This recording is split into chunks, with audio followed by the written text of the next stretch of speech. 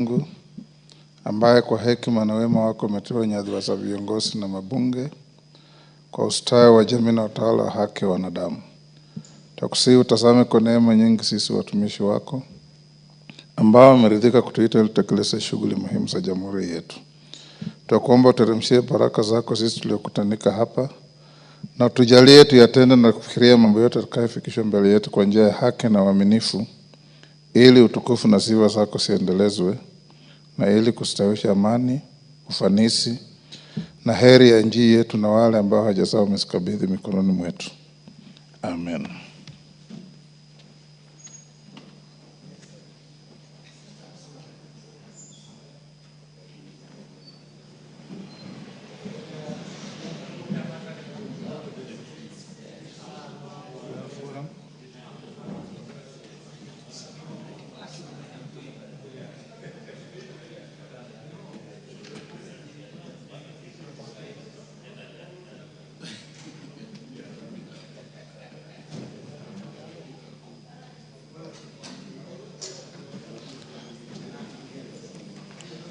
Sergeant, ring the quorum bell.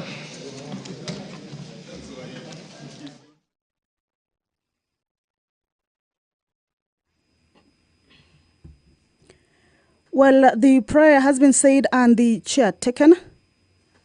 However, the House has not quorated yet for it to be able to commence the business of the House. And this is as provided for in the House Standing Order number 34. Quorum at the commencement of the House, at least 50 members. And that directive by the Speaker for the quorum bell to be on means that the House has not quorated. And therefore what we will be expecting to see now is that more members to make their way into the chambers. That bell is at least to alert the members who may be within the precincts of Parliament to make their way into the chambers or hasten their steps and join their colleagues inside the chambers and enable the House raise that much needed quorum for the business to commence. Once that quorum is achieved, then the business of the day will commence. Talking about the business that is lined up for consideration, members of the National Assembly also, during the Wednesday afternoon sitting, considered the Treaty Making and Ratification Amendment number 2 bill, a bill originating from the National Assembly and sponsored by the Chairperson, Departmental Committee on Justice and Legal Affairs.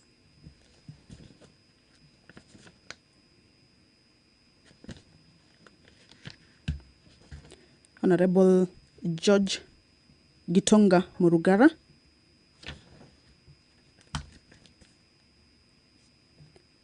This is a bill that seeks to amend the Treaty Making and Ratification Act 2012 to incorporate a special enactment procedure for economic treaties, strengthen the participation of the National Assembly in the treaty-making process,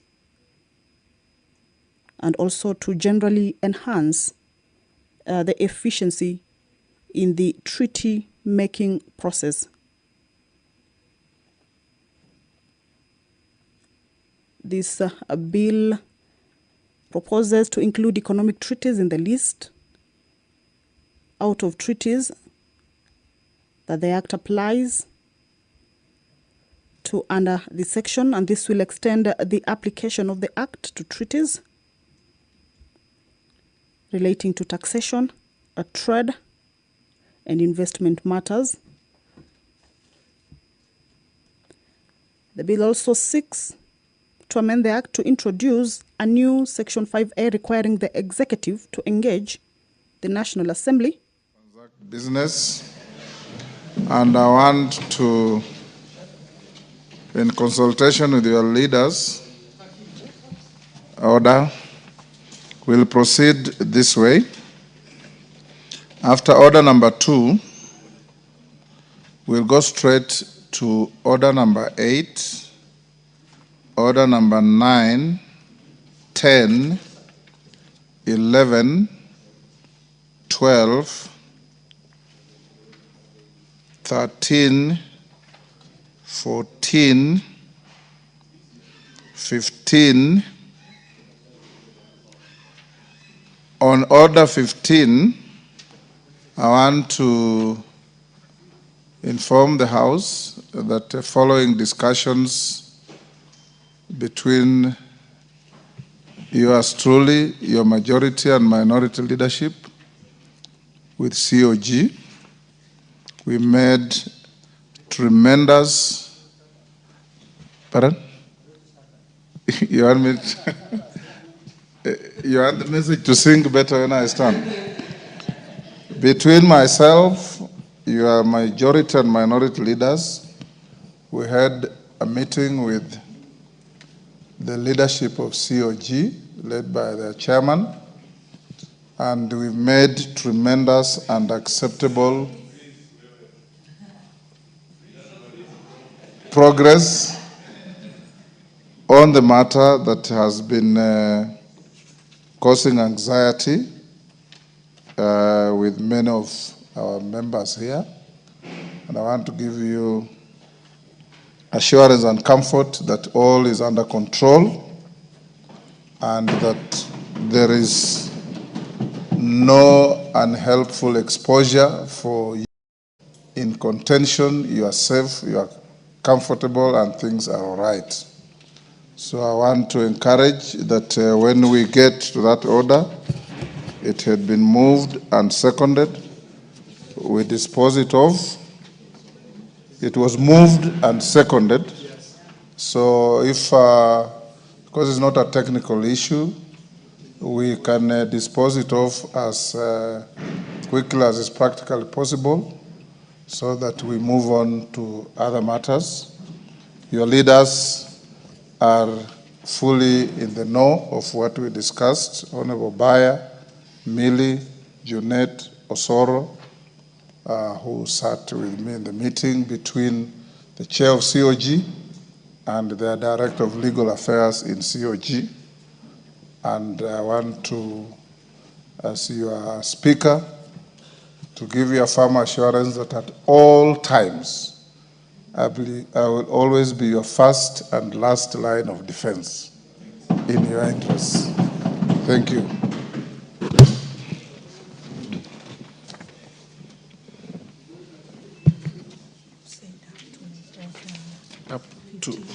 Up to 16. So call the orders. Order number 1, administration of oath.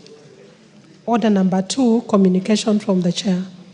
Wanjala, take your seat. Maria can follow you to whisper where you're sitting.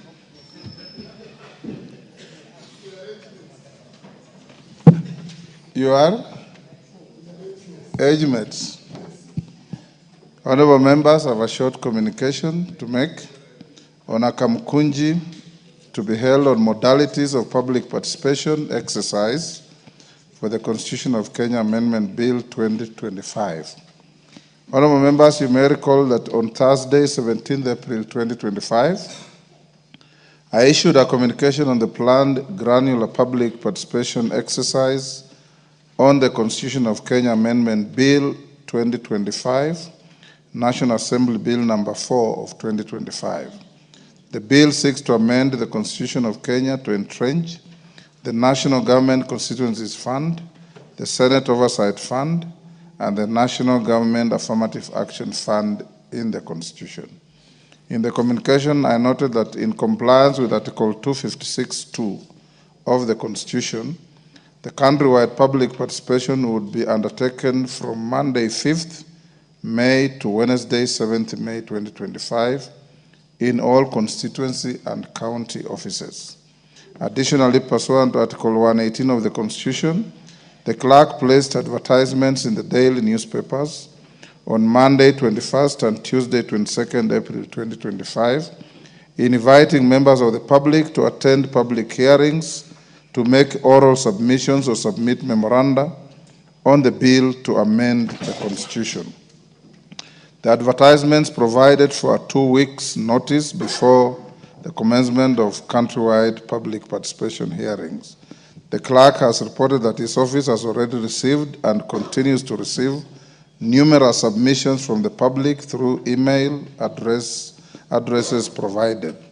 Honorable members, I also directed the clerk to organize a kamkunji where members will be appraised on the modalities and administrative arrangements put in place to facilitate the said public participation exercise. In this regard, honorable members, I wish to inform you that the kamkunji has been scheduled for next Tuesday, 29th April 2025, at 11 a.m. in the main chamber. This initiative is of critical importance as members will play a central role in spearheading the process within their respective constituencies and counties. The forum will also present an opportunity for members to discuss other matters relating to welfare of members and facilitation of representation and oversight roles of members and the House. I therefore implore upon all of you to attend this important briefing that will ensure a unified understanding and effective coordination as we engage with the public on this exercise. Honorable members, in addition to that, I've also directed all members of the Parliamentary Service Commission to attend the Kamkunji so that if you have any issues, like many of you have been pointing out, on several issues, read your constitution on how to remove constitutional office holders. Order, Kandie, you are getting disorderly. I know you differently.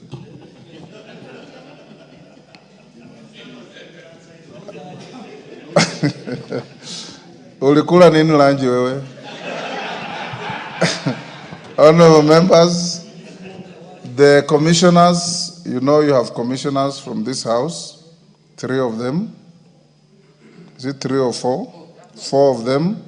And we have 2 from the other house and 2 non-member commissioners. They will all attend the Kamkunji so that you can ask them any issues to do with staff welfare, members' welfare, your working conditions, and any other issues that you may wish to ask them, except what Kandie is saying. Thank you, honorable members. Go on to the next order. Order number 8, the Social Protection Bill, National Assembly Bill number 12 of 2025. Second reading, question to be put. Members on their feet, take your seats.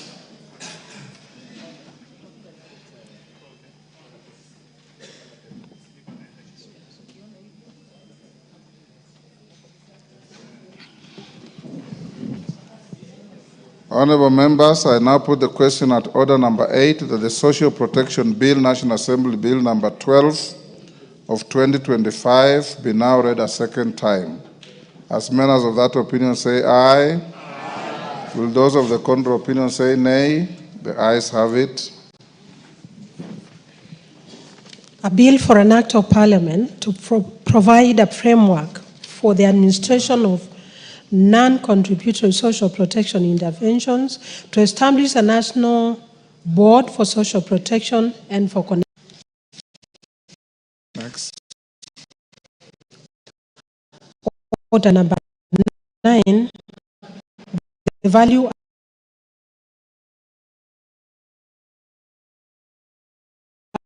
added tax amendment bill, National Assembly Bill number 11 of 2025. Second reading, question to be put.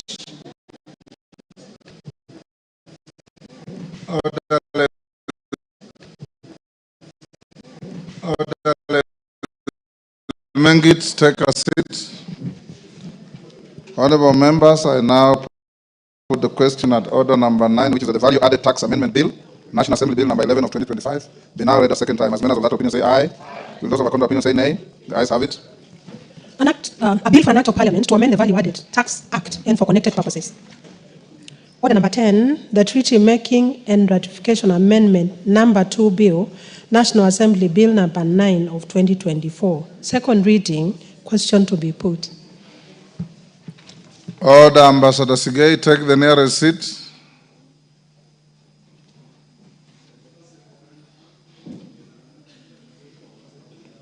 Do you prefer to be called ambassador or PC? Both. Honorable members, I now put the question at order number 10, which is that the Treaty Making and Ratification Amendment number 2 Bill, National Assembly Bill number 9 of 2024, be now read a second time. As members of that opinion say aye. Aye. Will those of the contrary opinion say nay? The ayes have it. A bill for an act of parliament to amend the Treaty Making and Ratification Act and for connected purposes. Order number 11, the Kenya National Council for Population and Development Bill, National Assembly Bill number 72 of 2023. Second reading, question to be put. Order, Minority Leader, take your seat or freeze. Honorable members, I now put the question at order number 11, which is that the Kenya National Council for Population and Development Bill, National Assembly Bill number 72 of 2023, be now read a second time. As members of that opinion say aye. Aye. Will those of the contrary opinion say nay? The ayes have it. A bill for an act of parliament to provide for the establishment, roles and functions of the Kenya National Council for Population and Development, for the establishment of the board of the council and for connected purposes. Order number 12, motion. Consideration of sessional paper number 1 of 2025 on the Kenya foreign policy. Question to be put. Members on their feet, take your seat. Honorable members, I now put the question at order number 12, which is that this House adopts the report of the Departmental Committee on Defense, Intelligence, and Foreign Relations on its consideration of the sessional paper number 1 of 2025 on the foreign policy of the Republic of Kenya laid on the table of the House on Tuesday, 22nd April 2025, and approved sessional paper number 1 of 2025 on the foreign policy of the Republic of Kenya. As members of that opinion say aye. Aye. Will those of the contrary opinion say nay? The ayes have it. Order number 13, the County Public Finance Laws Amendment Bill, Senate Bill number 39 of 2023, first reading. A bill for an act of parliament to amend the County Assembly Services Act and the Public Finance Management Act and for connected purposes. Order number 14, the Energy Amendment Bill, Senate Bill number 42 of 2023, first reading. A bill for an act of parliament to amend the Energy Act and to make provision for energy purchase agreements and for connected purposes. Order number 15, the County Government's Additional Allocations Bill, Senate Bill number 1 of 2025, second reading, resumption of debate. Yes, Honorable Owen Bai.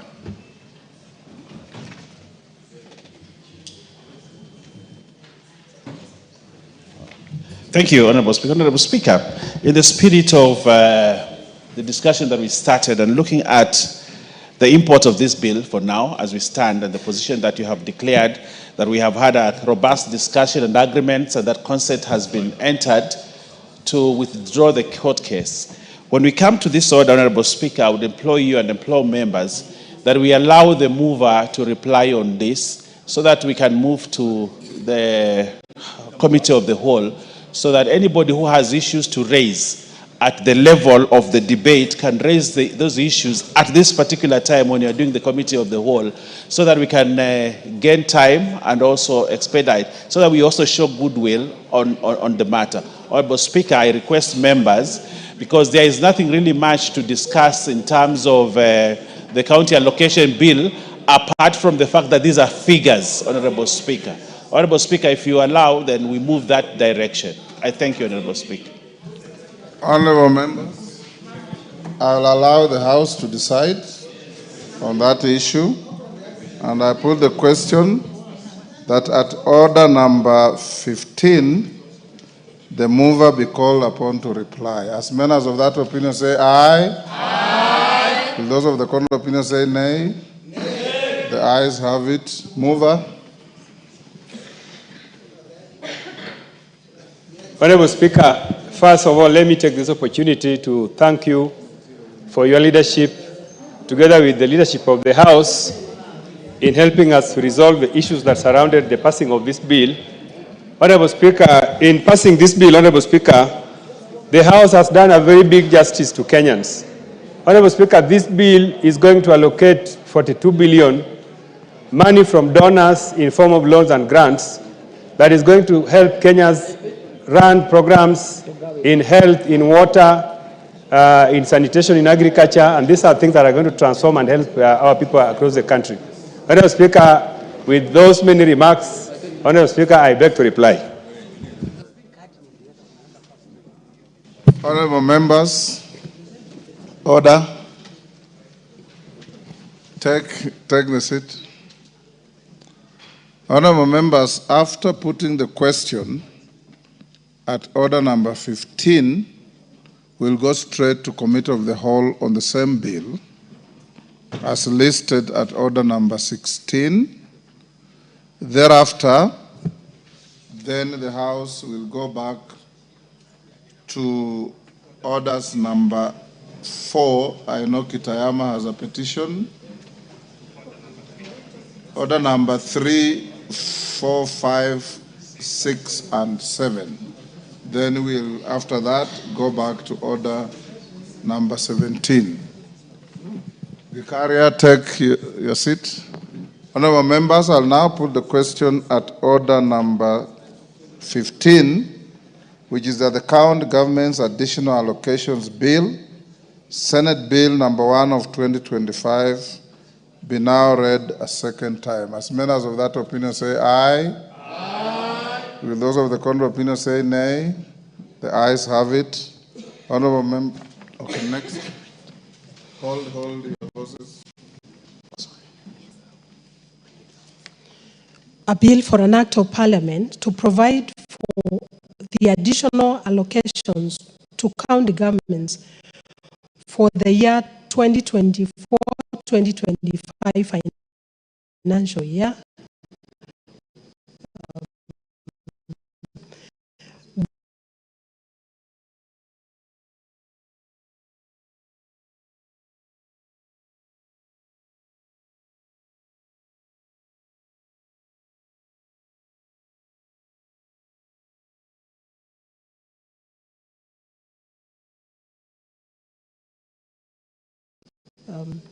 The responsibilities of national government and county governments pursuant to such allocations and for connected purposes.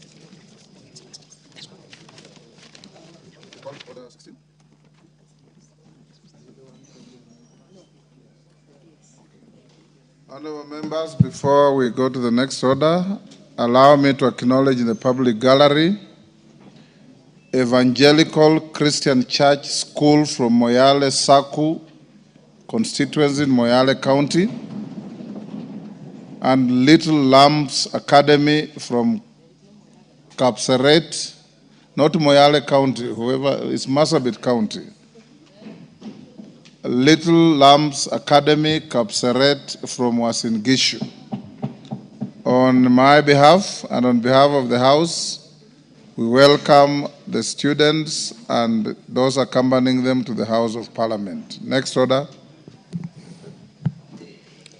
Order number 16, Committee of the Whole House. Honorable members, will you be upstanding?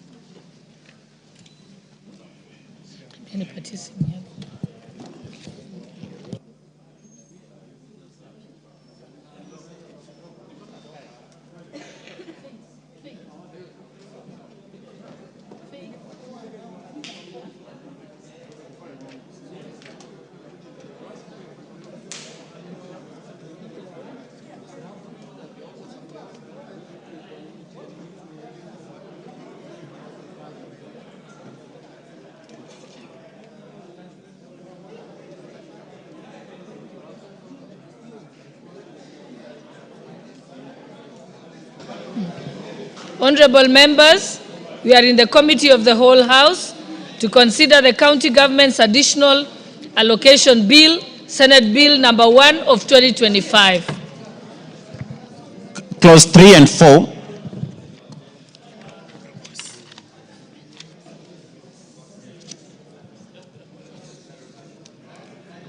Honorable members, I now propose the question that clause 3 and 4 be part of the bill. Honorable members, I now put the question that clause 3 and 4 be part of the bill. Will as many as of that opinion say aye? Aye. Will as many as of the contrary opinion say nay? The ayes have it. Clause 5. Honorable members, I propose the question that clause 5 be part of the bill.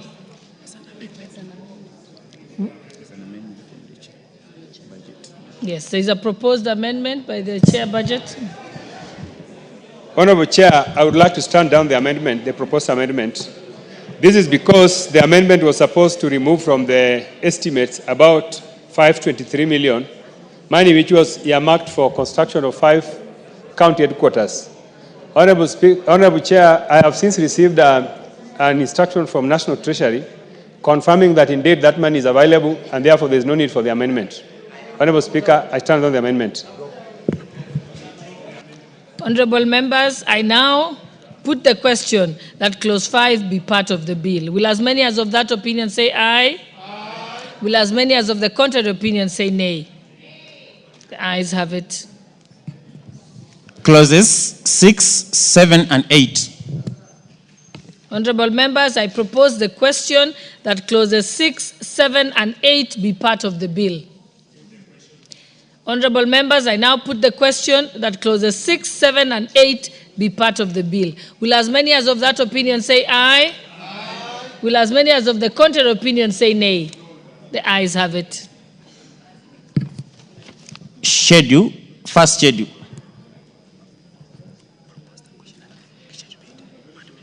Honorable members, I propose the question that the first schedule be part of the bill. But I know there is an amendment by the budget of the budget. There's no amendment. Yes, go on record. Honorable Chair, I equally drop the amendment in this, with the same reasoning that Treasury has confirmed the availability of funds. Thank you. Honorable members, I now propose the question. I now put the question that Schedule 1 be part of the bill. Will as many as of that opinion say aye? Aye. Will as many as of the contrary opinion say nay? The ayes have it. Second and third schedule. Honorable members, I propose the question that the second schedule be part. Second and third schedule be part of the bill. Could you confirm on record that there is no amendments? Madam Chair, I confirm that there is no amendment. Okay. Honorable members, I now put the question that the second schedule and the third schedule be part of the bill. Will as many as of that opinion say aye? Aye. Will as many as of the contrary opinion say nay? The ayes have it. Clause 2. I now propose the question that clause 2 be part of the bill. Confirm there is no amendment? Madam Chair, there is no amendment. Okay. Thank you. Honorable members, I now put the question that clause 2 be part of the bill. Will as many as of that opinion say aye? Aye. Will as many as of the contrary opinion say nay? The ayes have it. Title. Honorable members, I propose the question that the title be part of the bill. Honorable members, I now put the question that the title be part of the bill. Will as many as of that opinion say aye? Will as many as of the contrary opinion say nay? The ayes have it. Clause 1. Honorable members, I propose the question that clause 1 be part of the bill. Confirm there's no amendment. Chairperson, budget. Madam Chair, I confirm there's no amendment. Thank you. Honorable members, I now put the question that clause 1 be part of the bill. Will as many as of that opinion say aye? Will as many as of the contrary opinion say nay? The ayes have it. Mover. Honorable Atandi. The Honorable Chairperson, I beg to move that the committee do report to the House its consideration of the county government's additional allocations bill, Senate Bill number 1 of 2025, and its approval thereof with amendments.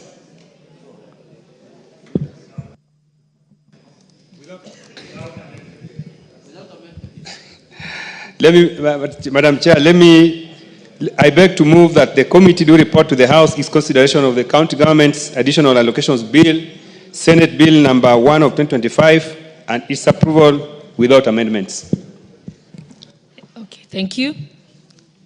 Honorable members, I put the question, which is that the committee do report to the House its consideration of the county government's additional allocations bill, Senate Bill number 1 of 2025, and its approval thereof without amendments. Will as many as of that opinion say aye? Aye. Will as many as of the contrary opinion say nay? The ayes have it. Honorable members, Mr. Speaker.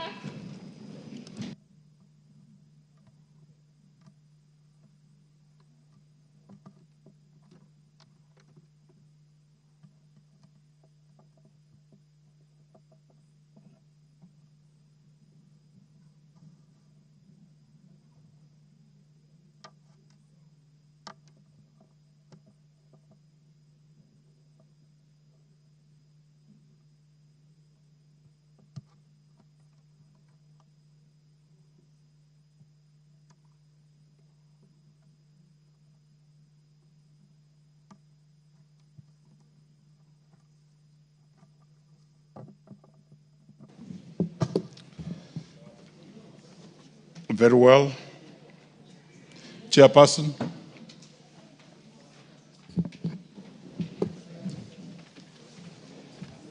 Honorable Speaker, I beg to report that the Committee of the Whole House has considered the county government's additional allocations bill, Senate Bill number 1 of 2025, and approved the same without amendments. Thank you, Honorable Speaker.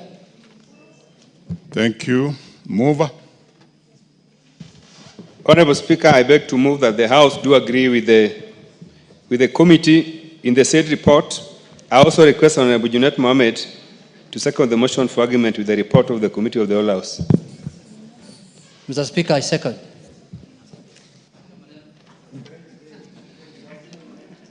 Honorable members, I now propose the question, which is that the House do agree with the committee in the said report.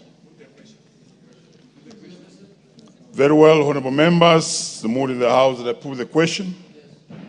And therefore, honorable members, I now put the question, which is that the House do agree with the committee in the said report. Will as many as without opinion say aye? Aye. Will as many as with contrary opinion say nay? The ayes have it.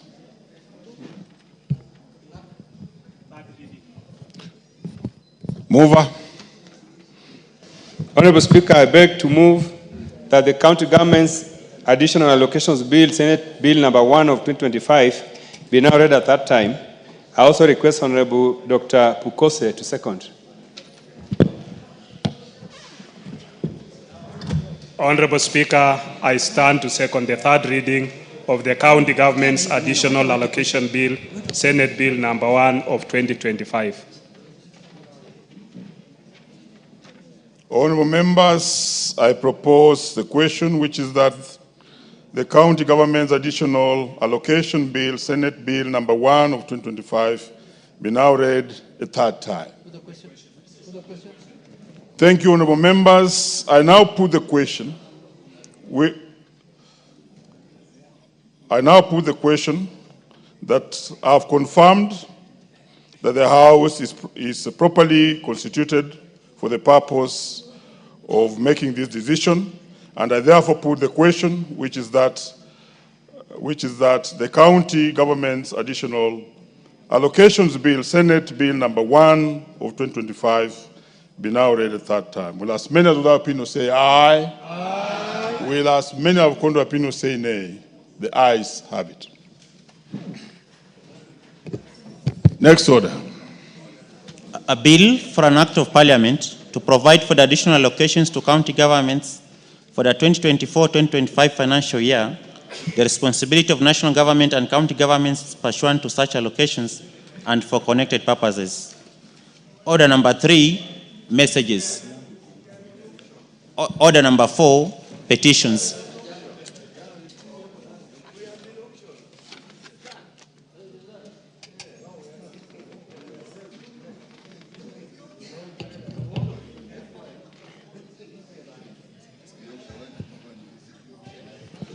Honorable Kitayama is in the House? Yes. Proceed. Thank you, Mr. Speaker, for this opportunity. Mr. Speaker, I rise to read the petition, public petition number 10 of 2025, titled Resettlement of the Kuria People in Their Ancestral Land in Moyoi, Transmara, Narok County. I, the undersigned, on behalf of Munyonge Anahaki, a welfare association of the Kuria people, and also known as the Tende, and residents of Migori County, draw the attention of the House to the following. That the Kuria people historically occupied the area now known as Moyoi in Transmara, Narok County, referred to as Gutura. And their presence predates that of the Syrian Maasai who arrived later in the 18th century. That the Kuria had lawfully paid 20,000 acres of land in the 1950s following colonial era agreements, and these facts were upheld through historical documents, community testimonials, and court-supervised settlements. That on 2nd February 1989, government security forces conducted a forceful and violent eviction of the Kuria people from their ancestral land, resulting in displacement of over 13,000 people, destruction of homes, rape, looting, and burning of property.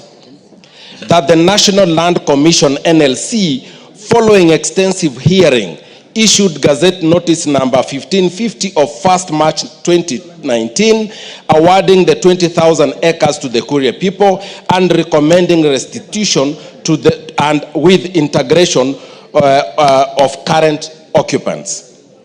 That despite NLC's ruling, implementation has stalled, allegedly due to interference by corrupt individuals and uncooperative local administration. That ongoing land impasse continues to fuel tension and insecurity in the region, affecting intercommunal peace and stability along Transmara border. That false narrative have been peddled suggesting that the Kuria people intend to alter county boundaries, a claim which we refuse. They refute and clarify that they only seek land restitution and not boundary alteration. That the displacement and the denial of land rights violate key constitutional provisions, including that of Article 40, the right to property, Article 43, right to adequate housing, Article 63, community land, and Article 67(2)(e), land injustice redress, a mandate given by the Constitution to the NLC. That the Kuria people continue to suffer in informal settlement and slums lacking access to proper shelter, livelihood, and dignity despite the government's obligation to protect their rights. That the Kuria people have made several appeals to the government and government departmental agencies and the judiciary, including Truth, Justice and Reconciliation Commission, TJRC, all of which affirm the legitimacy of their land claim. However, all these efforts to address the matter has been futile, and lastly, that the matter in respect of which this petition is made is not pending before any court of law or constitutional or legal body. Therefore, your humble petitioners pray that the National Assembly, through the Public Petitions Committee, 1, engages the Ministry of Lands, Public Works, Housing and Urban Development and other relevant authorities with a view of investigating into alleged irregular, illegal acquisition of lands by private developers and recommend for restitution of the 20,000 acres of land to the Kuria people in line with the ruling made by the National Land Commission 2019. 2, recommend for cancellation of irregular land titles and resurveying of the area to enable proper land adjudication and settlement of all rightful claimants. And 3, recommend that the affected Kuria families be verified, resettled, and adequately compensated, and that resources be allocated to facilitate their dignified return. And make any other recommendation or action it deems fit in addressing the plight of the petitioners. Mr. Speaker, and your petitioners will forever pray. Thank you very much, Mr. Speaker. The Honorable Robert Mbui, you want to speak on this petition? Proceed. Yeah, thank you, Mr. Speaker. Mr. Speaker, I stand to support this petition by the honorable member representing the people of Kuria. And Mr. Speaker, you know, the issue of land has been a real thorn in the flesh in this country. In fact, I'll say, Mr. Speaker, not only do we have the TJRC report he talked about, we've got so many, there was another one, I don't know, Dongo report. Mr. Speaker, we've had so many ways by which we've been trying to deal with the land issue, including even when we promulgated the new constitution, we came up with the National Land Commission. But Mr. Speaker, the problem still persists. I don't know whether this committee, while they investigate this, they can figure out how can we help the country so that the problem of issues of land can become a thing of the past. Because, Mr. Speaker, we cannot continue in this manner. Otherwise, I support the petition, and I want to ask that the committee now, because it is under new leadership and fresh blood is supposed to, a new broom sweeps better, we hope that they do this justice to this petition. Thank you, Mr. Speaker. Yeah, the Honorable Adan Kenan. Mr. Speaker, one of the reasons that led to the agitation of the promulgation of the current constitution was to address some of the historical injustices. Mr. Speaker, as a country, we must not be afraid to make certain critical decisions that will improve our image as a country, Mr. Speaker, that will also add value to our diversity, representing the many nation states that constitute this premier nation. Mr. Speaker, this petition being filed in the National Assembly attempts to address some of the issues some of the critical organizations have been either skirting or refusing to acknowledge. It is high time that the Land Commission, and Mr. Speaker, you remember, under Chapter 15 of the current Constitution, we have so many constitutional commissions. The reason why the framers of the current Constitution decided to give independence, institutional, constitutional, statutory, budgetary independence to this critical constitution, Mr. Speaker, was to allow them a space within our governance platform to function independently without being hampered by the day-to-day decision makers. And therefore, Mr. Speaker, I want to be off. The Land Commission and all other constitutional commissions to take their mandate seriously and give Kenyans value for their continued existence, Mr. Speaker. And therefore, I support this within the context of dealing with some of the historical problems, Mr. Speaker, we have had. Mr. Speaker, in the region of Northern Kenya, you know that if there is one region that has really been abused through sessional paper number 10 of 1965 and through many other administrative, Mr. Speaker, platform, is the region of Northern Kenya. Mr. Speaker, when I see other regions, people of other regions being stigmatized because of some historical decision, Mr. Speaker, I remember where we have come from. This is why today I empathize with these people and really urge the relevant committee to expedite the process. And, Mr. Speaker, this is my recommendation, so that we don't reduce this house to a talking shop. You've made your point. The committee must... The Honorable Kasim Tandaza. Thank you, Mr. Speaker. Asante Mheshimiwa Spika kwa kunipatia hii fursa. Hili shamba la ardhi na wenyeji kunyanyaswa, sijui ni tulizungumzie ama tuimbe ama tulie ama tutambae ama tufanye nini ili wananchi waweze kupata haki yao. Sio watu wa Kuria peke yake, kila wakati tunalizungumzia hili swala, hasa kwa ule upande wa pwani, tukija Kwale, Matuga, watu wananyanyaswa kila uchao. Kuna sehemu ambazo watu wamejenga kama vile maeneo ya Darad kule Diani, ambapo watu wana vibali ambao wamepewa na serikali na bado wananyanyaswa na mabwenyenye.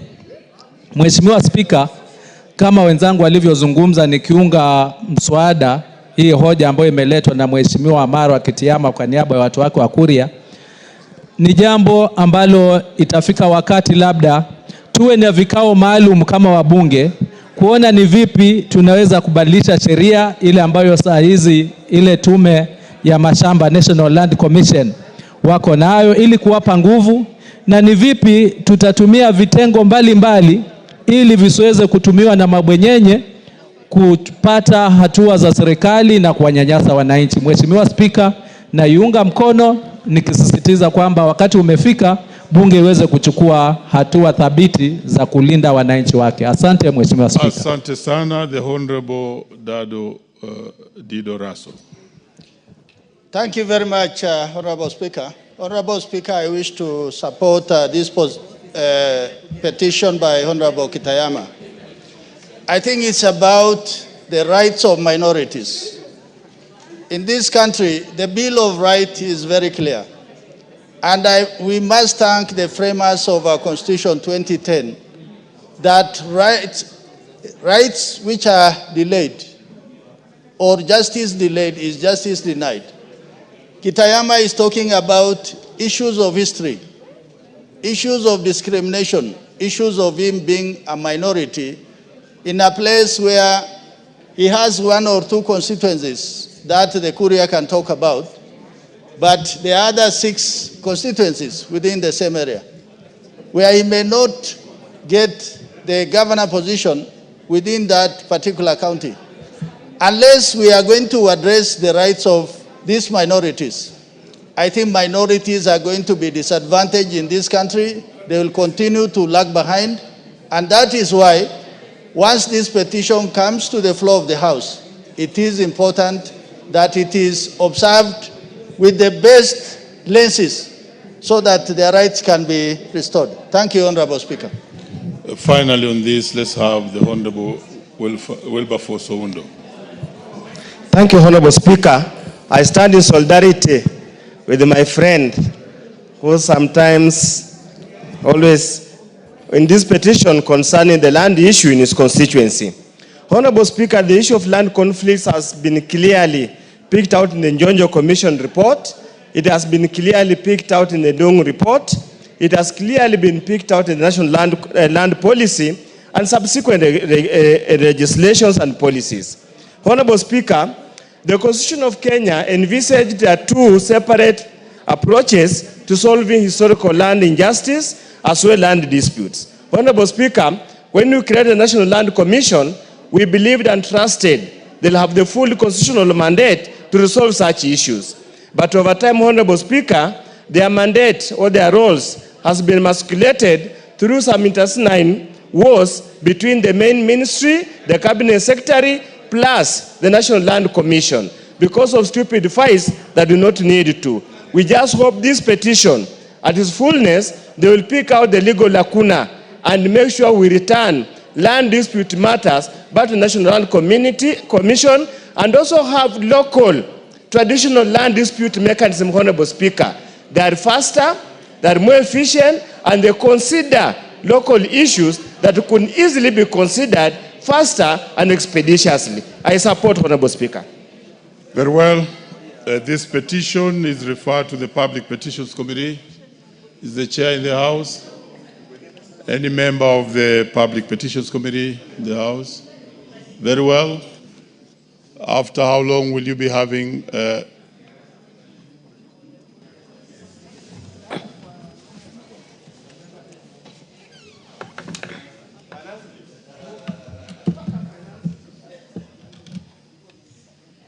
Very well. You are given a maximum of 90 days to bring that petition to the House. Thank you. Before we go to the next order, let me acknowledge and recognize in the public gallery Apostolic Carmel School of constituency Kapseret, Uasin Gishu. Please, members, make sure you applaud the students who are in the public galleries. I don't know if the member of parliament for that particular constituency is in the House, just any other member of parliament from that particular county. Very well. Next order. Order number 5, papers.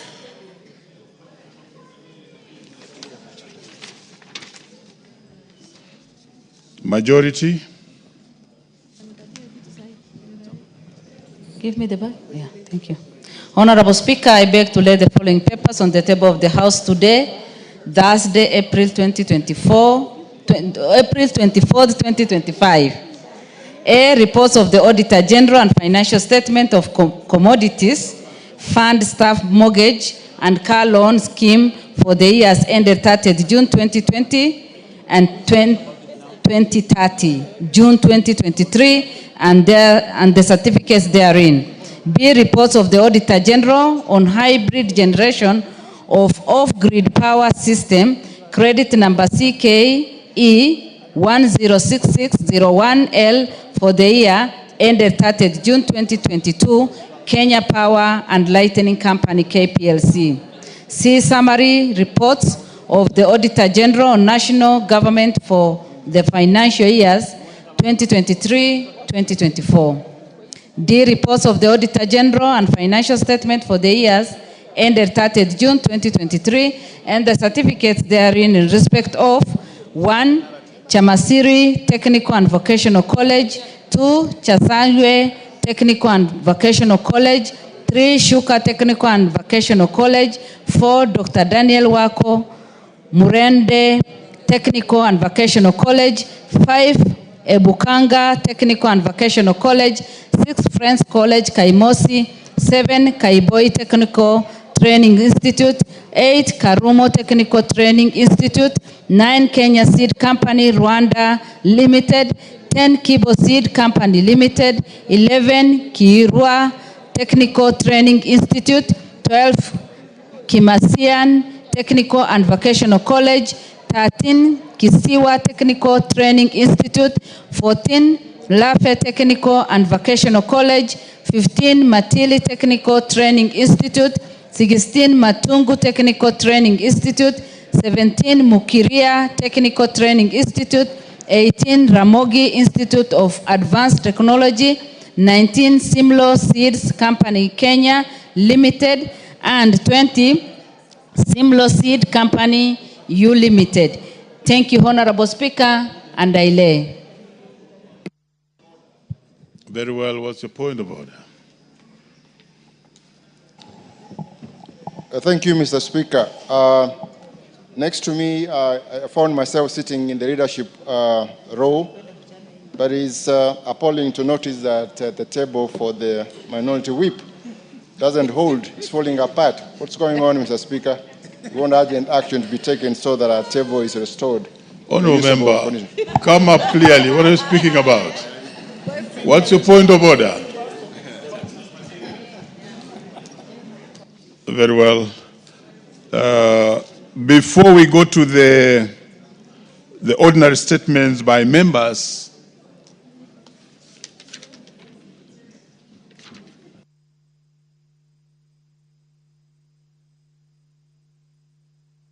next order. We shall call you. Order number 6, notices of motion. Order number 7, questions and statements. Very well. Before we go to the statements by the members, let me bring the leader to give his Thursday House business statement. Proceed, leader. Thank you, Honorable Speaker. Honorable Speaker, I pursuant to the provisions of Standing Order 44.2a, I rise to give the following statement on behalf of the House Business Committee, which met on Tuesday, 22nd April 2025, to prioritize business for consideration during the week. Honorable Speaker, with regard to business scheduled for Tuesday next week, the House is expected to consider the following bills at various stages, some of which are listed in today's order paper. Honorable Speaker, we will have a look at the Committee of the Whole House on the 2 bills that we have passed our second reading today, that is the Social Protection Bill 2025 and the Value Added Tax Amendment Bill 2025, Honorable Speaker. Then, Honorable Speaker, we will move to second reading of the following bills. 1, the Learners with Disabilities Bill, Senate Bill number 4 of 2023, a very important bill, Honorable Speaker. Then we'll do the National Cohesion and Integration Bill 2023 and the Political Parties Amendment number 2 bill, a Senate bill.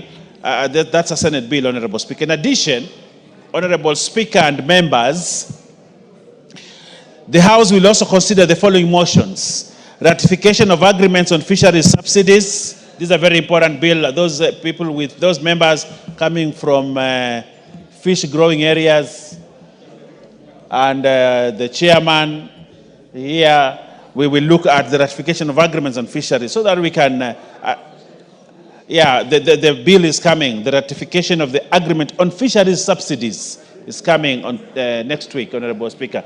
Honorable Millie, make sure you are there. The third report of the Public Investment Committee on Social Services, Administration and Agriculture on the consideration of the audited accounts of specified state corporation. Third, reports of the Public Investment Committee on Governance and Education on consideration of the audited accounts of state corporation for Central Region.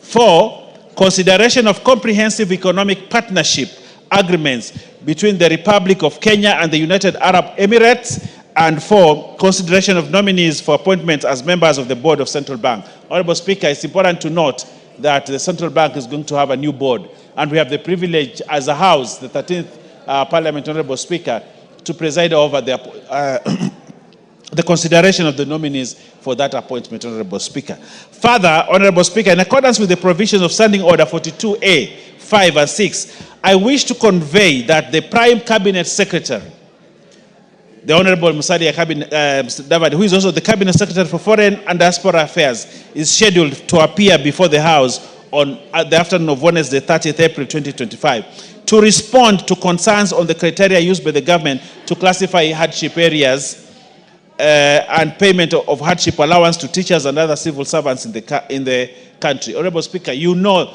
that this was something that we've been pushing for the last 1 month, and the Honorable Jared Okello has been at the forefront on this. So, Honorable Speaker, we need to be here so that we can actually listen to the Cabinet Secretary on the issue of hardship allowances, payment of hardship allowances to teachers and other civil servants. That is on Wednesday, 30th of April, Honorable Speaker. In addition, the Prime Cabinet Secretary is also scheduled to respond to the following questions. 1, question number 034 of 2025 by the member for West Mugirango, the Honorable Stephen Mogaka MP, regarding measures taken by the government to assist Mr. Chris Ayuga Barake of passport number B203878, who was arrested and detained in India on allegations of online fraud on 6th October 2023. The second question is a question number 035 of 2025 by the member for Nandi County, the Honorable Cynthia Muge, who is not in here, regarding details of all children born to Kenyan mothers in the Kingdom of Saudi Arabia and steps being taken to process their returns to Kenya. And question number 046 of 2025 by the member for Game, the Honorable Elisha Odhiambo. I cannot see Elisha here, but his question will be responded regarding strategies and measures for streamlining the process of integration of Kenyans born abroad and their recognition as Kenyan citizens. Honorable Speaker, in conclusion, Honorable Speaker, the House Business Committee will convene on Tuesday, 29th April 2025 to schedule business for the rest of that week. Now I wish to lay this statement on the table of the House, and I wish to all members a beautiful weekend, happy weekend, as they go to their constituencies to engage with their constituents on matters development. I wish you a beautiful. Honorable Speaker, I beg to lay. Yes, Honorable Martha Wangari. Thank you, Mr. Speaker, for indulging me. I was looking at the order paper. On Tuesday, I requested a statement on gambling, specifically the Aviator game of chance, and the Speaker ruled that it should be brought to the floor of the House today.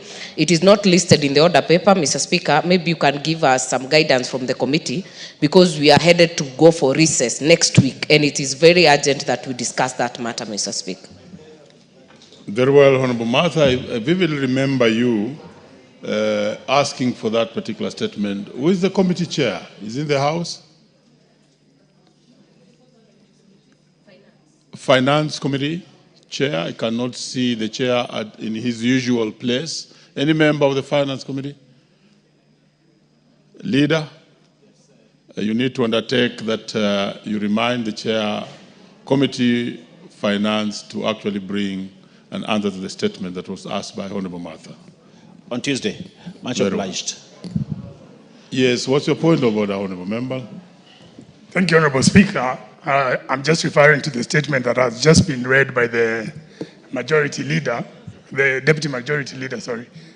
Honorable Speaker, 2 weeks ago, we raised some fundamental issues here that needed to be responded to by the Cabinet Secretary for Roads and Transport. We expected to have him yesterday. He wasn't here, and we were explained to that he's in China.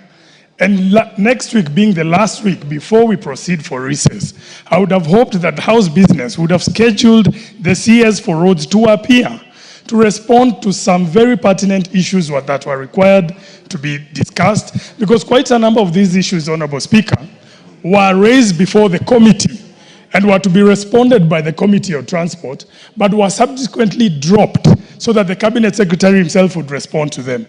In the absence of the Cabinet Secretary, it means these statements and questions that were raised to the Department of Transport over 2 months ago will not be responded to as we go into recess. So I'd like your indulgence, Honorable Speaker, for the Majority Leader to just explain to us and perhaps give us an undertaking when we expect the Cabinet Secretary for Roads to address some very pertinent issues, especially before we start the You've made your point and quite process. Thank you. Clear, very, very, very well put.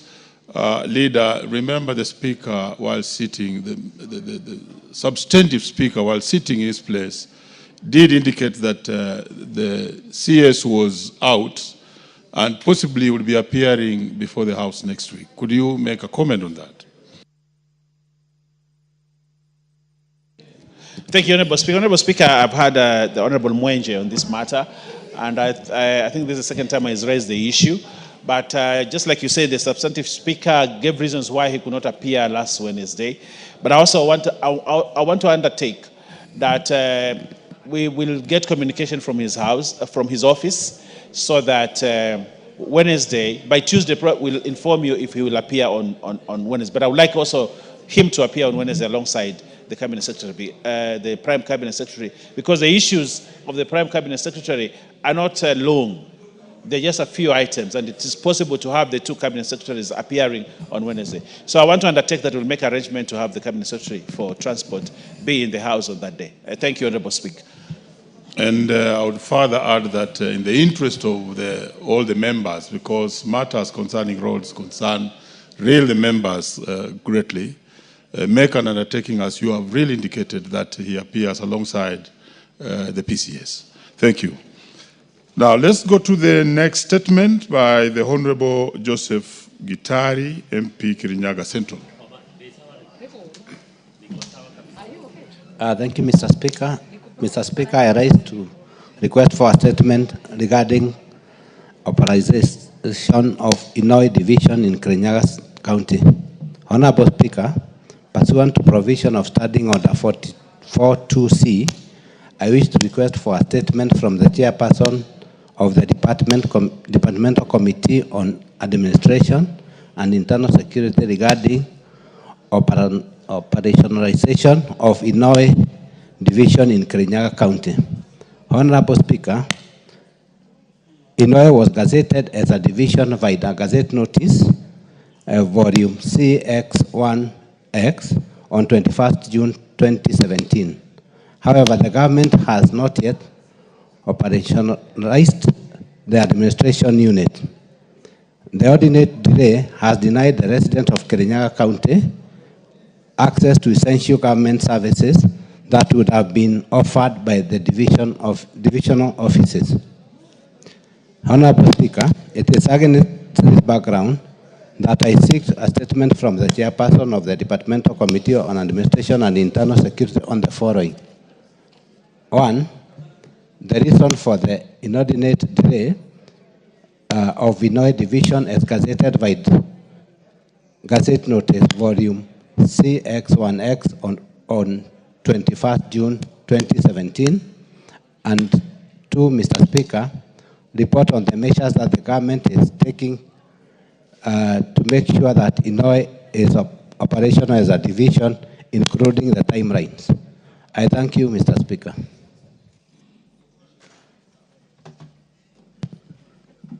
Okay, very well. Chair, the Chair, Committee on Administration and Internal Security. Yes. Thank you very much, Honorable Speaker. Honorable Speaker, I have heard what Honorable Gitari is seeking. Last week, when the Honorable Kipchumba Murkomen, the Cabinet Secretary for Interior, appeared before the House, I think he really addressed himself to that issue. But also, on Tuesday, he appeared before the committee, and also he has given us an undertaking that he will provide a comprehensive list of all pending cases of sub-counties, divisions, and locations that have not been operationalized. So for that reason, we will undertake to provide response to the House immediately we come from the recess. Thank you, Honorable Speaker. Very well. Yes. Chair, Honorable Speaker, I would wish to thank Honorable Gitari for raising that very substantive issue. Honorable Speaker, the issue of operationalization of administrative units in this country is an issue that the Ministry of Interior should take up seriously. Honorable Speaker, it is not only in Nyandarua that issue has come up. It is all over the country. So, Honorable Speaker, I call upon the CS for Interior and the entire Committee for Interior to take up that matter to ensure that, one, apart from operationalization, what is the legal framework guiding the issue of setting up new administrative units in this country? Because, Honorable Speaker, there is no clear framework. It is only given as a token, or it is only given when you request. So, Honorable Speaker, I second that statement. Order. There's no need of seconding statements. And I've been a religious follower of this matter. When the minister was here, as Raso has explained, there's an undertaking now that is in progress. And indeed, the sentiments you are actually putting across were put the same day. But we thank you for them. Indeed, Hon Raso, take those statements in mind, and that's, I think, what we told the minister to undertake and bring a list. Yes, Honorable Raso. Thank you, Honorable Speaker, for indulging me. I think what the MP for Marakwet, he was in the House on that day. What the minister said, he needed 2.5 billion to operationalize everything that has been gazetted. So the onus is on us. If we are ready to give him the money, then whatever has been gazetted will be operationalized. So for that reason, Honorable Gitari's statement will be responded to, But I think we cannot play the ball outside this house. This is a budget-making house, and we must look for the money. Thank you, Honorable Speaker. Very well. The Honorable Farah Yakum. Thank you, Mr. Speaker. Honorable Speaker, pursuant to Standing Order 44-2C, I rise to request a statement from the Chairperson of the Departmental Committee on Administration and Internal Security regarding the status of security measures in the Fafi constituency, Garissa County, following a recent attack by suspected Al-Shabaab militants. Honorable Speaker, it is with profound concern that I report the tragic loss of 6 police reservists and the injury of 4 other officers in a heinous attack that occurred on 23rd March 2025 in Biamodo Fafi constituency. The assailants, believed to be members of the Al-Shabaab terror group, staged a coordinated assault on a police reservist camp at dawn, deploying firearms and explosives to overwhelm the facility. Shockingly, there has been no official statement or communication from the relevant government authorities on this matter. This attack is the latest in a series of security breaches attributed to Al-Shabaab, a group officially designated as a terrorist organization by the government of Kenya and the international community, often targeting military personnel, security installations, and civilians alike, primarily in a frontier counties such as Garissa, Wajir, and Mandera. Honorable Speaker, the National Police Reservists have played a critical role in supplementing formal security operations, particularly in remote and underserved areas. It is against this background that I seek a statement from the Chairperson of the Departmental Committee on Administration and Internal Security on the following. 1. Provide information on the government's mechanism for compensating the families of 6 NPR officers who tragically lost their lives during the attack in Fafi constituency. State measures the government has taken to cover the medical expense of the 4 officers who sustained injuries during the attack. Provide details on any ongoing or planned support programs, financial, psychological, or otherwise, for the affected officers and their families.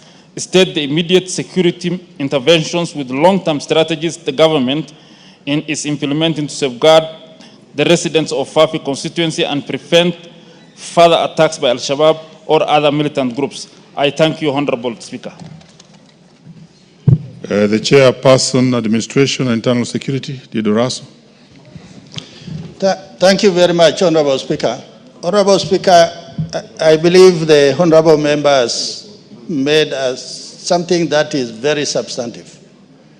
His constituency that borders a neighboring country actually is under serious threat security-wise.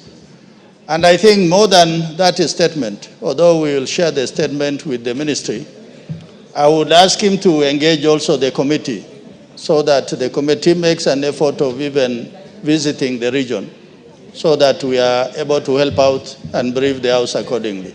So how long? Immediately after the recess, Honorable Speaker. Very well. The next statement was to be by the Honorable Dagala, but the Honorable Dagala did write to the Speaker. And therefore, that one is held in abeyance. And therefore, let's move to Honorable Mayaka.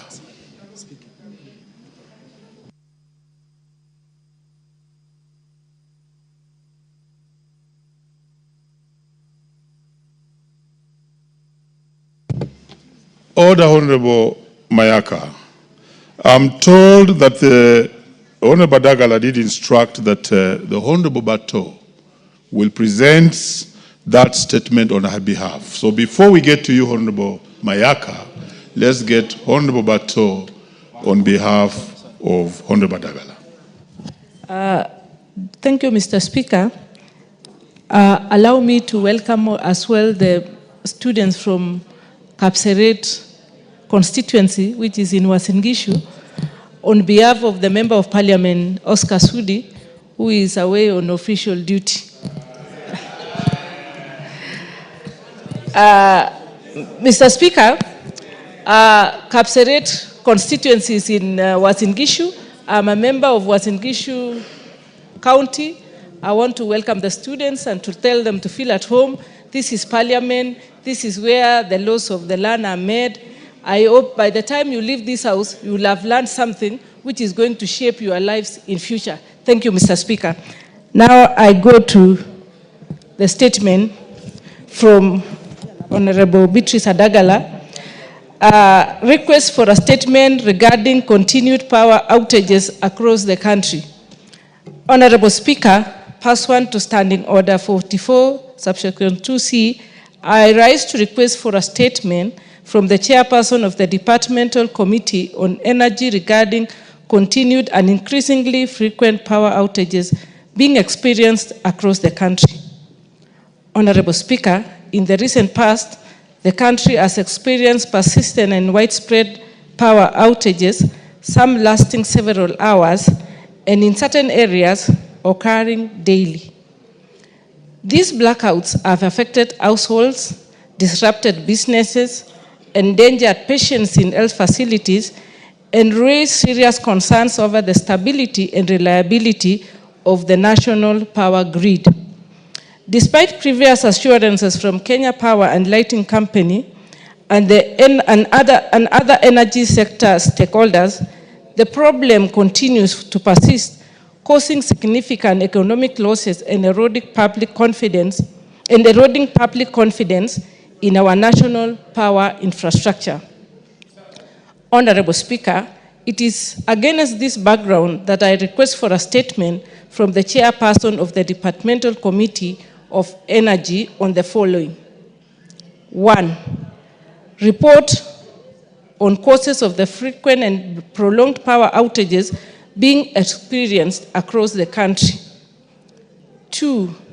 Steps being taken by the Ministry of Energy and KPLC to stabilize power supply and prevent constant and repeated outages. 3.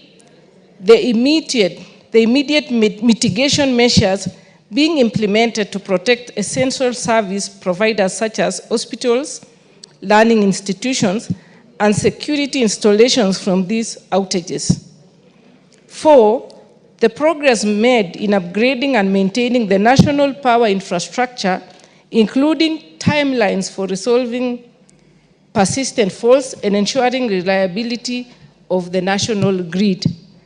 And 5, plans to diversify the country's energy mix to reduce overdependence on certain power sources and enhance resilience in the face of climate, technical, or economic shock. I thank you, Honorable Speaker, for Honorable Beatrice Adagala, MP. Chair Energy.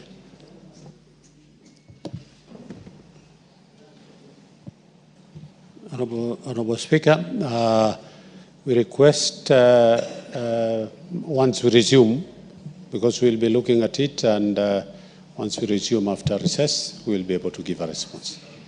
Thank you. Very well. What is it, Honorable Member? Mr. Speaker, I want to kindly request you, because I tried to come up with the same question, and I was told it will be on the floor today. The Honorable Gikaria must get serious on replies to this House. Honorable Member, this is a statement, not a question. Yeah, but on replying, that's what I'm saying, because he's saying after we come from recess. Yes. For instance, where I come from, Ngong, Rongai, and Kisera. Mr. Speaker, a lot of people depend on power to do their barbershop, their salon. Businesses are falling down because of continuous maintenance every week, every day. 3 days in a week. When Gikaria says he'll reply after recess, Chairman, it can't be that way, because we need an answer immediately, next week before we go on recess. 3 weeks is too long for small business people within where we live. Some of our houses, even members of parliament.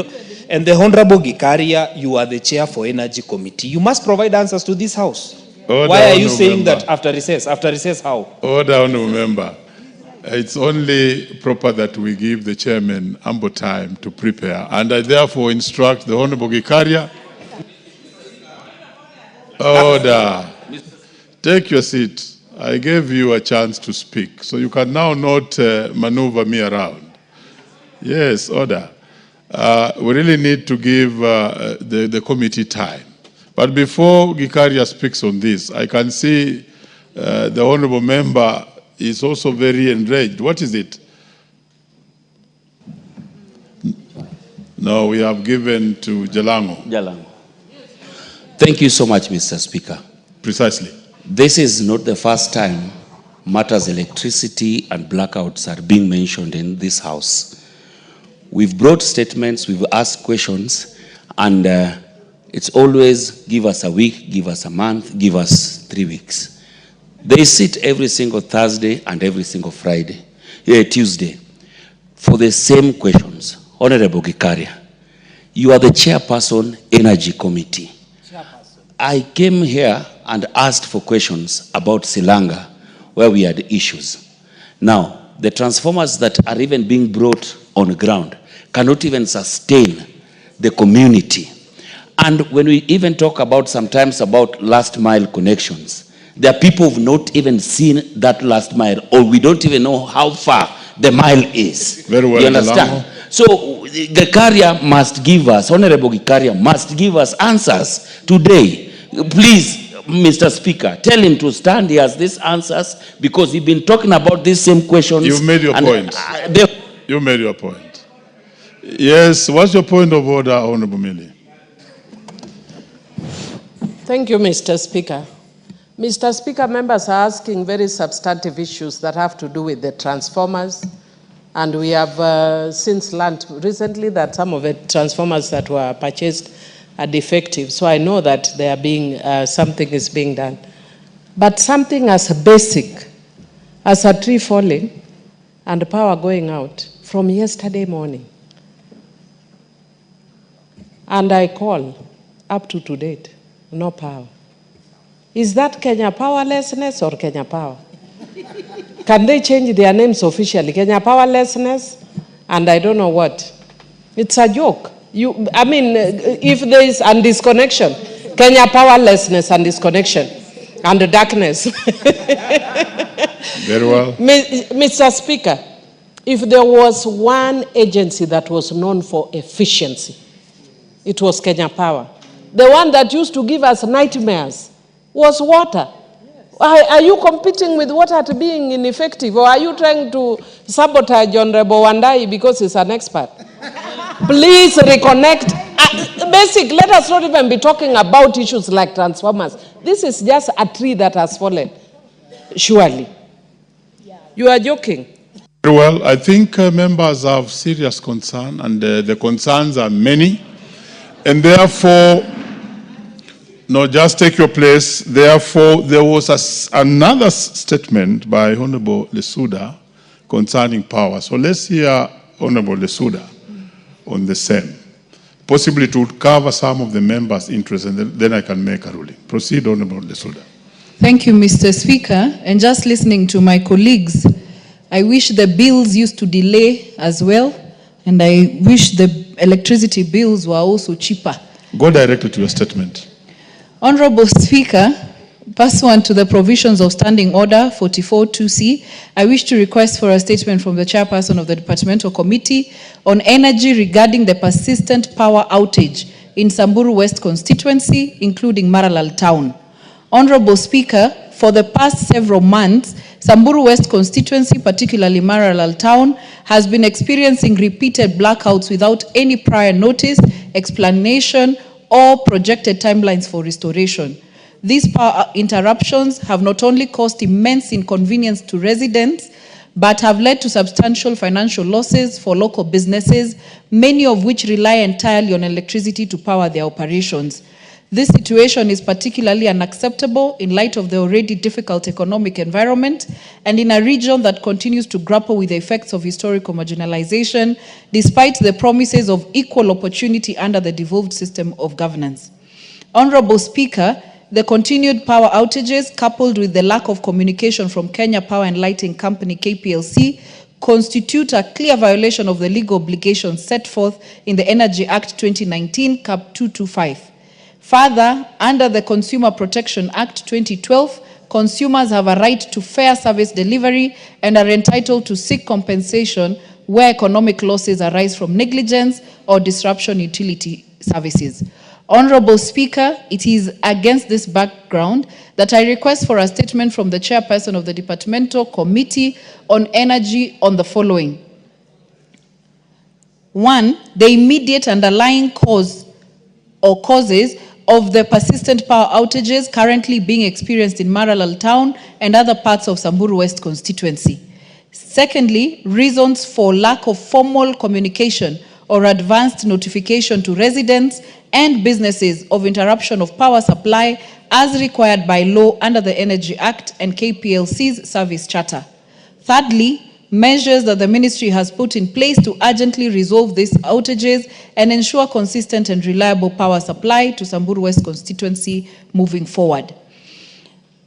Fourthly, any alternatives or strategic partnerships being explored by the ministry to provide Maralal and the entire Samburu West constituency with supplementary or backup power sources to mitigate the effects of power outages in future.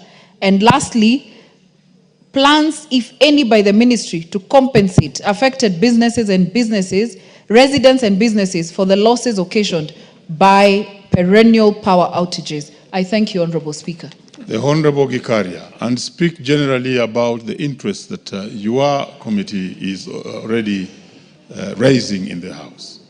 Thank you, Honorable Speaker. As much as I agree with the concerns of the members regarding the power outages in the country, I totally agree, Honorable Speaker. In fact, this morning I signed a letter to go and also visit Roysambu and Ruaraka, where there are so many transformers which are lying, for us to understand what is the problem. Is it the transformers? And secondly, Honorable Speaker, during the rainy season, and I want honorable members to understand, during the rainy seasons, the trees falling, and you remember there was a time Kenya Power brought down so many trees, and it was brought in the social media that we are planting and they are cutting trees. The tree falling on lines contribute almost 80% of the power outages. Yes. So we will be able to address that. So when are you bringing the statement, the replies to the statements? Tuesday is a very short period, Honorable Speaker. To be honest, if we are given after the recess, we will be able to bring the responses to this. Honorable Gikaria and honorable members, I want you to indulge with Gikaria. Remember, Gikaria is a new chair of that particular committee. I'm also affected, just like you are affected. And therefore, Honorable Gikaria, immediately after recess, you bring those replies plus all others that the members of parliament may speak to you about as you see the interests. Number two, I think the leadership, we have to organize leadership in the House, organize immediately we leave recess to bring the energy CS that will really mitigate the many issues that members of parliament have on the energy sector. Thank you. Honorable Irene Mayaka. Thank you, Honorable Speaker. Honorable Speaker, I wish to request for a statement regarding the transfer of funds collected through the electronic travel authorization ETA system to foreign banks.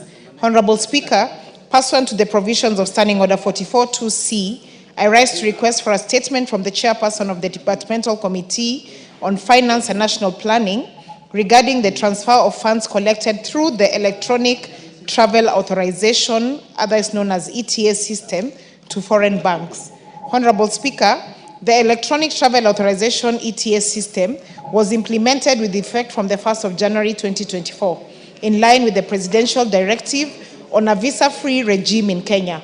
Under the regime, all visitors, including infants and children intending to travel to the Republic of Kenya, except for citizens of East African Community, are required to have an approved ETA before the start of their journeys. The Cabinet approved introduction of the Treasury Single Account TSA, a unified structure of the government bank accounts for consolidation of government cash resources into a single account or a set of linked accounts domiciled at the Central Bank of Kenya. Honorable Speaker, there have been allegations that billions of shillings collected through the ETA system were deposited in private foreign banks' accounts in Switzerland. On the 14th of April 2025, the government spokesperson confirmed that a Swiss company which was involved in the early rollout of the ETA system received the funds. This arrangement contravenes Article 2061 of the Constitution, which establishes the consolidated fund where all monies raised or received by the national government must be paid, unless excluded by an act of parliament or lawfully retained by a state organ to cover its expenses. In addition, Section 28, 1 and 6 of the Public Finance Management Act, Cap 412A, mandates that only the National Treasury can authorize the opening of bank accounts for national and county government entities, and it must maintain complete and current records of all such accounts. Honorable Speaker, it is against this background that I request for a statement from the chairperson of the Departmental Committee on Finance and National Planning on the following. Number one, the circumstances that led to the funds collected through the Electronic Travel Authorization ETA system to be deposited in foreign bank accounts instead of the Treasury's single account TSA through the e-citizen system. Number two, a report on the particulars of the foreign bank accounts holding fees collected under the ETA platform, and if there were any relevant approvals by the National Treasury authorizing the opening and maintenance of the same. Number three, the quantum of funds held in these banks, the corresponding periods the funds have been held, and settlement dates since the inception of the implementation of this ETA system. And finally, number five, the details of the settlement framework entered into by the government and the foreign Swiss company for funds collected through the ETA system. I thank you, Honorable Speaker. Chair, Finance and National Planning, Leadership. You will undertake? Yes. Yes, Chair. Yes, Honorable Speaker. So please undertake that the replies to that particular statement come immediately after recess. Thank you, Honorable Speaker. I will do that. Next, the Honorable Joshua. Thank you, Honorable Kandiye. Speaker. Pursuant to provisions of Standing Order 44-2C, I rise to request for a statement from the chairperson of the Departmental Committee on Tourism and Wildlife regarding rampant cases of snake bites in Baringo County. Honorable Speaker, Baringo County harbors around 38 out of 171 snake bites species found in Kenya, and 5 of these snakes are highly poisonous, namely black mamba, red spitting cobra, brown spitting cobra, papa adder, pumslang. Alarmingly, the region has been recorded as having one of the highest incidents of snake bites cases in the country. For instance, the District Health Information System reported that from January 2022 to July 2022, there were 254 cases documented. More recently, on July 3rd, 2024, the late Mr. Amos Chepuret Kimeres, who was in good health and going on with his daily activities at home, was fatally bitten by poisonous snakes. Despite being immediately rushed to the Cabernet Referral Hospital, he unfortunately succumbed to the poisonous snake while undergoing treatment. Honorable Speaker, subsequently the family sought compensation from the Kenya Wildlife Services, but were doing it on the basis that the Kenya Wildlife Conservation and Management Act of Cap 376 was amended in 2019 to exclude compensation for snake bites incidents resulting to injury or death. In 2021, the Cabinet Secretary for Tourism and Wildlife assured the public that the ministry was working towards reinstating compensation for victims of snake bites. However, this commitment remains unfulfilled to date. The lack of redress is also particularly concerning in Baringo County, where frequent and fatal snake bites continue to devastate families, often stripping households of their primary earners. Honorable Speaker, it is against this background that I request for a statement from the chairperson of the Departmental Committee on Tourism and Wildlife on the following.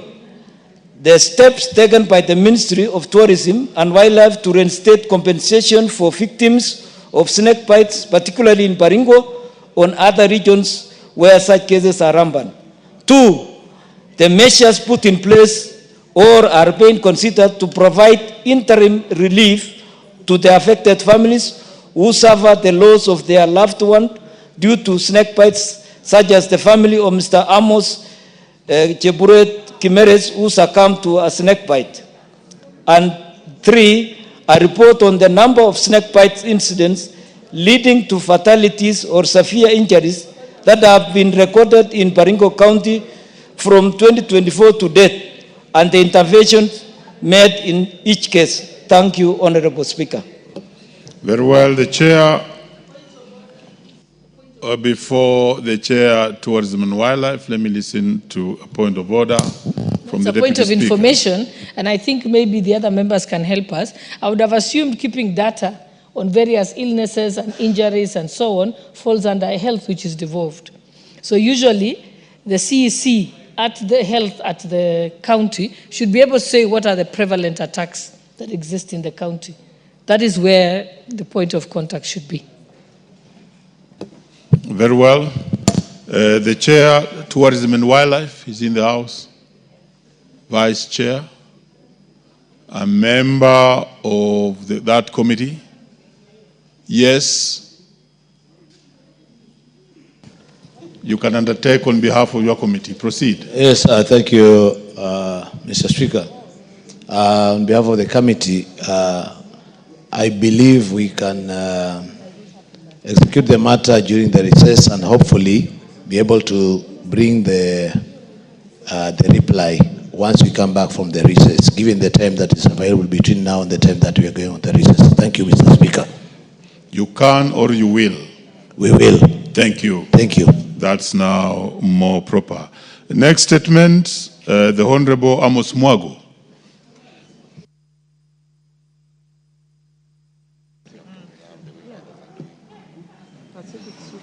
Honorable Speaker, pursuant to the provisions of Standing Order 44.2c, I wish to request for a statement from the Chairperson of the Committee on Transport and Infrastructure regarding collapsed bridges in Ngara and Lanimai wards within Starehe constituency.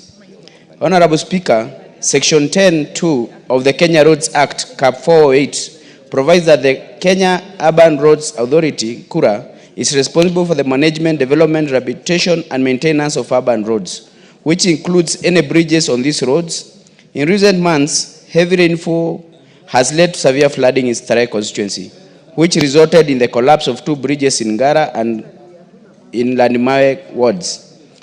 These bridges serve as a transportation link. Their destruction has paralyzed movement within the constituency. Unfortunately, this has adversely affected school-going children who now struggle to access their school, undermining their constitutional right to education, as well as disrupt the economic activities of the constituency. Honorable Speaker, it is against this background that I request for a statement from the Chairperson of the Departmental Committee on Transport and Infrastructure on the following. 1. Report on the status of rehabilitation of the collapsed bridges in Ngara and Lanimai wards in Starehe constituency, including timelines for their reconstruction. And 2, the immediate measures the ministry is implementing to provide temporary crossing solutions for the residents. Thank you, Honorable Speaker. Chair, Transport and Infrastructure Committee. Thank you, Honorable Speaker. We will avail a response in the next 3 weeks. Do you say 3 weeks? No, 2 weeks after recess. Very well. Honorable Mwago. Honorable Speaker, I would like to urge the chairman for transport to try and fast track the immediate solutions, because currently we are experiencing heavy rainfall in Sare constituency, and the movement is inhibited by the lack of these bridges. If you seek for a solution, a temporary solution to help people cross the bridges as of now, I think it will be appropriate. But 2 weeks is far too long a time after the recess, which is actually 3 weeks. Very well, Honorable Mwago, you are quite objective, and therefore I think the chair bring the statement immediately after recess, given that school children are affected. The next statement, request of statement, is by Honorable Mina. The Honorable Amina Muyanzi. Thank you so much, Honorable Speaker. I stand to request for a statement regarding aircraft safety at Malindi International Airport. Honorable Speaker, pursuant to the provisions of Standing Order 44-2C, I rise to request for a statement from the chairperson of the Departmental Committee on Transport and Infrastructure regarding aircraft safety at the Malindi International Airport.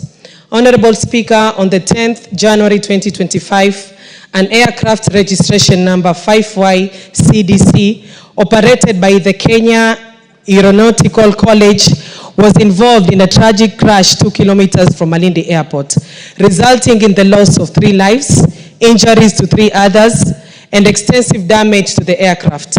Barely 2 months later, on the 8th March 2025, a Cessna 152 aircraft, registration number 5YBYQ, owned by the Kenya School of Flying, was also involved in a tragic accident, resulting in the loss of the life of a student pilot. Following these incidents, aircraft accident investigators from the Ministry of Roads and Transport and the Kenyan Civil Aviation Authority visited the crash sites and retrieved the engines of both aircrafts for further examination. Reports on the preliminary findings regarding the aircraft accidents were released. However, to date, no official conclusive reports have been released to the public or to the affected institutions regarding the probable cause or contributing factors and safety recommendation for accident prevention to ensure aircraft safety. These incidents raise concern about the state of aircraft safety at Malindi International Airport and the need for additional safety protocols to prevent such occurrences in future. Honorable Speaker, it is against this background that I request for a statement from the chairperson of the Departmental Committee on Transport and Infrastructure on the following. 1, the current status of investigation in the 2 aircraft accidents involving aircrafts operating from Malindi International Airport. 2, an official report on the findings regarding the probable cause of the accident and the safety recommendations by the Ministry of Roads and Transport and KCAA.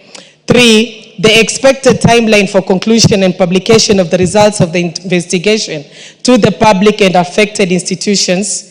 4, measures being implemented by the Ministry of Roads and Transport to improve air safety for aircraft used in training at Malindi International Airport and in airports nationwide.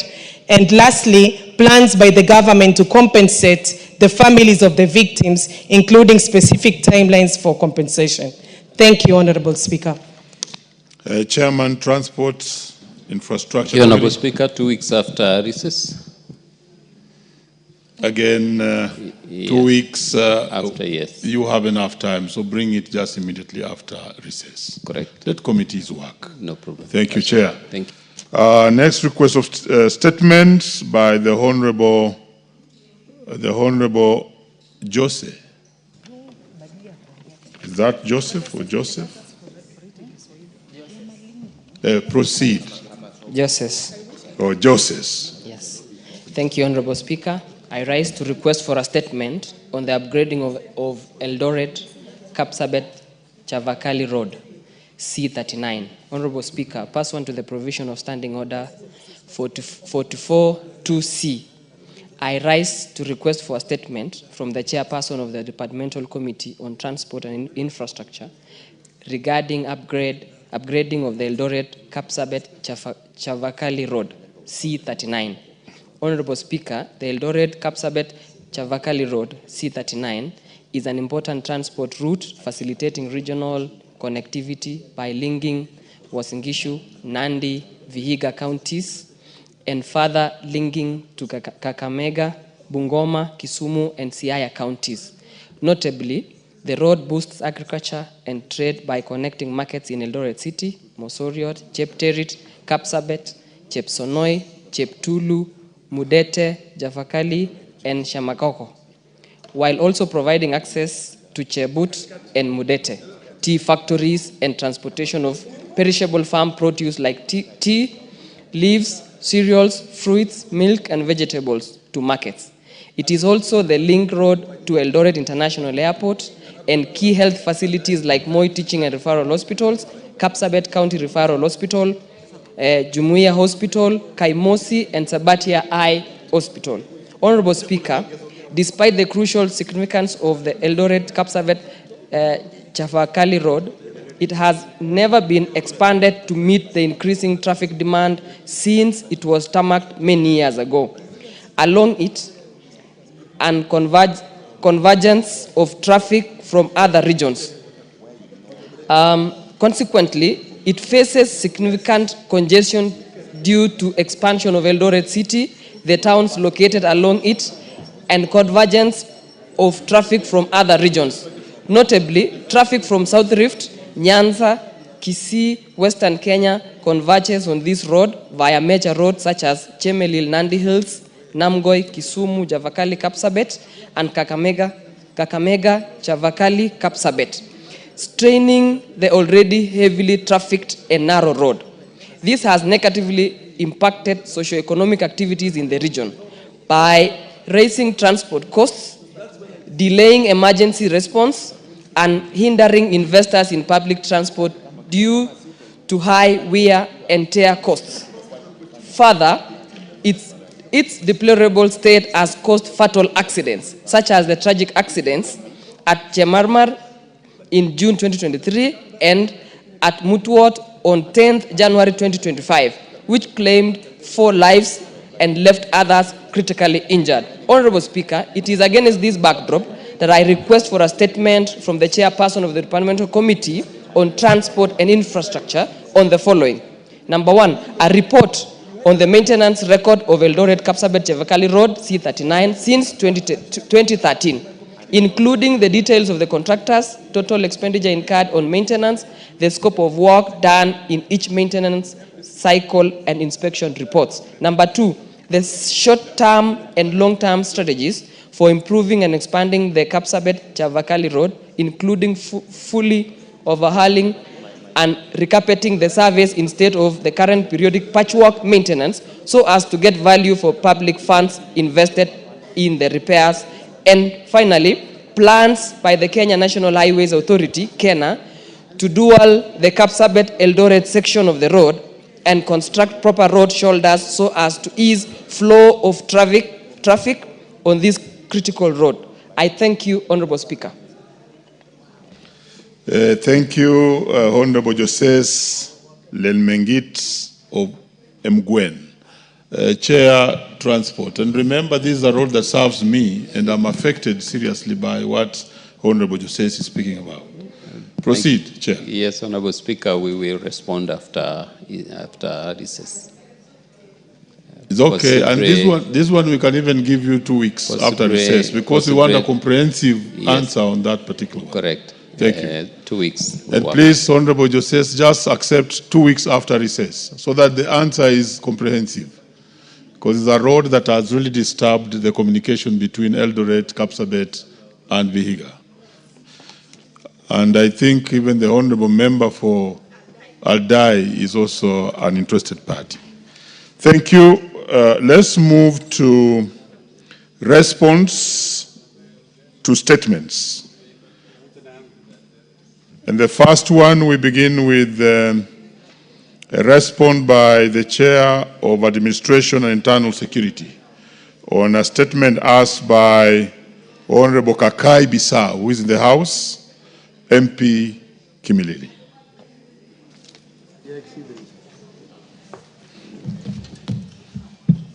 Thank you, Honorable Speaker. The statement sought by Honorable Kakai Bissau was responded to by the Minister on Tuesday. And also the statement by Honorable Hussein Barre of Tarbajua also responded to. And I believe they were responded to very effectively, and the honorable colleagues were satisfied about that. But I have two other statements which were not responded to. One by Honorable Amina Dika, the member for Tana River, and the second one by the honorable member for Nyeri, Honorable Rab Mukami. Maybe if the two members are in the House, I could respond to those two, Honorable Speaker. Yeah, the Honorable Kakai Bissau, is that the correct position? Thank you, Mr. Speaker, sir. Yes, indeed, we met the CS, Internal Security, including the PS.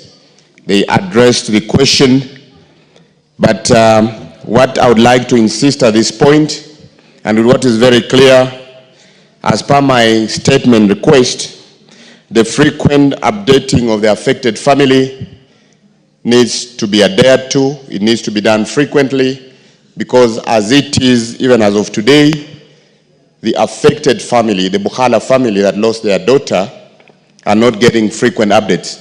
But the CS agreed that this will be done frequently, and at the same time also, there is the person of interest, Mr. Orwa, who went missing, and the CS has assured me and the family that they will continue pursuing this person until he's brought to book. So thank you, Mr. Speaker, sir.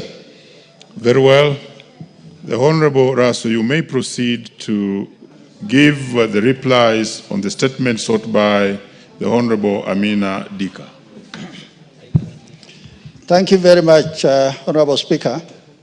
Honorable Speaker, the Member of Parliament for Tana River, Honorable Amina Dika, requested a statement on the disappearance of Abdullahi Ahmed Mohamed. Is the Honorable Amina Dika? Yes, she is in the House. Well. Proceed. As requested for a statement on disappearance of Abdullahi Ahmed Mohamed, ID number 42848612, a resident of Ngumu Village, Tana River County.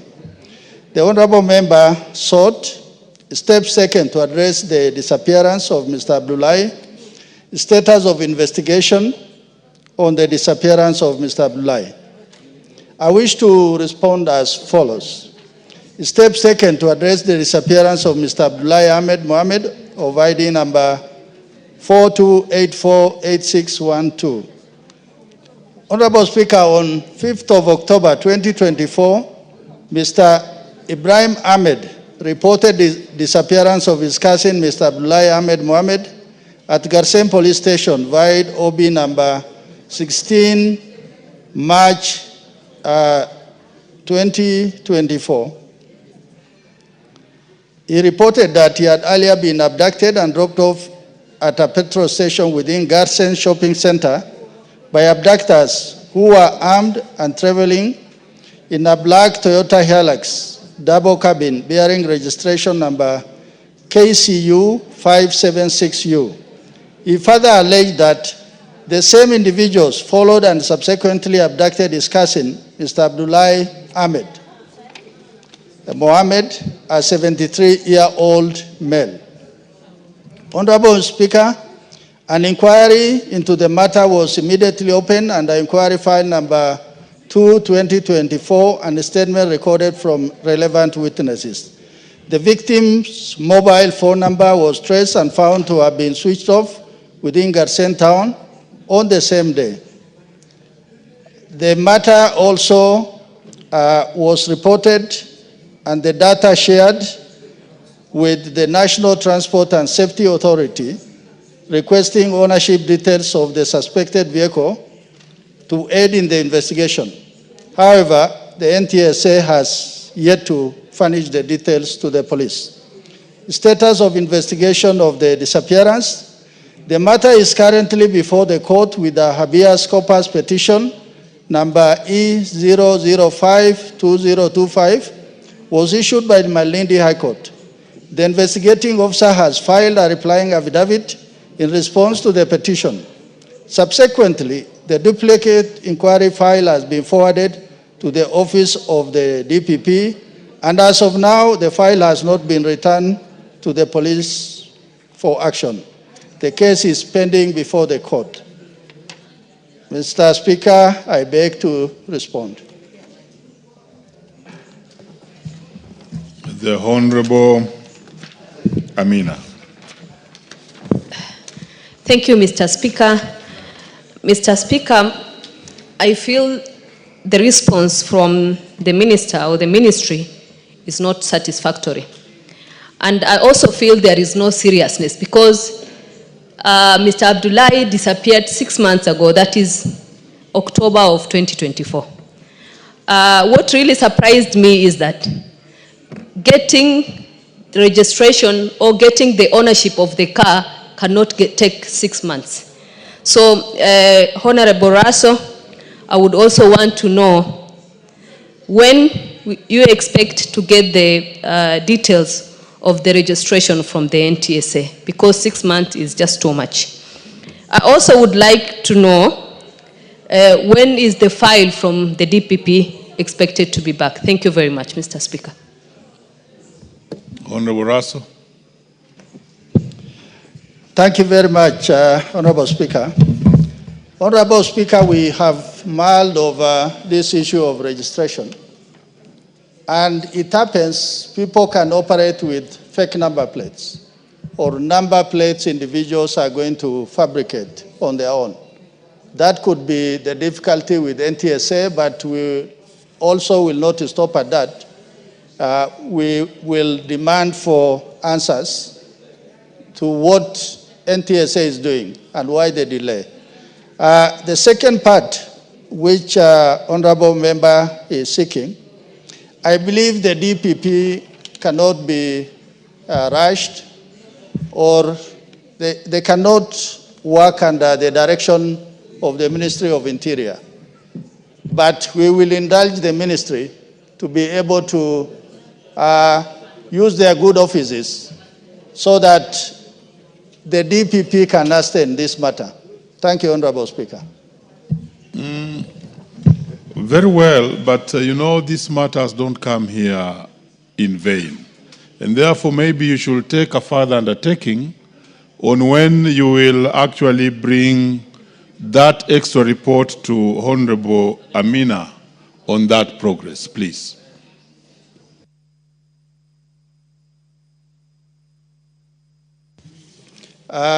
Thank you, Honorable Speaker.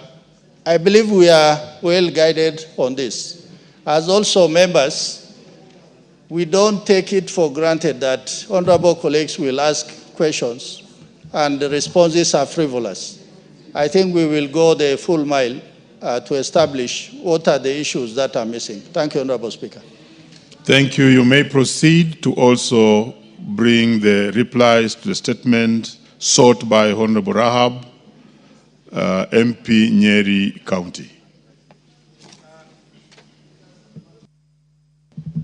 Thank you very much, Honorable Speaker. Honorable Speaker, the member for Nyeri County, Honorable Rahab Mukami, has requested for a statement regarding the recent murder of a patient in Kenyatta National Hospital. The Honorable member particularly sought to be informed on the status of investigation into the death of Gilbert Kinyua Muthoni, actions being taken to ensure the perpetrator of the crime is arrested and prosecuted, measures being put in place to intensify security of health facilities in the country. Honorable Speaker, Gilbert Kinyua Muthoni was killed on 7 February 2025 within Kenyatta National Hospital Neurology Patient Ward, Level 7B, Male Section, Group C, Cube 2. The incident was reported at Capitol Hill Police Station. The Homicide Investigation Bureau, alongside the forensic team from the DCI laboratory, were called in to process the crime scene. The deceased was found to have sustained a deep cut on the throat, and the beddings were heavily soaked with blood. The cube contained 2 beds, meaning the victim shared the space with another patient. Blood droplets were observed on the floor, trailing from the deceased bed towards the adjacent patient bed.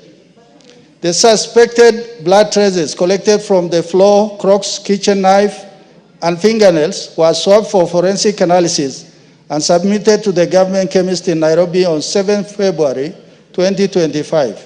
CCTV footage from Ward 7B was retrieved for further review.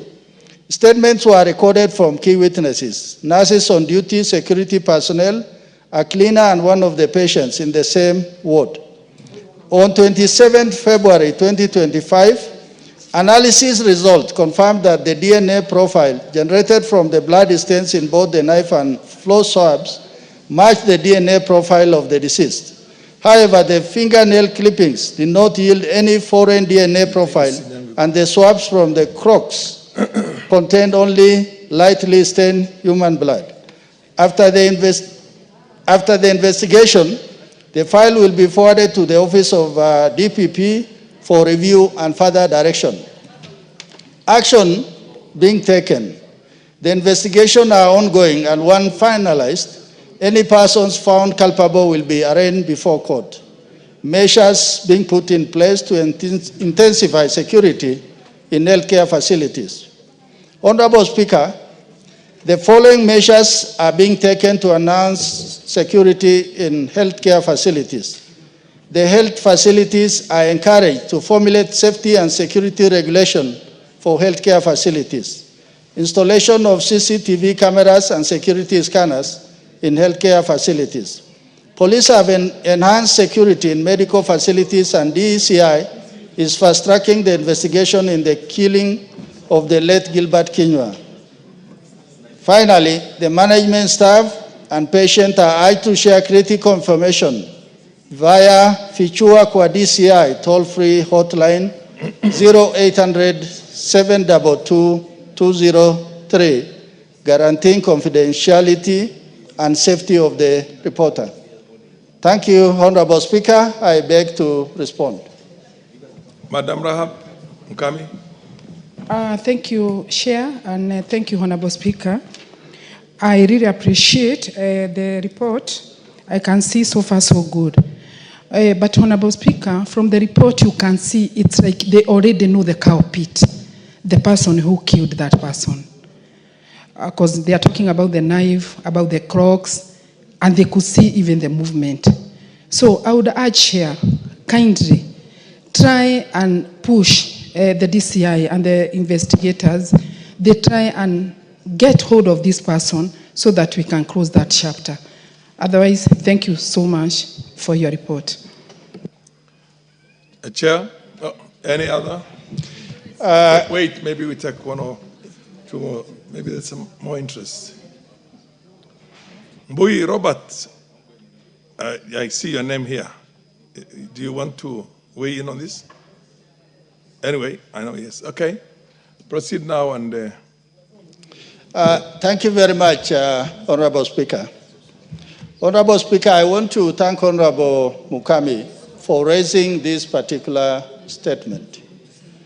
I think when you read through what the police have provided, and also that scene, a crime that is like in the James Hadley chase, that a fellow can go and kill a patient in a hospital ward and walk away without being noticed or without somebody picking that individual up. For that reason, she has also raised some issues that are fundamental, and we are going to push the ministry to be able to urge both the DPP and the DCI to hasten the process. Thank you very much, Honorable Speaker.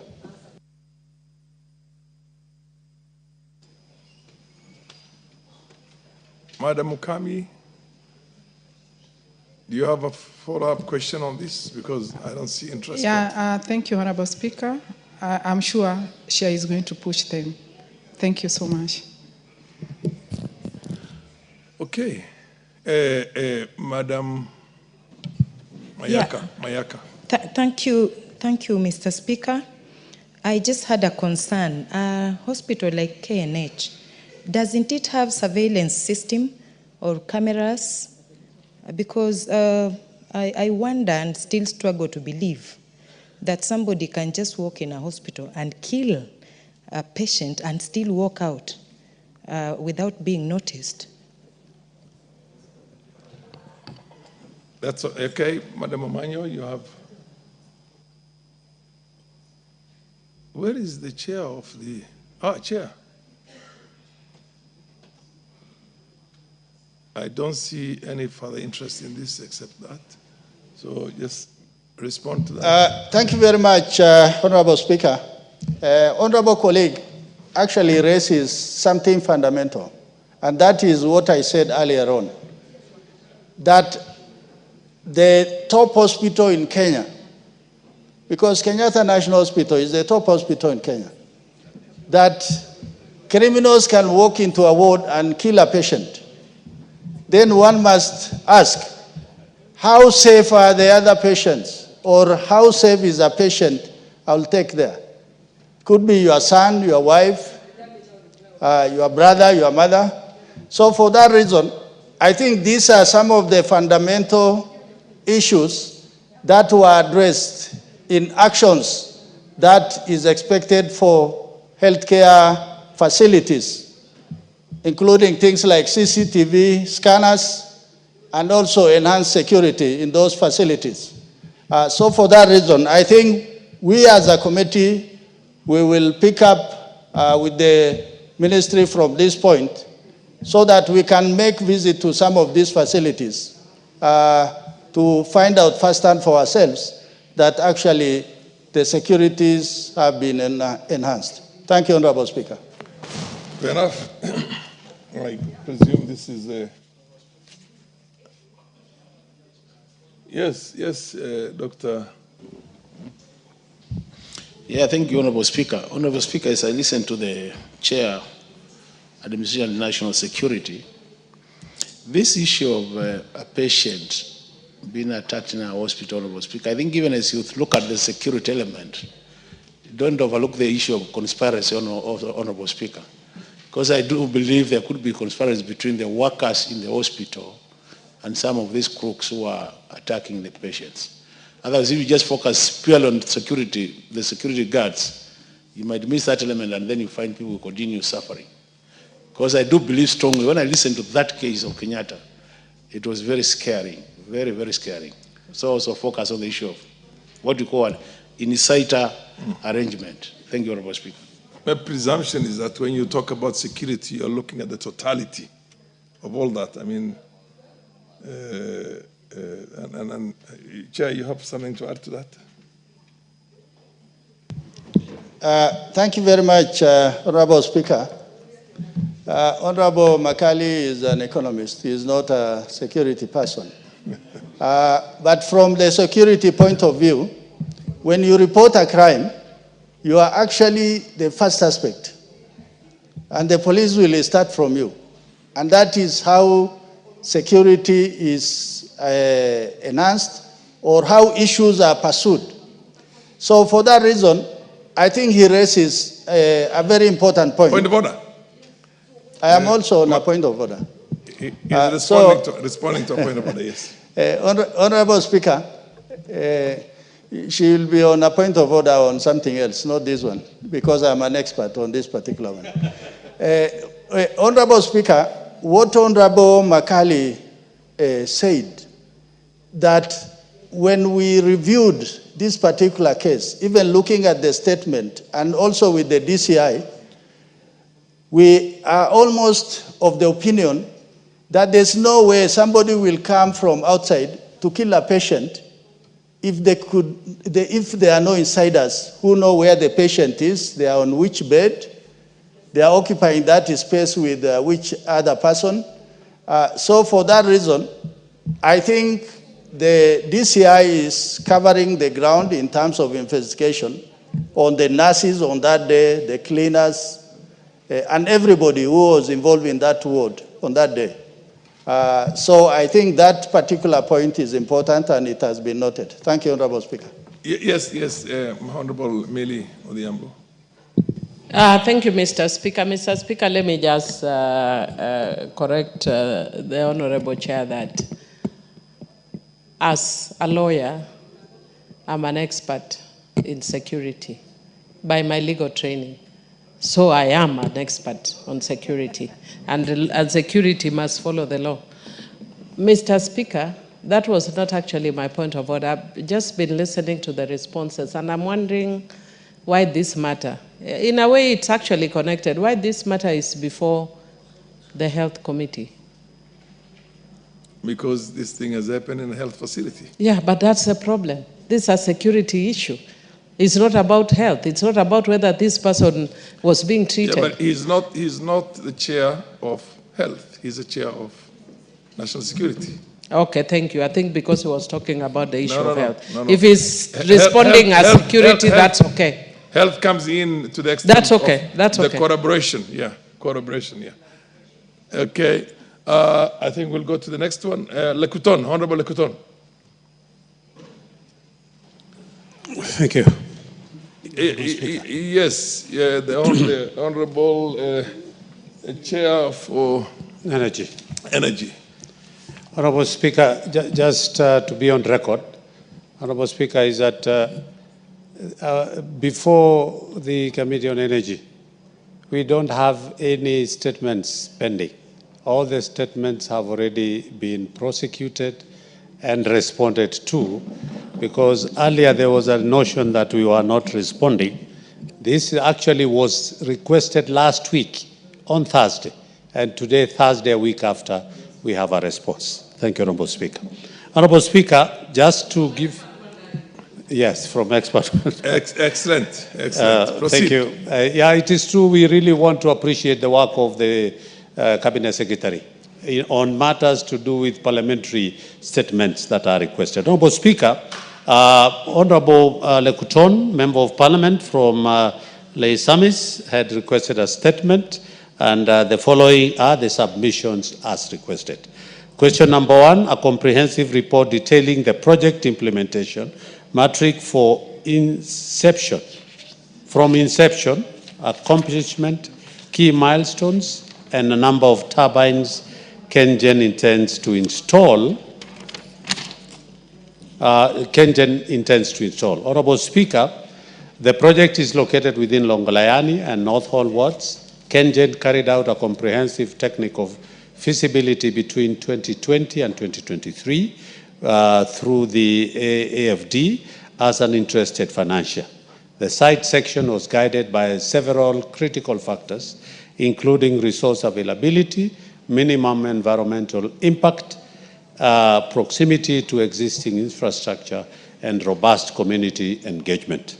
Phase 1 of the project will consist of 45 megawatt turbines totaling to 200 megawatt and a construction of 52.5 kilometer transmission line to the substation in Sirima. Phase 2 will have an 800 megawatt installed capacity. Below is a breakdown of activities already undertaken.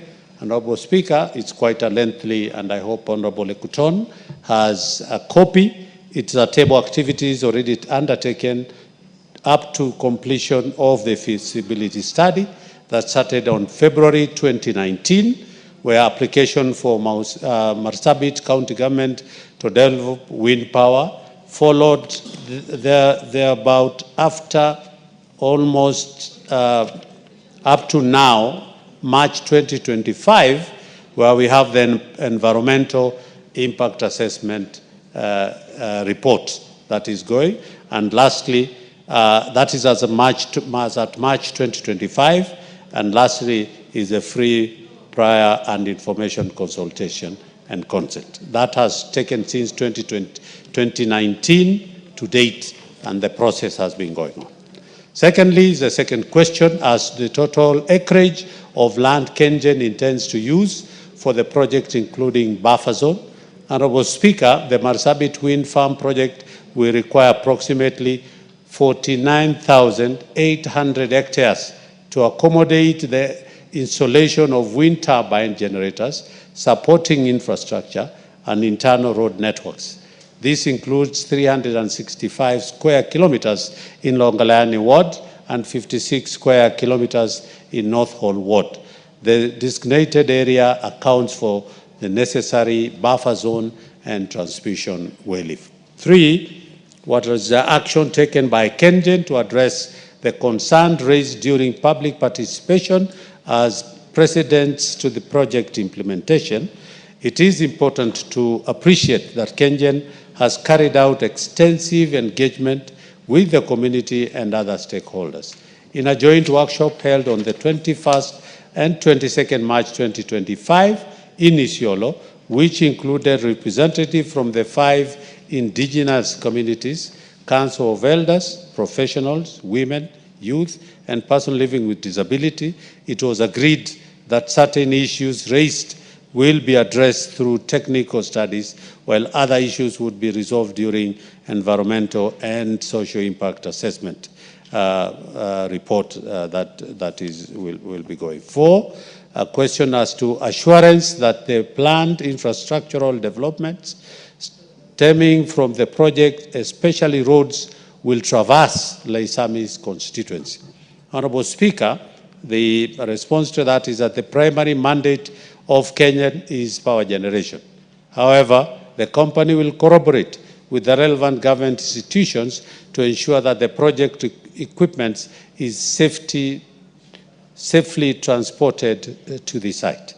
Kengen will continue to monitor the various efforts being made in the area on a road construction or modifications, and the final decisions will be taken at the project implementation stage based on the best route that will be more efficient, especially in considering wide load requiring a large clearance. Lastly, Honorable Speaker, the funding framework for the project.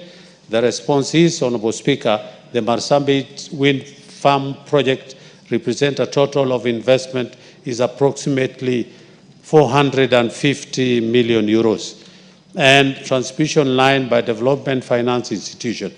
At the present, KFW and AFD have been involved in the project since 2018 to 2024. Kengen will also be on leverage on government incentives or subsidies. The financing negotiations of the project have not yet begun. That is the response, Honorable Speaker. We have question number 6, modalities on how Kengen intends to implement the project prior to full acquisition of community land. And the response is that Kengen is waiting for the completion of the community land registration, as other preparatory studies such as ESIA, BADS and BATS survey, and FPIC continue. Therefore, the implementation of the project will only occur after the pending issues have been addressed. That is the response, Honorable Speaker, from Honorable CS Opio Wandai. Thank you. Lekuton. Thank you, Mr. Speaker. Mr. Speaker, while I thank my colleague, Chairman for Energy, for a good answer, I feel that he's left a lot of my questions unanswered. And Mr. Speaker, allow me to go one by one on the 6 questions that he just answered. Mr. Speaker, I find it very difficult to believe that 6 years down the road of feasibility study done. Chairman, I hope you are taking note of all the questions that he intends to ask. Yes, proceed. I find it hard to believe that 6 years down the road, after feasibility study is done, and even the road survey is done, Kenya is still not sure where the road will go through, Mr. Speaker. I feel and I smell a sinister move, Mr. Speaker, on this specific question. So it's not well answered. I need more clarification, Mr. Speaker, because any society that produces energy must be rewarded. And one of those rewards is infrastructure. And no society will develop without infrastructure activities going on in their soil. Mr. Speaker, sir, secondly, in one of his statements, I asked also, where will this headquarters be located of this Kenyan project? Because we know for sure that almost 90-something% of the project is in Laisamis constituency. Again, they are vague on that answer. Mr. Speaker, feasibility studies have been done for almost now 4 years.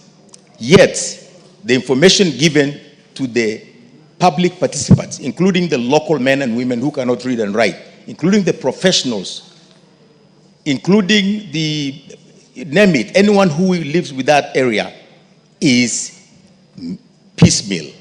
They are not given in full answers.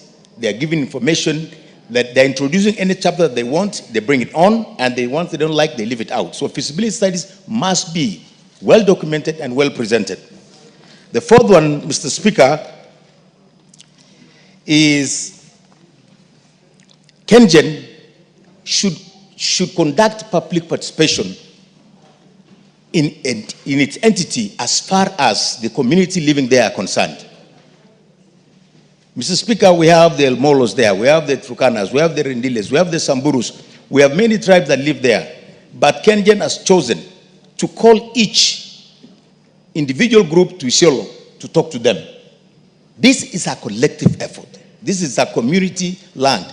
All those people should be brought together with the professionals of that Laisamis constituency together, because each information, separate information is given to each group separately.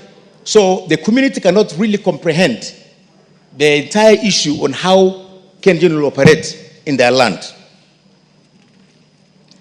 Mr. Speaker, on issue of commitment on the land registration, Mr. Speaker, there is no signed document by Kenyan to show the community that they will do, no project will start until the community land registration is fully registered and fully understood by everyone. So, Mr. Speaker, that's another misstep that they have done, and we need that to be clarified. Mr. Speaker, they have not also answered on the number of turbines which will be located within the Laisamis constituency. By having the number of turbines, now that we know it's 200 megawatts being started, and we know each of those turbines will carry a number of megawatts, we need to know the number of megawatts that will be located within my constituency, or our constituency of those of Laisamis, so that we can know how much of our land is being used by Kenyan to produce power. Mr. Speaker, I would like to indulge in you, please. This is a very serious issue that affects the people of northern Kenya, whose only chance sometimes is the resource of wind, especially in that part. They are not well engaged by Kenyan. None of what they are giving is being taken into consideration. Mr. Speaker, I'm asking you and begging you that please let us have this committee on energy visit Loyangalani Mount Kulal area to look at that specific site that Kenyan is going to put that power plant. That way, this parliament will understand what we are talking about. I thank you, Mr. Speaker. Chair, I recollect that you had talked of 400-something thousand hectares. Is that the farm or that is the plant itself? Because maybe the grid or something like that, and you probably have to differentiate that, because the farm is, my presumption is that the farm is very big, but then of course all the power collects into a central place. Correct, Honorable Speaker. I didn't get your question whether The it central was 450 million euros. No. The acreage. You did give acreage, yes. Acreage, Honorable Speaker, is 49,800 hectares. Now proceed That and is what will be. answer the issues that were Thank you. raised by Honorable Speaker, I appreciate the very keen listening of the person who had requested for this response, that is Honorable Lekuton. Honorable Speaker, yes, I agree with him. 6 years down the line is quite a long time. Honorable Speaker, regarding where the roads will be passing, Honorable Speaker, in answer question number 4, the Kenyan, through the Minister, has responded by saying that they will be collaborating with the relevant government institution to ensure the project equipment is safely transported. Order. Okay, I agree. Order. I notice that the honorable questioner is on a point of order, and I have a feeling the issue is raising because there's something you touched on. Proceed. Thank you, Mr. Speaker. Mr. Speaker, the chairman keeps on referring government agencies. Mr. Speaker, what happened to communities who live in that land? Can they be the first point of contact?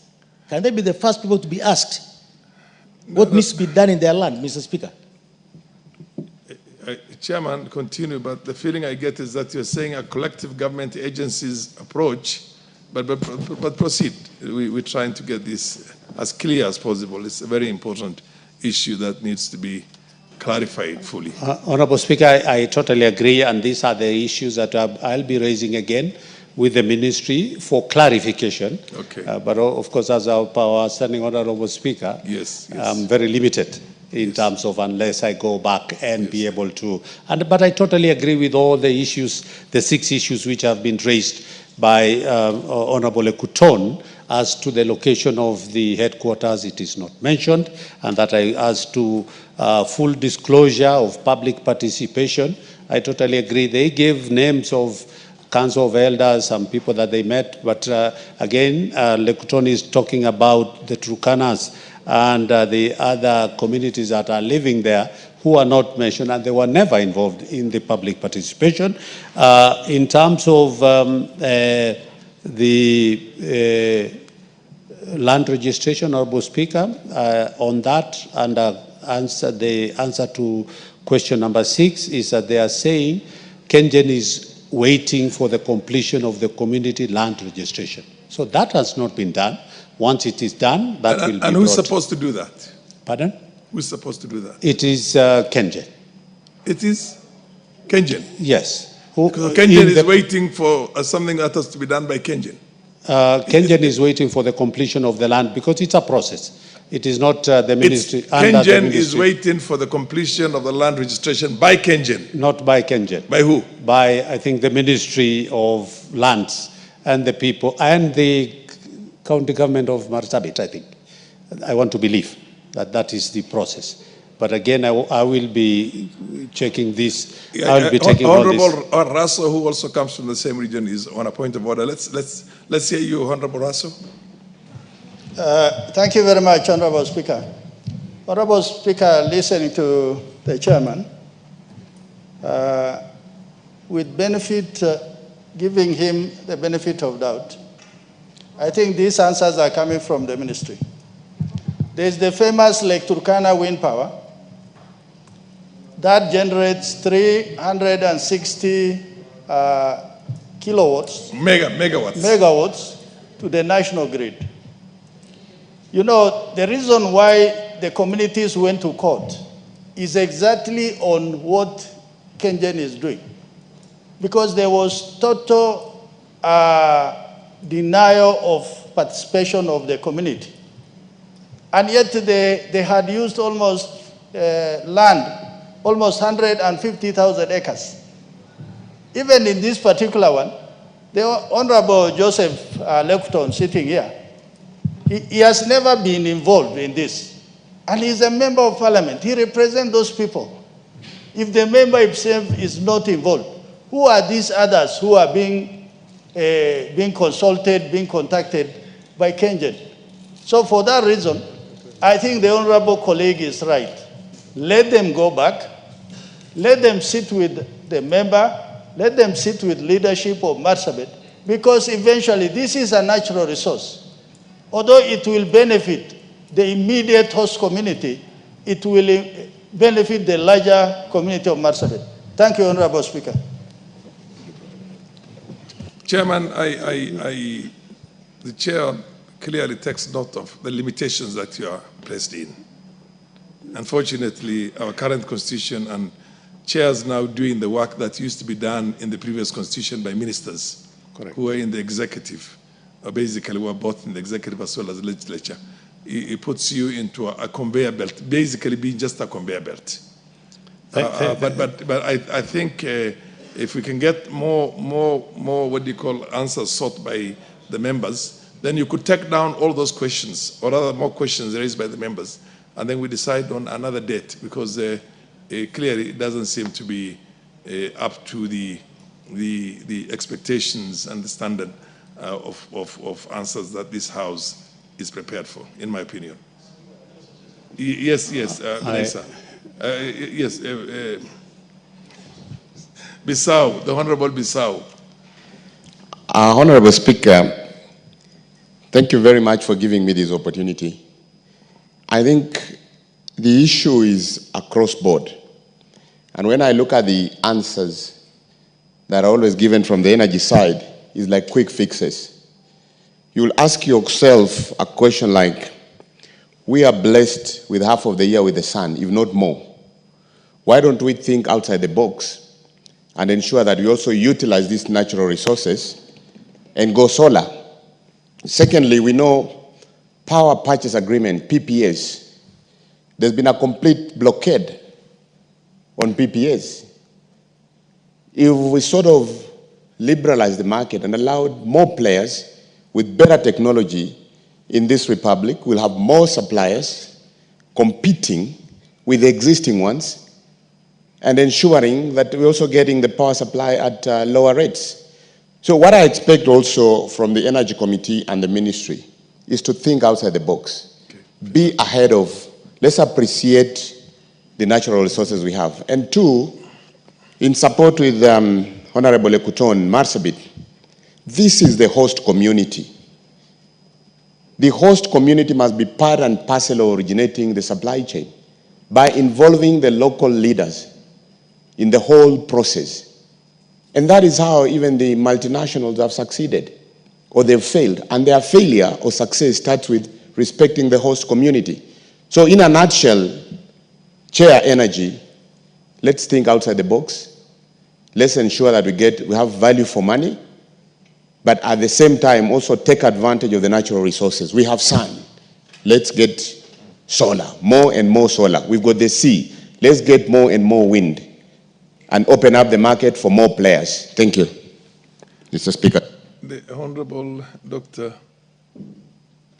Yeah, thank you, Honorable Speaker. Honorable Speaker, I do agree with you that most of the chairs are conveyor belt. So even as we blame them, we have also to bear with in mind that they are not able to answer the question straight. But Honorable Speaker, I just want to confirm that the Chair Energy has been doing a good job. There's a question I addressed, Honorable Speaker, almost for the last 1 year, and he got it sorted for the time he has been there in 2 weeks. So I want to congratulate him. But when I listened to that statement, Honorable Speaker, the cost of the project was also given in euros. And you know we are addressing Kenyans. I think even tell the PS, even they talk about euros, it's good to have in brackets how much it is in Kenya shillings, because Kenyans can relate to the Kenya shillings, not euros. That will help us. That probably is because of the fact that our exchange rates keep on. Yeah, but I'm sure somebody can always keep on changing vis-a-vis the so-called convertible. Honorable Speaker can always indicate somewhere is at this date of exchange rate of this particular, because Kenyans can, when you say 450 million euros, even though those who are in this house, if I ask you a quick question, Honorable Speaker, how much it is, you still start doing calculations. I think just in the brackets, an estimated Kenya shilling, so that it helps Kenyans appreciate the cost. Thank you, Honorable Speaker. Because these are liabilities, these are debts, and the debts are supposed to be paid usually. Contracts are in convertible currencies. They're either in euros or in dollars, in our case mainly. So it doesn't matter how much the exchange rate is. That is what, at the end of the day, is our liability as a country. Yes, you have something to raise also. Honorable, proceed. Thank you, Mr. Speaker. I also want to support Honorable Lekuton, because I believe that when such mega projects are brought up in a particular area, the members of parliament or the leaders of that area and the community at large should be involved so that they can also bring their views on the issues pertaining their community. So I believe that my brother chair for energy, that there are enough and competent people in the Ministry of Energy. So the next time I think we need to have the CS for energy here and the PS for energy, because they are competent people, so that we are able to ask them such questions and we are able to even answer, they are even able to answer us better, because I believe they have better answers than what our chair is having. As also my brother has just said, on issues to do with the power purchase agreements, I think we should open up the area so that we have competition. Because right now you have seized, there are no power purchase agreements going on in the country. I think we need to open up that space so that we have more players in that area and we'll get this energy at a cheaper rate. If there are people who are able to give us at a cheaper rate, it will be better for us. So I want to support Honorable Lekuton, and I also want to request that the Ministry of Energy should open up that space so that we open up for other players to be able to give out the power purchase agreements. Thank you, Mr. Speaker. The Honorable Ado, MP for Wajir South.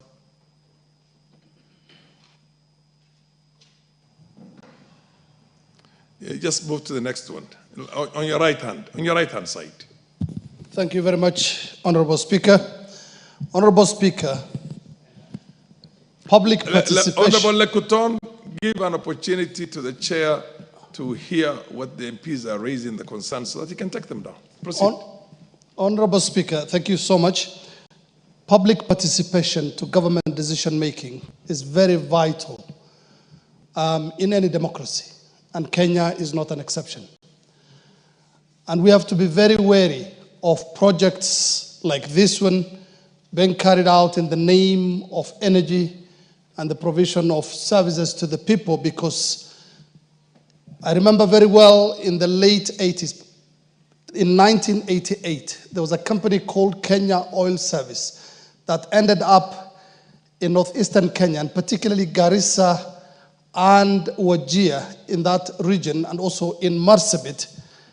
And claims exist, some of them very verifiable claims, that they buried toxic waste in that area, something that is exacerbating the prevalence of cancer cases in that part of the country. In the middle of last year, I brought, and that was June, I brought a question to this House, and the Speaker ruled on that matter, and the Committee on Environment was tasked with investigating that matter. The then chairman, my honorable colleague, who is now the chairman of Energy, is in the House and can prove what I'm saying. Up until now, that matter has not been concluded. Although it's not the substantive matter that we're dealing with, but the former chair, I think, can, because of the collective responsibility of all the chairs and the majority and the leadership of the House itself, maybe you could raise up that with the person who has taken over from you to be able to bring that at an appropriate moment, because you were there initially. But right now, the issue is on. Thank you. On Marsabit. Thank you, Speaker. Now, Meli, intended to raise something on the same. I thought I saw you putting your hand up. Thank you, Mr. What was Speaker. it for? Something else or this? No. I'm just waiting for the non-us with disability. But on the same note, Honorable You don't raise your hand for a matter that has not an order, that has not been, it's not on the floor of the House. So wait until this order itself. Thank you, What we're doing Speaker. right now is. Chair, my suggestion is that you take all these concerns. Indeed, there's a wisdom why we have a community land, which is anchored in our constitution to protect that community. What the questioner is saying is that the community has got the requisite expertise to negotiate on these things, to sit down. Because when you want to do a project, the first thing you do is you negotiate with the land. I mean, what that project is going to be located. You don't say much later when you're already into the process itself that we are in the process of waiting for that kind of an agreement, or rather the registration of the piece of land itself. Because it's a community land, I'm sure there's a way you can deal with the community for the community, which is the lawful and rightful owners, to then allow this project to take place in their own birthright in terms of their own assets. And then, of course, you proceed on from there. So my suggestion is that, I don't know if the questioner agrees with, you go back, we'll give you ample time, I don't know how many weeks you need, to be able to ask all these pertinent questions so that you don't get ambushed again with questions that you are not that well prepared. So is there anything else that you want to raise, because you have 6 questions here? Honourable Speaker, I'm much obliged. I think I'll take your advice, and I think we have agreed with Honourable Lekuton. Yes. You know, sometimes the ministries do not understand some of these things. So as a committee, we have agreed. I will be requesting the Secretariat that we also make a visit as a committee to that place to understand exactly what they are saying, and even include listening to the people and what they are under public. Secondly, Honourable Speaker, I agree with my committee has the report on the moratorium on PPIs, the PPS. And there was a report that was brought before Parliament then, and then because of the time it lapsed. So we are reintroducing the report back to this House. On the independent power producers? Yes, for the Parliament to make a decision. The committee did come up with some critical, they raised a lot of critical issues on matters particularly to do with the cost per kilowatt hour of the independent power producers. Honourable Speaker, you cannot believe it. One area that we have an independent power producer charging 83 Kenya shillings. 83, not even cents per unit. No, 83 Kenya shillings per kilowatt hour. While GDC is, is it, yes, what do you call this, geothermal, the KenGen, is giving us at 4 cents. So these are some of the issues that we wanted to look into, and also as to whether this agreement should come before Parliament, before they are sent to or signed by the ministry and the players, so that also Parliament can have a voice and say, we think this is too costly, maybe you can reduce it to this, and over and above so many issues that the committee raised, and we'll be tabling that report hopefully I think for once the we are back benefit from of, recess. Thank you. for the benefit of Bissau, the chair is also conscious of the fact that most of those just a moment, you'll mention those independent power producers, many of them charge on capacity. I think you'll make that clear, because I'm sure you have even better information than I have, which means that you pay them for capacity, not for the power that they supply, not for supply. And that essentially is, in my opinion, one of the things that really has made this an extremely expensive thing. And I think when we had the retreat as members of Parliament in Naivasha, that matter came up. Why you can buy it for only 5 cents, or is it 5 shillings from Ethiopia? How much was it? Yeah, 0.5 cents, was it? Or was it 5 cents? 5 cents, 5 US cents, which translates almost into what, 5 shillings? Something like that per unit. And on the other hand, you're paying it for what, 80 something shillings.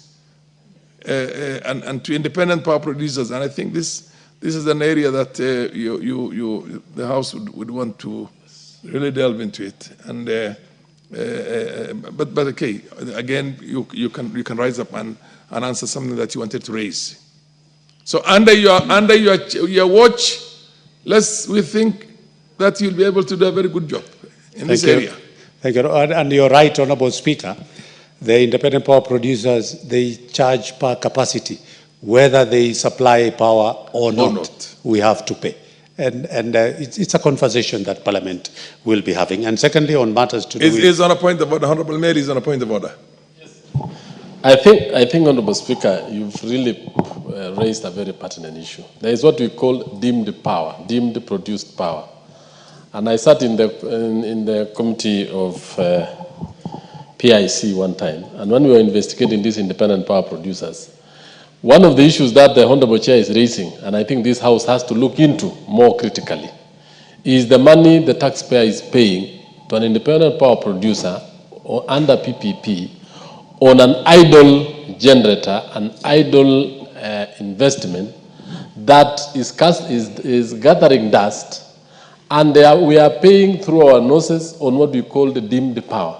And I saw this under the Lake Turkana, we saw this under the idle geothermal power stations, which goes all the way to raise power bills in our homes, in our industries, and in our sectors. And therefore, making the cost of living and even the cost of producing goods very expensive and making Kenya very uncompetitive in this particular region as an investment destination.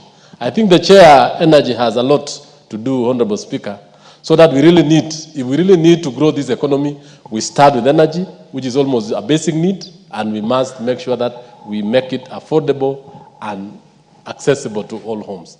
I really want to support that particular discussion. You have to understand, Chair, there's something called lifting the veil in law. Lifting the veil. Yes. I said way back when we were in Naivasha that you cannot locate camels that are stolen by the owner. These contracts were lopsided because very powerful people in the system had an interest. Very powerful interest. So unless you go back, lift the veil and go to the bottom of the road, then Kenyans will always get a road deal. Sorry, proceed. It's not traditional for the Chair to mention some of these things, but you know, Chair is also a member of Parliament for a constituency. Proceed. Thank you, Honourable Chair. I think you have a lot of information on these IPPs, and it goes without saying that I don't want to repeat. At one time, Honourable Speaker, we paid 10 billion just because somebody has finished his power station and you have not completed the transmission line. And we had to pay that the deemed power that we are calling. And it's, but anyway, it's a conversation that. Secondly, on matters of what Honourable Makalimuli had indicated on matters to do with, and I agree with you, why we use euros or dollars. We have an issue for anybody wanting to source funding externally. You tell them of Kenya shillings, they will never listen to you. But I agree with Makalimuli, it is good to indicate as we talk about the 450 million euros, then we are at least for purposes of conversion. We put that in, and I think it's a good thing for us to do. Thank you, Honourable Speaker. So I will... How long do you need? How long do you need to come up with a very comprehensive answer? And that, I want to presume that will be after you have already had a session with the members of Parliament from the affected areas and the ministry people and yes, all the stakeholders, all the ones who are... Honourable Speaker, I'll be requesting because we are going on a long recess after next week, and that is for purposes of budget making process. I will be asking my brother is that if getting the timetable on when the committees are supposed to do their budget, and then we could be able to handle that in the recess, hopefully, if we'll be so having... we are assuming that when we come back from the recess, By you the would time already we have come an back to answer for this recess, house. we'll have, exactly. Fair enough, Thank you, Honorable Honorable Lekutoni, you're happy with that? Yes, Mr. Speaker, I am. Okay, it's so directed. grateful. It's Thank so you. directed by the chair. Next order. Order number 17, motion, consideration of the prevention of terrorism, implementation of the United Nations Security Council resolutions on suppression of terrorism, regulations 2024.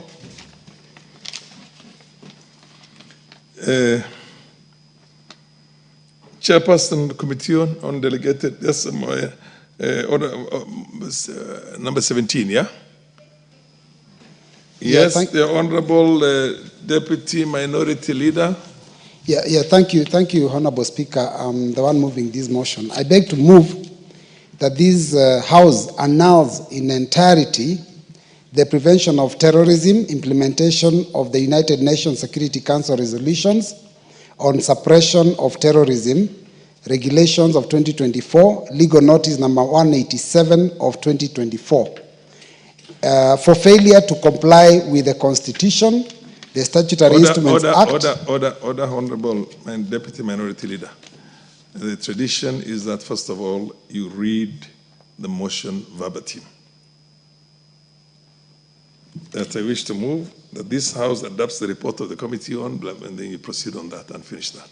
Mr. Speaker, I have actually read exactly as it is printed. Oh, this was moved earlier? Yes, it was already moved. Okay, proceed. Yeah, thank you. So proceed.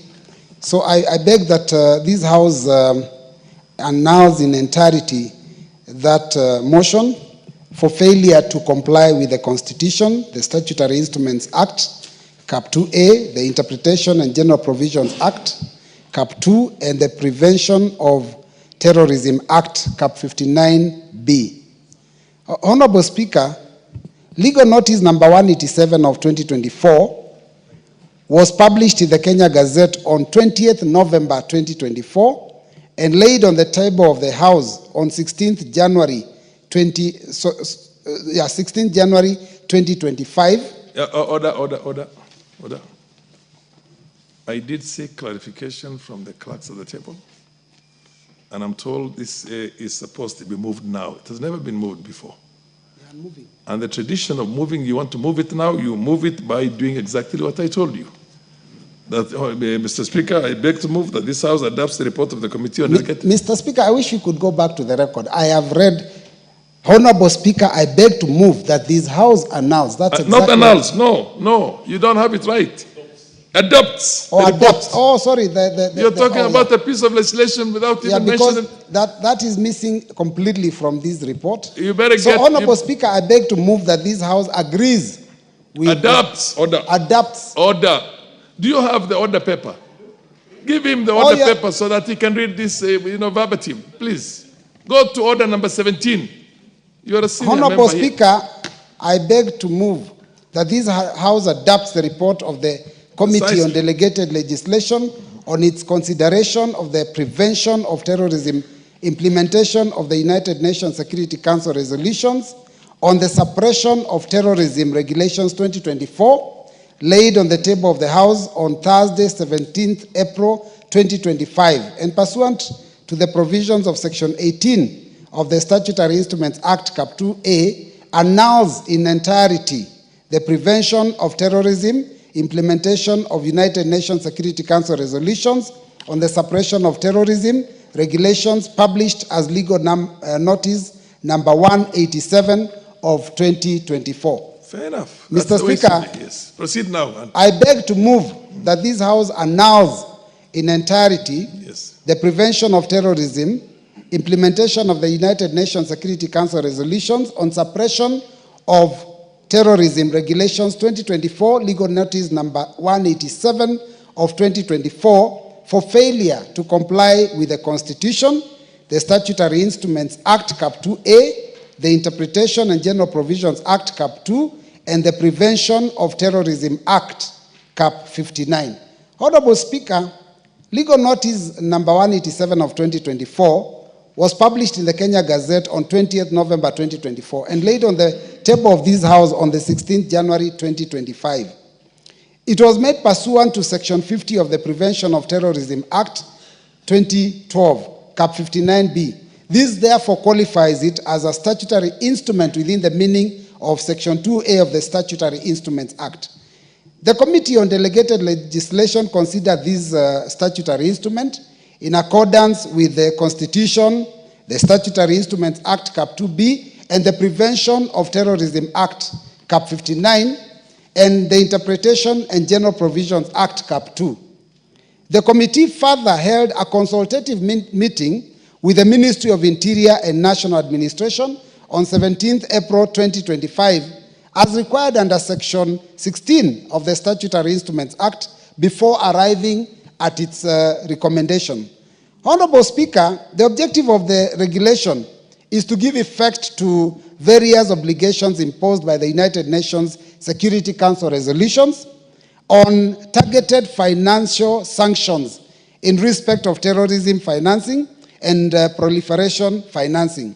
This was necessitated by Kenya's current status under enhanced monitoring by the Financial Action Task Force, FATF, and the Eastern and Southern Africa Anti-Money Laundering Group, that is ESAAMLG, commonly referred to as the FATF Grey List.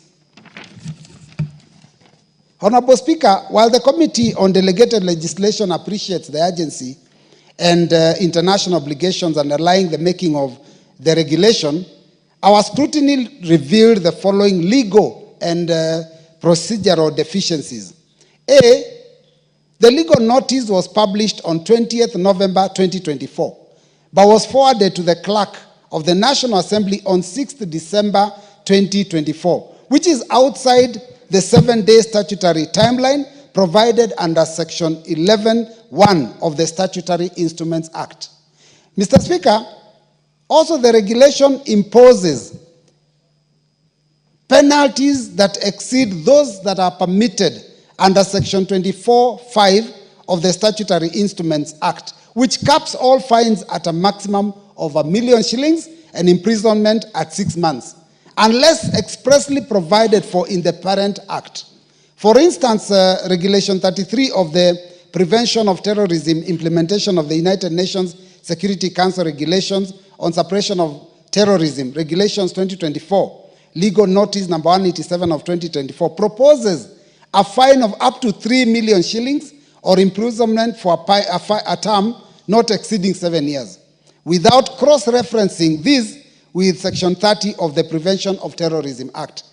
Mr. Speaker, again, there are several provisions, including Regulation 16(2)(d), Regulation 22(1), and 37 of the Prevention of Terrorism Implementation of the United Nations Security Council Resolutions on Suppression of Terrorism, Regulations 2024, Legal Notice number 187 of 2024. They delegate substantial legislative authority to non-legislative actors, contrary to the Section 13M of the Statutory Instruments Act, which clearly states that any regulatory making authority cannot inappropriately delegate legislative powers.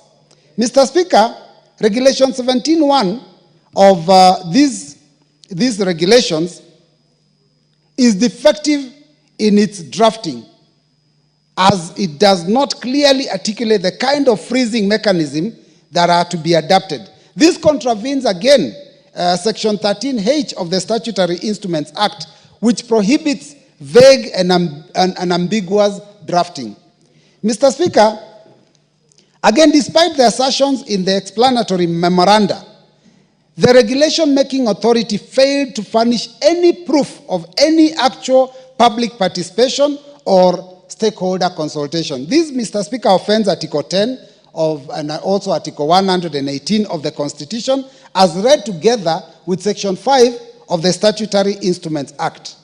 Honorable Speaker, having considered all the legal and procedural shortcomings and pursuant to the Constitution, the Prevention of Terrorism Act, Cap 59B, the Statutory Instruments Act, number 23 of 2013, and Standing Orders 210(4)B, the committee recommends that this House announce in its entirety the prevention of terrorism, implementation of United Nations Security Council resolutions on suppression of terrorism, Regulation 2024, Legal Notice number 187 of 2024, for non-compliance with the Constitution and all the relevant enabling laws.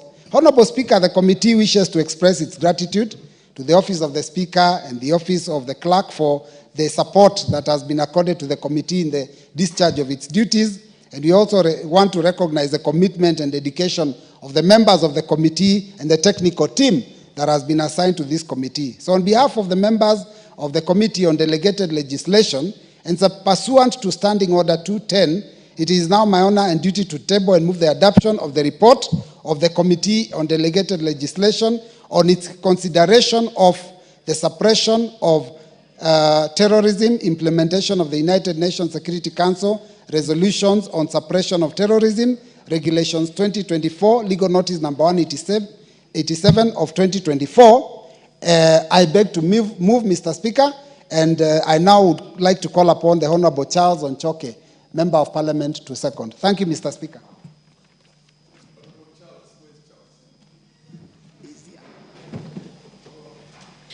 Honorable Charles Otoke, yeah, right next to you. Thank you, Honorable Speaker, and I rise to second the motion for the adoption of the report of the Committee on Delegated Legislation on the consideration of the prevention of terrorism, implementation of the United Nations Security Council resolutions on suppression of terrorism, Regulations 2024, Legal Notice number 187 of 2024. Honorable Speaker, the regulations that were considered by the Committee of Delegated Legislation are fatally defective in law, in substance, and in procedure. They offend the Constitution in a very material manner. Any laws that are unconstitutional, Mr. Speaker, should not pass, only regulations. Mr. Speaker, the committee, in arriving at this decision, considered the relevant laws and the Constitution. But in addition to that, it was guided by the established traditions and customs of processing statutory instruments. And indeed, the committee did invite the relevant committee, the relevant ministry for a discussion and walking them through all these defects that were noted in these regulations. Honorable Speaker, it's noted that the regulation was brought to the National Assembly 9 days outside the timeline that is stipulated in the Statutory Instruments Act. In addition, Honorable Speaker, the regulations purport to delegate powers to the regulating authority that doesn't possess. Honorable Speaker, as you're aware, that to which is delegated, no further delegation can be permitted. Honorable Speaker, with those few remarks, thank you, and I second the motion to annul these regulations. Fair enough, honorable members.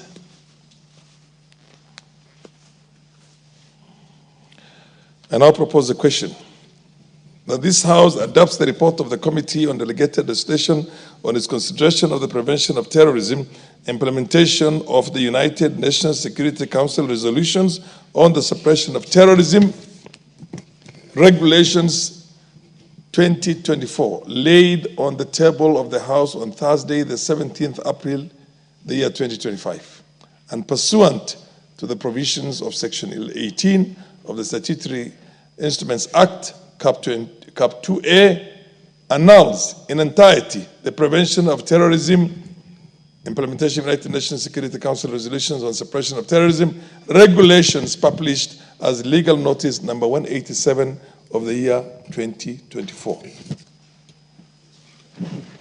This is a clearly straightforward issue, so let's, Honorable. Yeah, thank you very much, Honorable Speaker. Honorable Speaker, let me start by thanking the committee and the mover of the motion, Honorable Mbui, for the details provided in annulling this regulation, Honorable Speaker. Honorable Speaker, I think it's important that we have a committee that comes out so keenly in terms of looking at what has been presented. But what is critical, I think I do support their position on 3 areas, and on the basis of that, I'll be supporting the motion. The first one, Honorable Speaker, is when they say the regulations are against the Constitution. They are not in line with the Constitution. And you know, Honorable Speaker, it's a very basic principle in lawmaking that anything which goes against the Constitution is null and void.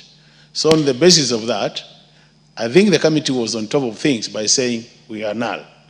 The second point, Honorable Speaker, this House is the only House with the powers to make laws. But in their own wisdom, they delegate part of that power to lower institutions like ministries. That means, if need be, the power can be taken away anytime. So I get very concerned when I hear somebody who is operating on delegated power can go ahead and delegate that power further. That is a procedure, Honorable Speaker. And on the basis of that, another very good reason to annul this regulation. The third one, Honorable Speaker, we know issues of which have been discussed in this regulation, Honorable Speaker, are issues which are very sensitive. Issues of terrorism. And Honorable Speaker, anytime you talk about terrorism in this country and in the world, people get very interested in what is captured in such a regulation. Because terrorism is not good, it is not being supported by anybody in the world. So anything which charges on this, we must make sure that it's done properly. And on the basis of that, Honorable Speaker, then we say that it's unfortunate that other than this regulation being done by the authority which had been delegated the powers, they want to delegate further those powers and diluting the importance of this regulation. So on the basis of that, Honorable Speaker, I really want to support the committee and urge honorable members of this House to agree with the committee so that we annul these regulations and pave way for improved passion of these regulations, which will also be done by the right authority which has been delegated these powers. As I conclude, Honorable Speaker, I've realized it's only regulations which get annulled which get to the floor of this House. Anything which is approved, Honorable Speaker, we never get to see it. But I think how I wish that there was a way, even those ones which have been approved by the committee, Honorable Speaker, either in a summary manner, that we could be educated on what regulations have been approved. That will keep us, in terms of information, up to speed, so that at times you don't comment on things which you are not even aware of because they were passed through the committee, but the whole House didn't get the chance to appreciate what has been approved. With those recommendations and comments, Honorable Speaker, I support the position of the committee to annul these regulations. Thank you so much for the opportunity.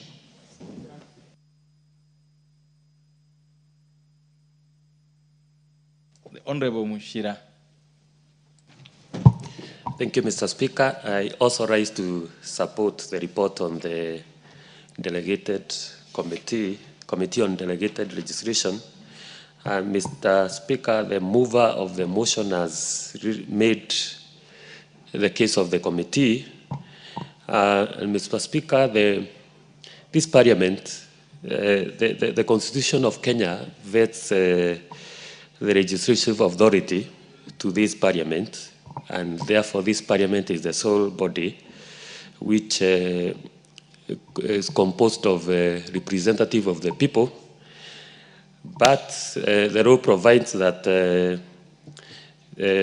Parliament may delegate this responsibility to various agencies and bodies, but the law also provides that these bodies and agencies can only make regulations under the supervision of the Parliament. And therefore, it is within the powers of this House to nullify regulations that are made by agencies if this House finds it that the agency did not follow the relevant procedures. And I listened carefully to the mover of this motion, and I picked two reasons for nullification, and one of them is lack of public participation or lack of proof that the agencies did public participation when they were making these laws. And as we know, Mr. Speaker, public participation is a constitutional requirement. There is no law, even in this House, that can pass if we've not done the public participation. And the other reasons for nullification that I've picked from the move of the motion is the violation of the Constitution. Mr. Speaker, I support. Thank you. I see Honorable Wundo. You want to speak to this? Honorable Speaker, let me also join the committee in adopting the report of the committee to annul these specific regulations. Honorable Speaker, I sat in the committee, same committee in the last term, and if there was any aspect of the law-making process that is shamelessly, routinely, and brazenly abused by the executive, is a subsidiary legislation. Honorable Speaker, and that's why the most punitive provisions are contained, that's why the most punitive penalties are hidden, and that's why the excesses of the executive can be found. And again, Honorable Speaker, the way the Statutory Instrument Act is designed, it's such a way that you either have to accept the regulation in entirety or annul in entirety. And Honorable Speaker, many times, if they want to be notorious, the notoriety of it is that they skip pre-publication scrutiny.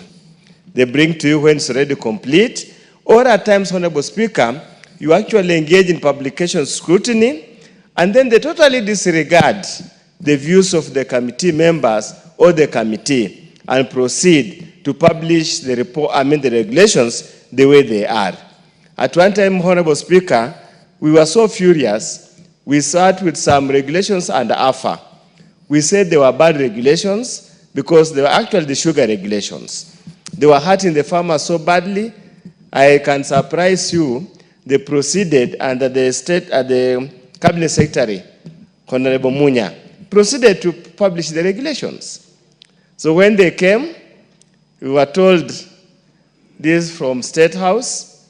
We said it's okay, let State House pass the regulations and implement them, but we'll annul them. And we did annul them.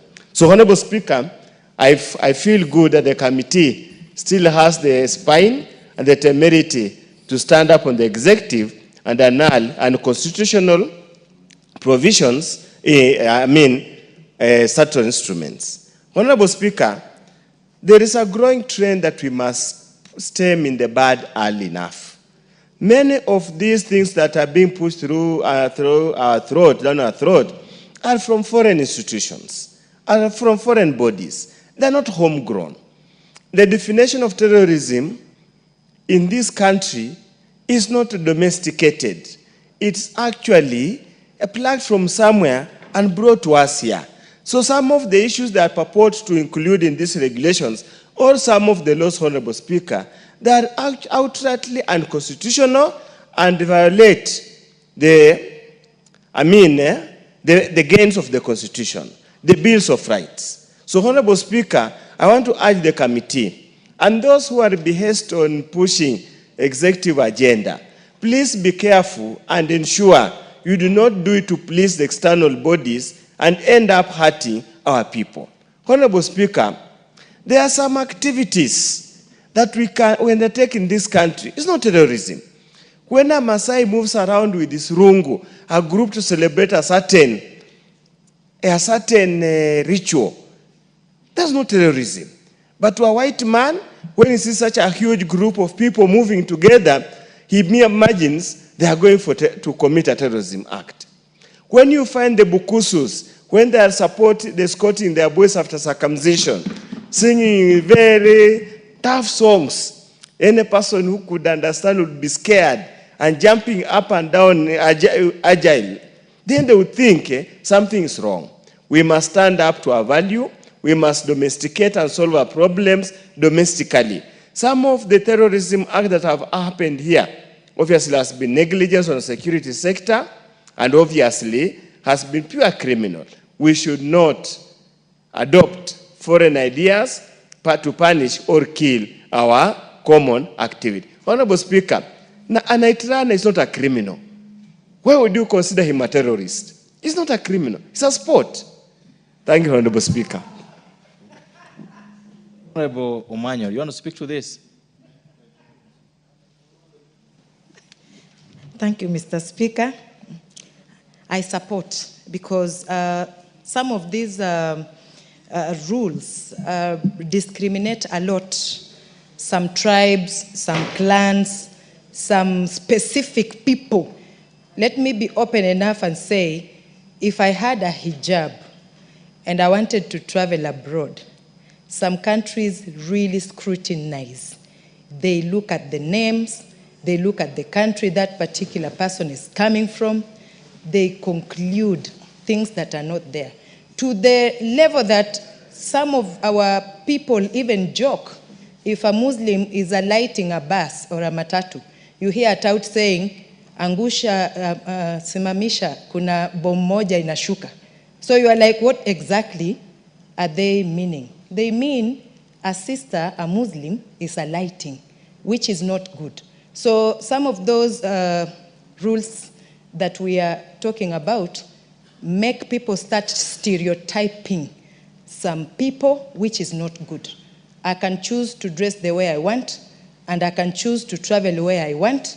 If the whole world says it's a global village, let us treat each other okay, and also appreciate or respect other people's culture, and do something or punish people who might be either with a religion or no religion, cult or no cult, Christians or Muslims. If they do anything wrong, then they can be punished, but not stereotyping a particular religion to be the ones who are terrorists. Thank you, Mr. Speaker. So members, there being no further interest on this matter, the motion is declared as spent. Next order. The decision on this motion will be made the next time it's in the order paper. Order number 18, motion. Consideration of the prevention of terrorism, implementation of the United Nations Security Council resolutions on prevention, suppression, and disruption of proliferation financing amendment regulations 2024. Honorable Mboy, you're dealing with this? Yeah, thank you, Mr. Speaker. Mr. Speaker,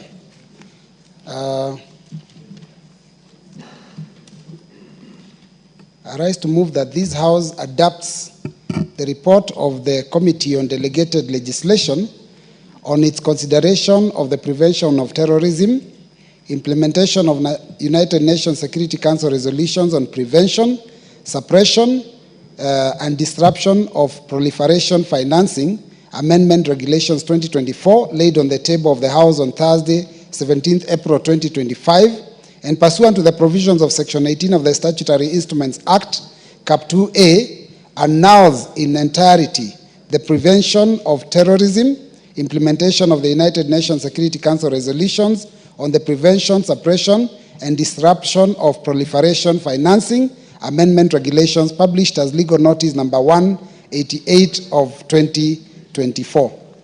Mr. Speaker, these regulations are very similar to the ones that we have just addressed in the previous motion. And ideally, the problems that we face with the two regulations are very similar. Because, Mr. Speaker, what happens is that every law, almost every law that is passed on the floor of the House, Mr. Speaker, allows the implementer of the law, in which case most times it is government departments, government ministries, some authority to also make regulations, guidelines, so that they can be able to fully implement the law, because the law cannot be 100% detailed. Now, unfortunately, in the process of making these regulations, the regulatory making authorities many times overpass the mandate or go beyond the mandate that is allowed to them. Mr. Speaker, the Committee of Delegated Legislation is guided by the contents of the Statutory Instruments Act. And whenever any regulation is presented to the committee, then we must check with the Constitution, the Statutory Instrument Act, the parent act upon which the regulations are made, so that we look and see whether there is conformity. So, Mr. Speaker, on these regulations, the problems that we faced with the previous ones were also very evident. First and foremost, Mr. Speaker, was the issue of time. Now, the Statutory Instruments Act indicates under Section 11, Section 11.1, that laying of statutory instruments before Parliament. It states that every cabinet secretary responsible for regulatory making authority shall within 7 sitting days after the publication of the statutory instrument ensure that a copy of the statutory instrument is transmitted to the responsible clerk for tabling before the relevant House of Parliament. Mr. Speaker, unfortunately, these regulations were tabled late, beyond the 7 days period that is allowed under the Statutory Instruments Act. Therefore, already that it's already offended the Statutory Instruments Act, and on the basis of that, Mr. Speaker, the committee has absolutely no other recourse, because the only thing the committee can do is either allow the regulations to proceed or follow the law and annul them, because there is no other alternative. So on the basis of the timing, that is why the committee is proposing annulment. Mr. Speaker, our Constitution, Article 10 and Article 118, is very clear that there has to be public participation on all matters that are of importance to the people. Section 5 of the Statutory Instruments Act also talks about participation of the people. So, Mr. Speaker, there was absolutely no evidence of any public participation or any consultation between the ministry and anyone on the matters that are contained in these regulations. So again, we felt that it offended the Statutory Instruments Act and offended the Constitution, and therefore, we had no alternative but to propose for annulment. Mr. Speaker, the Statutory Instrument Act is very clear about the amount that can be penalized within the confines of the Statutory Instruments Act. And the maximum allowed penalties is only 1 million. Mr. Speaker, these regulations are imposing a fine of 3 million. That is way beyond what the statutory instruments can allow. The only way that the regulatory making authority can be able to penalize 3 million is if they make reference to any other law. And that must also be clearly indicated in the instrument that they present to the committee. So these regulations did not indicate where the 3 million came from, and therefore it is offensive to the Statutory Instruments Act, which is very clear about the amount that can be penalized. Mr. Speaker, Section 13 of the Statutory Instruments Act talks about those things that must be considered when the committee is dealing, relevant considerations when the committee is dealing with any statutory instrument. Now, 13H talks about that any regulation that is defective in its drafting or for any reason the form or purpose of the statutory instrument calls for any elucidation, then if it is unclear, then it cannot be passed. So we noticed that there were areas there were gray areas, and unfortunately, the statutory instrument is supposed to give clarity. So if they create a gray area, then again it offends Section 13, Part H. On the same relevant consideration, Section 13M, it says that no regulation shall be presented that inappropriately delegates legislative powers. Now, many are the times when the regulatory making authorities have been given powers to make the regulations, but they go beyond the parent act, they go beyond the Constitution and create their own law. Now, it's only Parliament that is able to make law. So that is why, Mr. Speaker, we feel that these regulations overstepped the mandate that had been given to the regulatory making authority. And therefore, Mr. Speaker, as a result of that, we want to request the House, Honorable Speaker, we beg the House to agree with the committee and help annul, so that we can give the ministry an opportunity to go back to the drawing board and as quickly as they possibly can make the corrections to these errors and then present proper regulations so that they can be passed. With those few remarks, Mr. Speaker, I beg to move and request that the Honorable Charles Onchoke, Member of Parliament, to second. Thank you, Mr. Speaker. Onchoke. Honorable Speaker, I rise to second the motion to adopt the report of the Committee on Delegated Legislation on the consideration of the prevention of terrorism, implementation of the United Nations Security Council, regulations on prevention, suppression, and disruption of proliferation financing, amendment, regulations of 2024, Legal Notice 188 of the year 2024. Thank you, Honorable Speaker. I second. Thank you, honorable members. I now propose the motion, which is that this House adopt the report of the Committee on Delegated Legislation on its consideration of the prevention of terrorism, implementation of the United Nations Security Council resolutions on prevention, suppression, and disruption of proliferation financing, amendment regulations 2024, laid on the table of the House on Thursday, 17th of April 2025, and pursuant to the provisions of Section 18 of the Statutory Instruments Act, Cap 2A, annuls in entirety the prevention of terrorism, implementation of the United Nations Security Council resolutions on prevention, suppression, and disruption of proliferation financing, amendment regulations published as legal notice number 188 of 2024.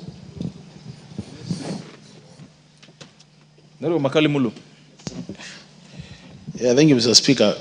Very briefly, just to agree the committee, but Honorable Speaker, the committee has made a very interesting observation, which I think is something as a House we need to be very careful with. When I listen to the mover, Honorable Mboi, make his remarks, he says, Honorable Speaker, there are cases where the bodies who are making regulations are actually making law instead of focusing on the existing law. Honorable Speaker, procedurally regulations are supposed to operate to make operational the acts of Parliament, so that they make this is the operational stage of any law. Now, that being the case, in a situation where this House has passed a law and then the authority making the regulations adds things outside the act of Parliament, I think that should be illegal, Honorable Speaker.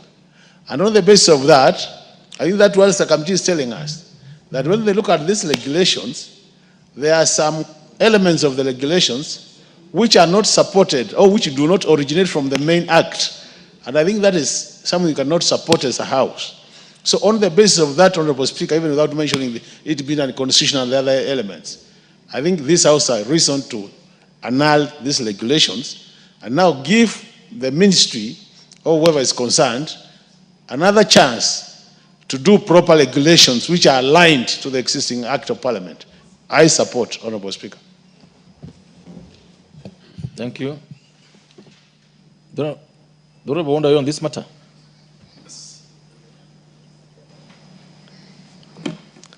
Honorable Speaker, just before we go, not really on this matter. Then let's have the Honorable Meli. Okay. Wants to contribute on this matter.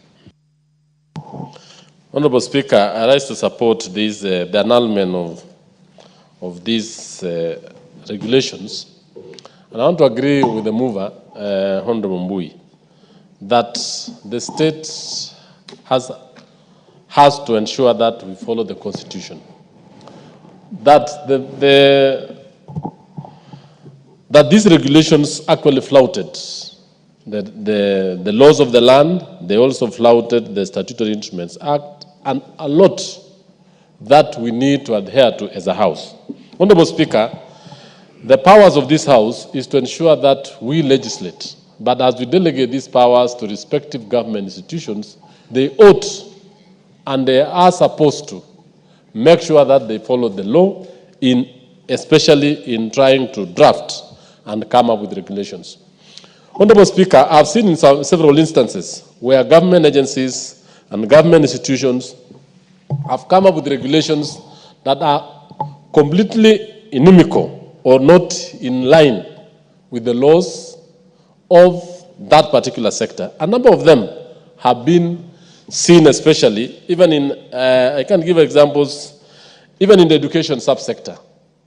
Honorable Speaker, when you look at this terrorism bill, the rights and the privileges of the citizens are actually trammed up.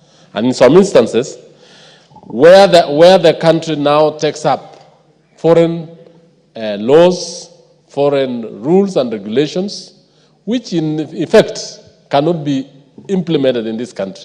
So, Honorable Speaker, what the Delegated legislation has done is quite commendable, and I support the annulment in entirety.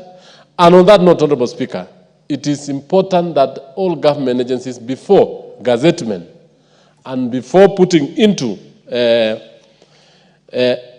making sure that all these laws, all these regulations are being followed, and make sure that they do not contravene the Constitution. I support. Thank you, members. There are being no further interest on this matter, we will defer the putting of the question on the same to the next time the matter is scheduled in the order paper. Next order. Order number 19, the Learners with Disabilities Bill, Senate Bill number 4 of 2023, second reading. Honorable Meli. Honorable Speaker, the Learners with Disabilities Bill, I beg to move that the Learners with Disability Bill, Senate Bill number 4 of 2023, which was referred to the committee following its first reading in the National Assembly on 7th November 2023, was submitted from the Senate on 26th of October 2023. Honorable Speaker, this bill is very important, and I want to bring to the attention of the House that this is a bill that is going to look into several clauses, almost 46 clauses, that are actually dealing with the learners with disabilities, and more importantly, institutions that conduct, affect learners with disabilities. And Honorable Speaker, all these bills seeks to establish a comprehensive legal and institutional framework for the education of learners with disabilities. It regulates the conduct of institutions serving the learners. I'm talking about the learning institutions. And in fact, it also looks at the community and promotes inclusive education consistent with our constitutional values and Kenya's international obligations. So, Honorable Speaker, the bill actually seeks to really promote learners with disabilities, try to assist the teaching service, especially those individuals with disabilities, and also tries to make sure that learners with disabilities across the country are actually assisted. Honorable Speaker, while we were looking at this bill, because it was a referral bill, the committee placed a public advertisement on the public under Article 1 and Article 11.8, 1B of the Constitution. And Honorable Speaker, only one formal memorandum was received. And this particular memorandum was from the National Disabilities Forum. When we received that particular memorandum, Honorable Speaker, we went on as a committee to actually invite and engage key stakeholders in this particular bill, because we realized that up to 1.7 million Kenyans have various forms of disabilities. And it was not good that we are going to carry out this particular bill with only one particular grouping. So we did invite the following stakeholders: United Disabled Persons of Kenya, the Side Relief, the Kiambu Disability Network, the Kenya National Deaf Association, the Women Challenge to Challenge, Student with Special Needs Association, among others. Honorable Speaker, the need to invite all these is actually based on the importance of public participation in the law-making process, which is a constitutional requirement, and it is actually a threshold that we have to meet before bringing this particular matter before the House. So the committee held several meetings, and therefore it was we went through the bill clause by clause as required. Honorable Speaker, just to give a background information that in this country, over 1.7 million Kenyans live with disabilities. And I'm talking of disabilities of various kinds: hearing impairment, mental impairment, and all those other disabilities. And in this particular case, we are normally saying these are individuals who are differently endowed. Honorable Speaker, of this, 39% access primary school education. And it is important, Honorable Speaker, that it would be very good that when we are moving this bill, members be appraised that all these cuts across the Republic, in all sectors, in many families, in many communities, in many institutions, we have people living with disabilities. 39% access primary education and just 9% attend secondary school, despite the progressive initiatives like free primary education in 2003. Over 1 million children, many with disabilities, remain out of school. This is something that we need to know as a house, that as much as as we speak now, about 10 million people are in formal education. Of these, very few are actually in primary education, about 39% of the 1.7 million. About 9% attend secondary school. And this particular bill is supposed to promote learners with disabilities so that homes, individuals who have these children, and institutions who have these children are able to bring them to school, access education, either schools that are, or institutions that are only for disabled person, or integrated schools. And we need to promote this by even encouraging the teachers and motivating them to even earn more by trying to assist these particular young people. Over the years, the government has undertook a number of reforms to include, for example, the Ngala Mwendwa, the Kajathi, the Koej or the Kamunge report. We have the Munavu report, and even the most recent, the Presidential Working Party on Education and Reform. So, Honorable Speaker, through all this, the government have been trying to make sure that learners with disabilities are assisted through proper legal procedures. It is on this that a number of institutions were established. The Kenya Sign Language, the Kenya Institute of Special Education, and a lot, for example, the Kenya Institute of the Blind. All these were established to actually assist learners with disabilities, assist individuals who are differently endowed in terms of sight, in terms of hearing impairment, in terms of mental, and even come up now with institutions such as the Thika School of the Deaf, and all other special institutions across this country. Honorable Speaker, to just run through the bill, I just want to say that the bill gives, in clauses 1 to 4, gives the objects, the definition, and the guiding principles. And in that particular aspect, Mr. Speaker, it goes on to define the various aspects of disabilities. And in this, it is very important for this House that even as we look at them, there are certain proposals, the proposed amendments that we proposed to even entrench and even ingrain and even make it better in terms of understanding what kind of disabilities we are talking about. In clauses 5 to 8, it gives the rights and responsibilities for learners, parents, and governments. In several instances, many parents, many government institutions have at one time, just because of the kind of language, the kind of wording they use, at times goes to an extent of discouraging learners with disabilities. This is something that no parent, and I want to make it very clear, Honorable Speaker, make the choice of their children.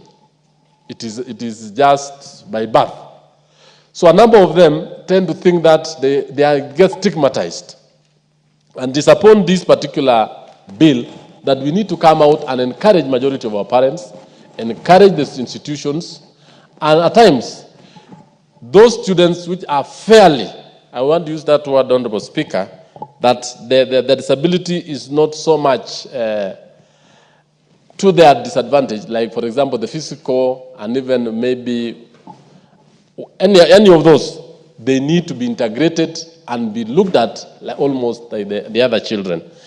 On clauses 9 to 19, it gives the registration, admission, and management of institutions. That's why I say the bill looks also into the institutions.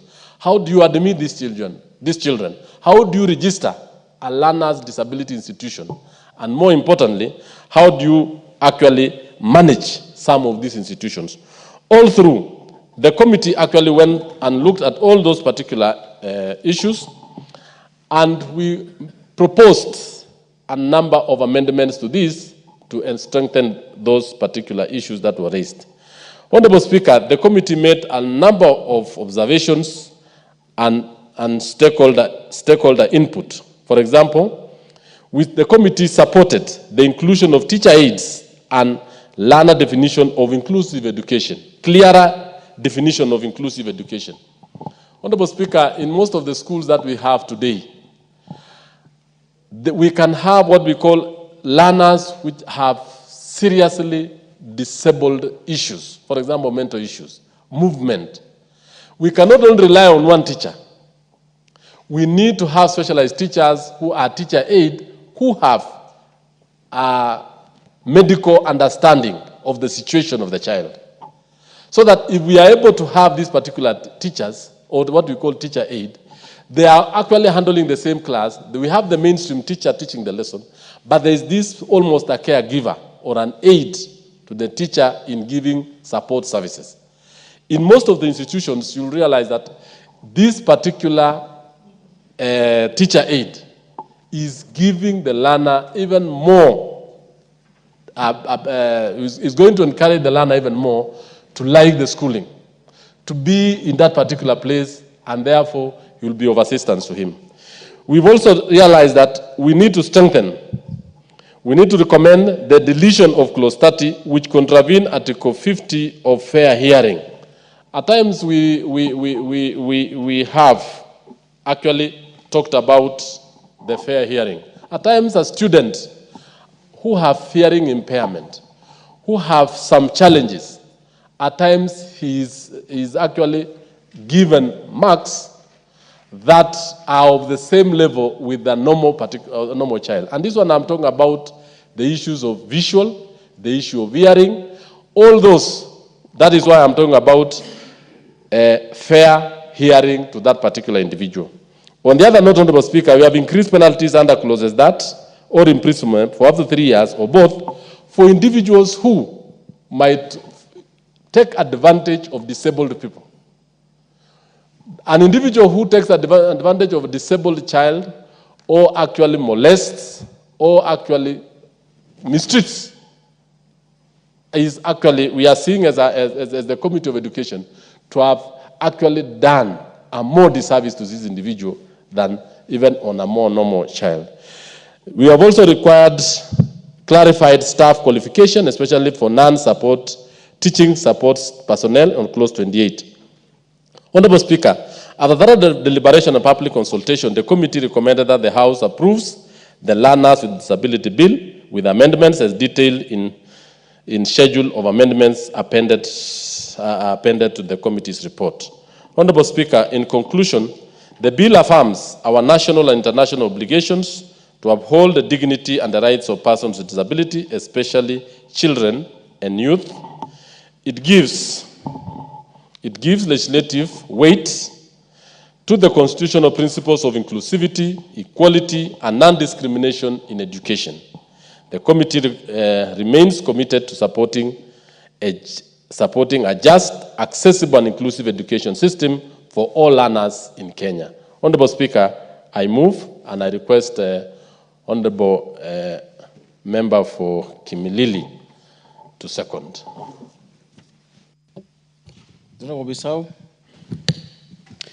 Thank you, Mr. Speaker, sir. On the onset, I stand up to second and support this Senate bill on the learners with disability 2023. Mr. Speaker, disability is not inability. These children, given a chance, they can excel even more than the ordinary children. So if you look at this bill, it actually also devolves the management of learners with disability from the county governments, having county education boards, and also having county education resource centers, which will really help these children. If you also look at the bill, it talks about the minister, or rather the CS, education, ensuring equality, such that also special schools are actually equipped properly with all the rights also for these children being there. So, Mr. Speaker, from the financing and the policy regulation, institutional management, and the rights and responsibilities of all the institutions, I think this bill is very, very crucial. And quite critical also is the parents. The bill talks about the parents to ensure that they avail their children in these institutions. Something that has happened in many homes whereby children with disability are seen as second-class children, and somehow even they are put back. I mean, they are not really being given that priority in terms of taking them to school. We've also seen some of the institutions, to give an example, Kilimani School for the Integrated, which they've also tried to integrate the blind. You'll find that in this school, even the teachers looking after the disabled children are not paid on time because their budget is not part of the priority, with very few even basic equipments like the braille not being put in place. So, Mr. Speaker, I second and support this bill because it's very, very good news for the 43rd tribe of this country, which very few people talk to support them. I support. Thank you. You're not supporting, you're seconding, so. Oh, I second. Thank you. Oh, members, I now do propose the question, which is that the Learners with Disabilities Bill, Senate Bill number 4 of 2023, be read a second time. Honorable Dorothy Ikiara. Thank you, Honorable Speaker. Honorable Speaker, I stand in this House today a happy person, and I want on the onset to say I strongly support this very crucial bill, the Learners Bill, the Disability Bill 4 of 2023. Honorable Speaker, many a times we talk about disability, but we don't know to what extent this particular word impacts on the people who live with disability. Honorable Speaker, when we talk of disability, we first of all must realize that we have very many forms of disabilities. People living with hearing impaired, people who are virtually impaired, people who are physically challenged, persons who have autism, and persons who have even multiple disabilities. And Honorable Speaker, when we come to the field of learning, it is very imperative that we must look at these very categories individually. And this one, Honorable Speaker, I want to say it will not start by us debating. We must go a step further and ensure that this is managed at the policy level. And Honorable Speaker, how I wish, as I commend the Committee of Education, that they go a step further. And in their recommendation, I don't know if this bill, how far, but we can make amendments, that we have a special unit, like we have the TVET special unit that takes care of TVET colleges. We have a special unit that will have a PS who will exclusively look or be in charge of special institutions. 1.7 million people is not a small number that can be assumed, Honorable Speaker. And if we can manage this at the policy level, we can be able to manage disability. Honorable Speaker, in this country, I want to say we have schools, yes, and we have teachers who take care of various forms of institutions. If it is the school for the blind, we have teachers who are specially trained and taught how to handle those children who are visually challenged, impaired. We also have schools where we have the deaf and dumb. They take care of students and pupils who are in that category. We have also schools where we have teachers who take care of the physically challenged. Autism the same. But Honorable Speaker, we have not been able to look critically and ask ourselves, do we have sufficient institutions to take care of these children? Are we giving this particular group of citizens a fair share of what a government should be able to give to its citizens? Have we been able to equip our schools in the right way, in such a way that these special groups of categories of persons are able to access all the accessories that are needed for them to be comfortable in these schools? Because, Honorable Speaker, we have found out that in some areas, like where the blind need brailles, where the deaf need special gadgets to assist them in their hearing as hearing aids, where the physically handicapped need special wheeled chairs to be able to take them from point A to point B. All these things sometimes are not available because they are too expensive. And Honorable Speaker, we have made proposals in the floor of this House occasionally that can we have these items, at least let them be duty-free so that they can be accessible, or even the government to avail them for free. Because, Honorable Speaker, it is rather unfortunate that a majority of the people who have children with disability are the low-income parents who are not even able to subsidize to make their lives comfortable. Honorable Speaker, I want to say, even when we come to the teacher ratio, teachers who take care of these specialized children are never enough. We have KISE, which trains teachers, various categories of teachers, to take care of children with various disabilities, but we still find that in these institutions, the ratio is not enough. So, Honorable Speaker, children are taken in most of these institutions, but they don't get the specialized care that is required for them to be able to advance their lives to the level that we can comfortably say they can compete even globally with the other children.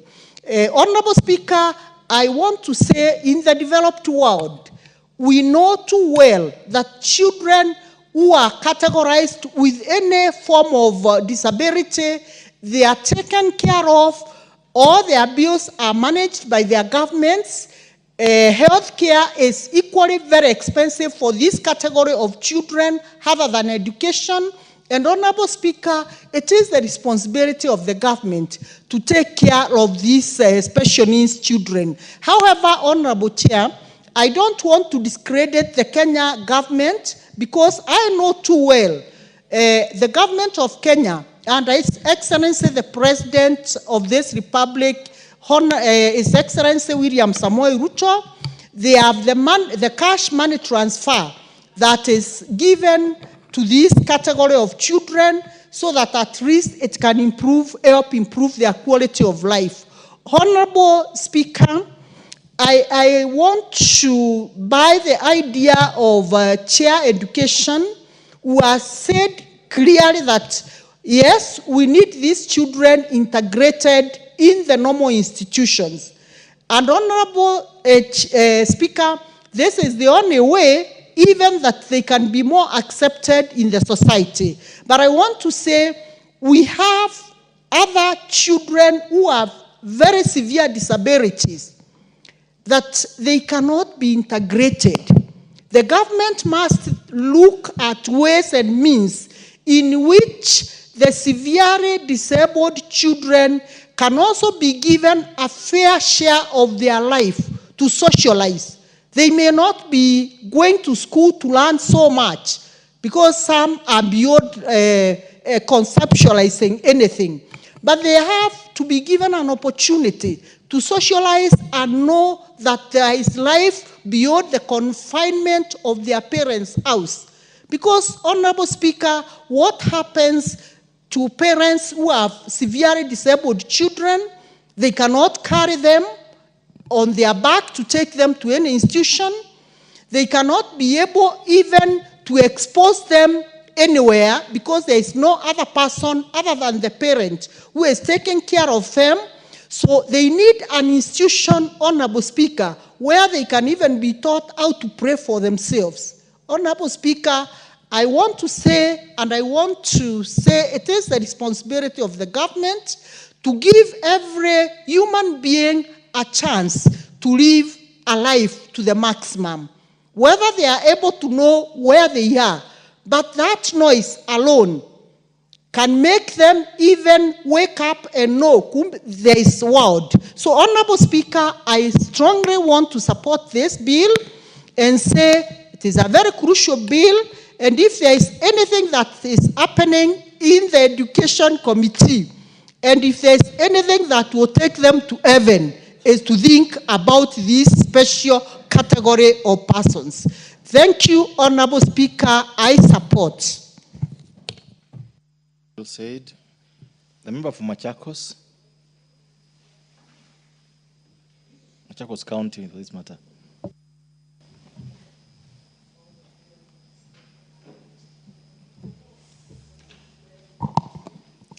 Thank you, Mr. Speaker, for giving me this opportunity to air out my views on this bill.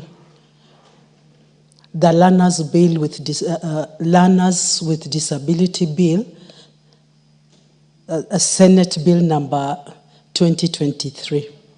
I want to applaud the minds that came up with this great bill. Indeed, I've heard the Chair of Education articulate it, and I believe this is long overdue. If there's anything, and if there's one thing I have passion for, are the children living with disability. I've had an opportunity to travel to various schools in my county, and I can testify to majority of them are living, those children that are schooling, the PWD students are living, are learning in very, very disappointing environments.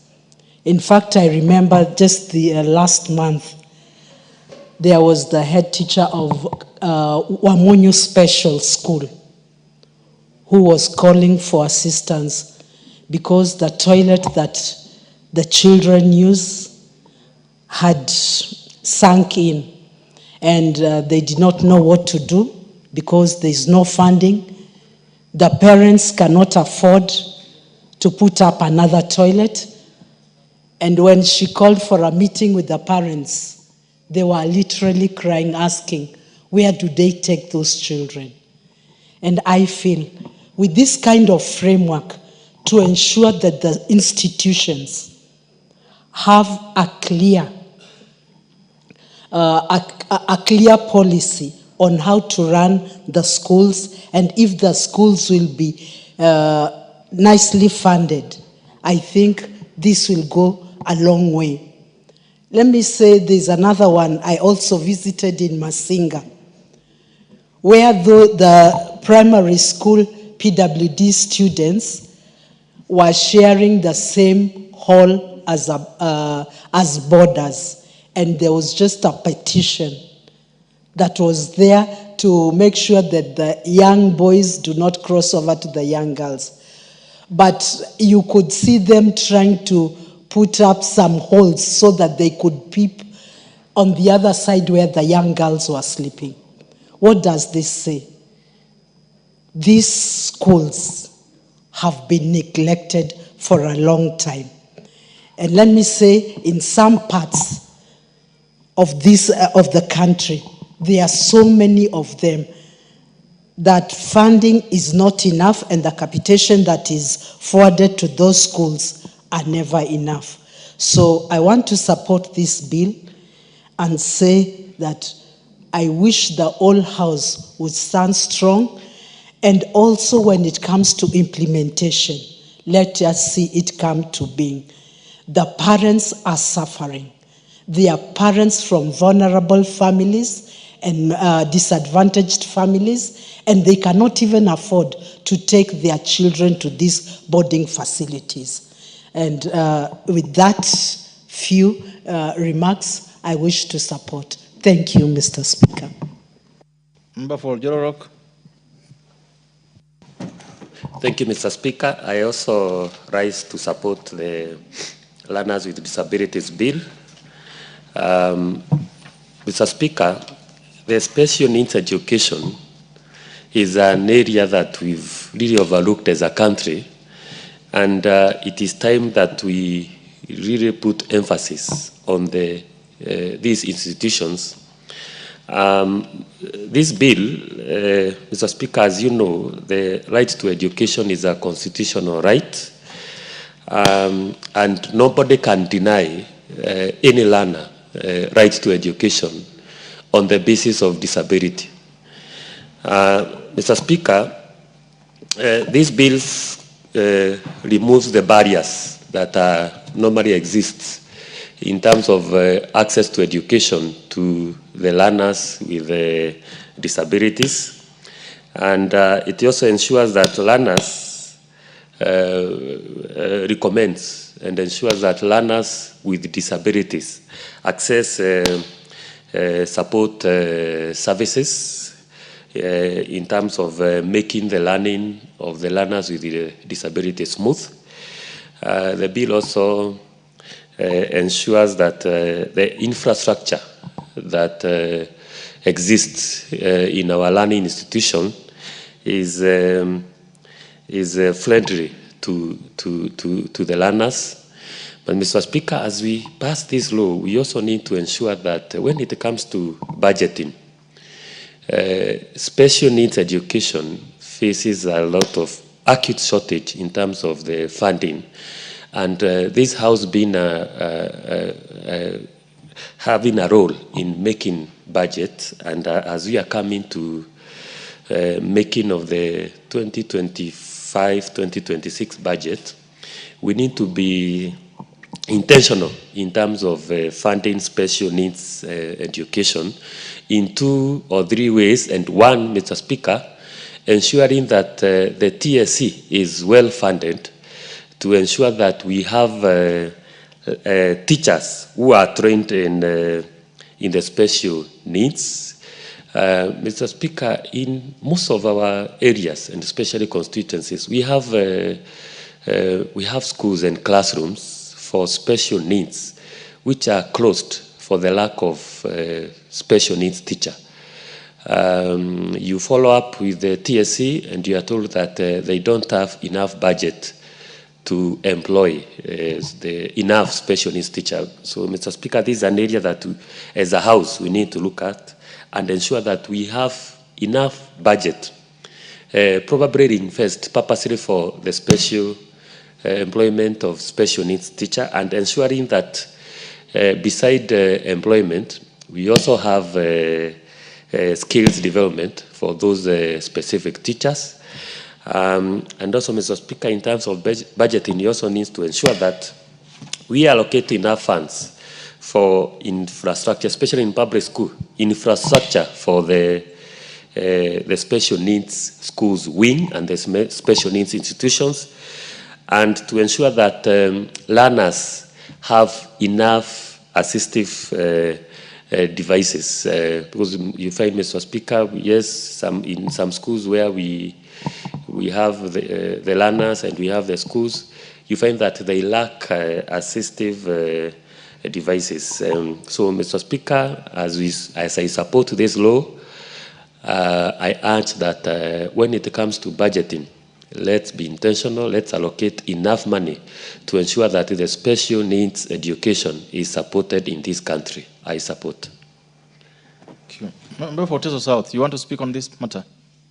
Go ahead.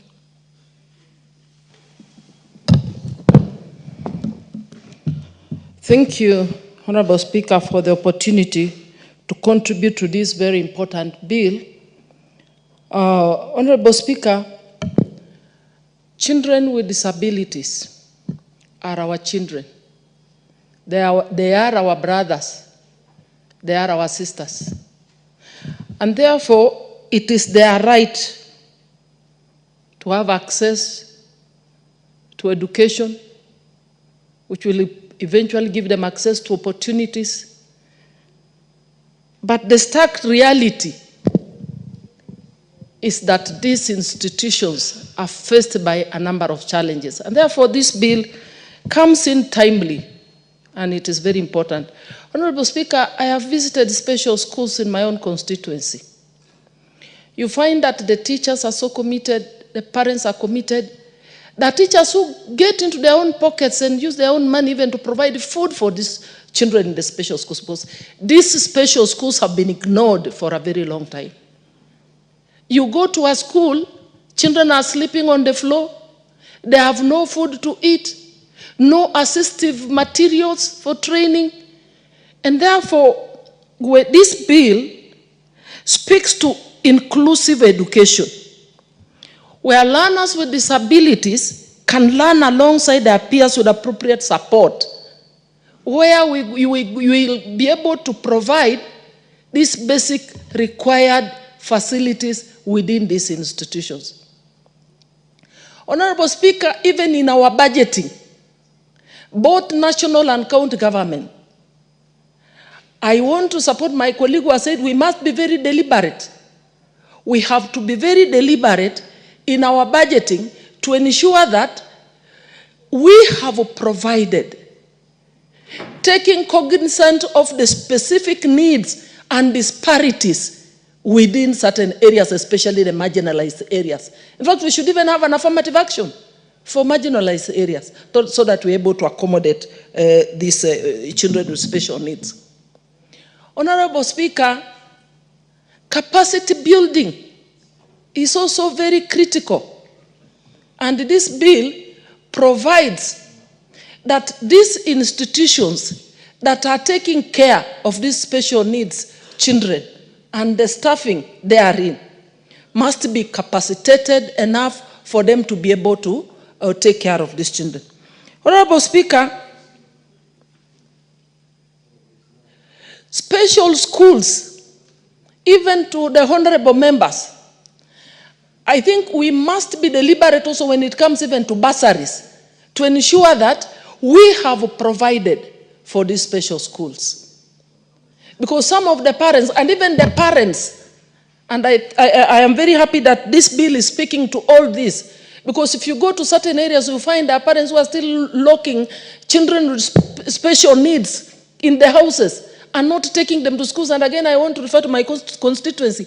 I'm very happy with the teachers that are in these schools because they get out of the school compound and visit homes to look for these children and get them and take them to school so that they can also get access to education. So there is need for us to support these institutions so that even the teachers will make their work a little easier and a little comfortable as they commit themselves to support and provide for these children with disabilities. Honorable Speaker, I support this bill. Thank you. Honorable Oundo. Go ahead. Yeah, thank you so much, Honorable Speaker. Honorable Speaker, I want to start by appreciating the Senate for originating this bill. If my memory serves me well, this bill was in this House, and it actually lapsed because of, I think, the end of our term. And then somebody, an honorable member from the Senate, picked it. And I also want to thank my Committee on Education for agreeing to co-sponsor the bill. And I think this is the way we should be doing things, Honorable Speaker, where whichever House originates a bill, we could get an honorable member from that House to co-sponsor, and then we get these laws into place. Honorable Speaker, I want to share some very practical experiences on these learners with disabilities. And this is because in my own constituency, Kitui Central, Honorable Speaker, I have 3 institutions serving learners with disability. I have an institution serving those who are mentally handicapped. I have an institution serving those who are deaf. And I have an institution serving the visually impaired. And I have a chance to interact with them, Honorable Speaker. Honorable Speaker, I want to say this. Just these students with the disabilities, everything relating to them is also special. And the fact that everything is special, it makes this education so expensive to everybody involved, starting with the parents. So, Honorable Speaker, if you look at the situation, and that's why I want to appreciate this bill, because it is discussing the legal framework and the institutional framework so that we provide the right learning environment to learners with a disability. For example, Honorable Speaker, the ones who are visually impaired, you know, they use the braille. I remember at one point I did a petition to this House, to the Committee of Education. There are about 24 teachers in this country who are able to assist development of the material they use. For your information, Honorable Speaker, those teachers are not employed by TSC. They live on handouts from the parents of the institutions. In the whole Republic, there are about 24. And TSC cannot even take them up and put them in their payroll so that they motivate them. So you see, they are playing such a key role in the education of these learners with disability, but they are not being paid. So it becomes very expensive, Honorable Speaker. And how I wish that as a House, we could be able to look at, identify such teachers and make sure that they are employed even before we employ the other teachers. The second point, Honorable Speaker, the 3 institutions in my constituency, if you look at the government funding in terms of infrastructure, that is through the Ministry of Education, it is minimal. Actually, it is through CDF, NGCDF, that we have helped them get some facilities. We have renovated classrooms, we have renovated their workshops, we have renovated their dormitories, and I want to appreciate one of our government organization from Germany, which has done a massive structure for the ones with the visually who are impaired. So if you go there, Honorable Speaker, you ask yourself, what is the role of our government in this important special education? And that's why I want to say, I tend to agree with my colleagues who are saying, I think as a House, now that this bill is with us here, we must work very hard that the bill is passed by this House, and after we pass the bill, Honorable Speaker, I don't know whether at the third reading we could also come up with, other than the institutional and the legal framework, whether we could be very specific in terms of the financial framework in funding these special learners, so that the bill will be very strict in terms of how does the government fund this special education. Because in that case, then our kids will be able to get the right education. The other bit, Honorable Speaker, which is important, is the parents. Honorable Speaker, you know, we all know education is what? Is free in this country. And what has happened is because we have lumped special schools with the normal primary schools, we say education at primary level is free. So in terms of bursaries, you find these particular institutions, we don't consider them in terms of bursaries because they're still offering basic education in terms of primary school. But Honorable Speaker, if you look at the statistics which have been provided by the mover has told this House that out of the learners who are in the basic education, That is primary and secondary level. It is only 9% which transits to secondary education. The cause of that, Honorable Speaker, is basically because of the expenses involved. Honorable Speaker, so many parents have come to my office looking for support because they have been asked to pay by the principals of such schools for the upkeep of their students. And as I said earlier, since everything required of these students is special, then it becomes very expensive. And so most of the parents are not able to afford. And I agree with the Honorable Emase when she says, I don't know whether it's Emase or the other Honorable member, when they say that when you do research, Honorable Speaker, you realize that majority of the homes where these kids come from are actually homes which are mostly poor homes. So very few would be coming from well-to-do families. On that note, Honorable Speaker, you realize that education of this language special with a disability is so expensive that most parents cannot afford. To make things worse, you and me, who are patrons of the NGCDF, are not able to support them through bursaries because of our own act. So in that case, the parents are left on their own. So even as we debate this important bill, Honorable Speaker, I think it is important we also get to whether we can get an exception, whether we can get some way of saying that even though primary education is free and basic education is free, whether we can come up with a way of ensuring that, Honorable Speaker, we have some special fund to assist the parents with these kids so that their kids are able to go to school. Otherwise, we'll be excluding them from the normal life which is expected of a child. The thing which has not worked, Honorable Speaker, is the policy of integration. The government came up with a policy where they're saying all these pupils should be integrated into the main education system.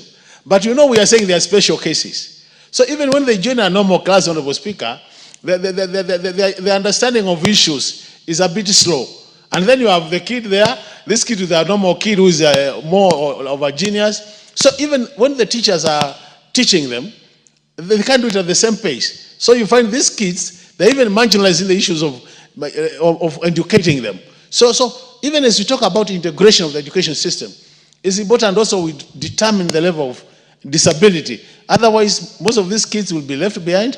Others are isolated. You go out to their class, you find they are on their own. They don't even interact well with the other students. So this issue of learners with disability is a very important issue. And I want to agree with those who are saying, if we want to go far as a country, we must give these learners with disability special attention. We must give them special budgets so that they're able to go to the level they would want to go in terms of their education. With those many remarks, Honorable Speaker, I want to thank you for the opportunity, appreciate our Education Committee, and appreciate Senate for this debate and bill, and urge honorable members that we fast track this bill, let it get to the third reading, and have it becoming an act of parliament so that these kids can benefit out of this bill. I submit, Honorable Speaker. Thank you.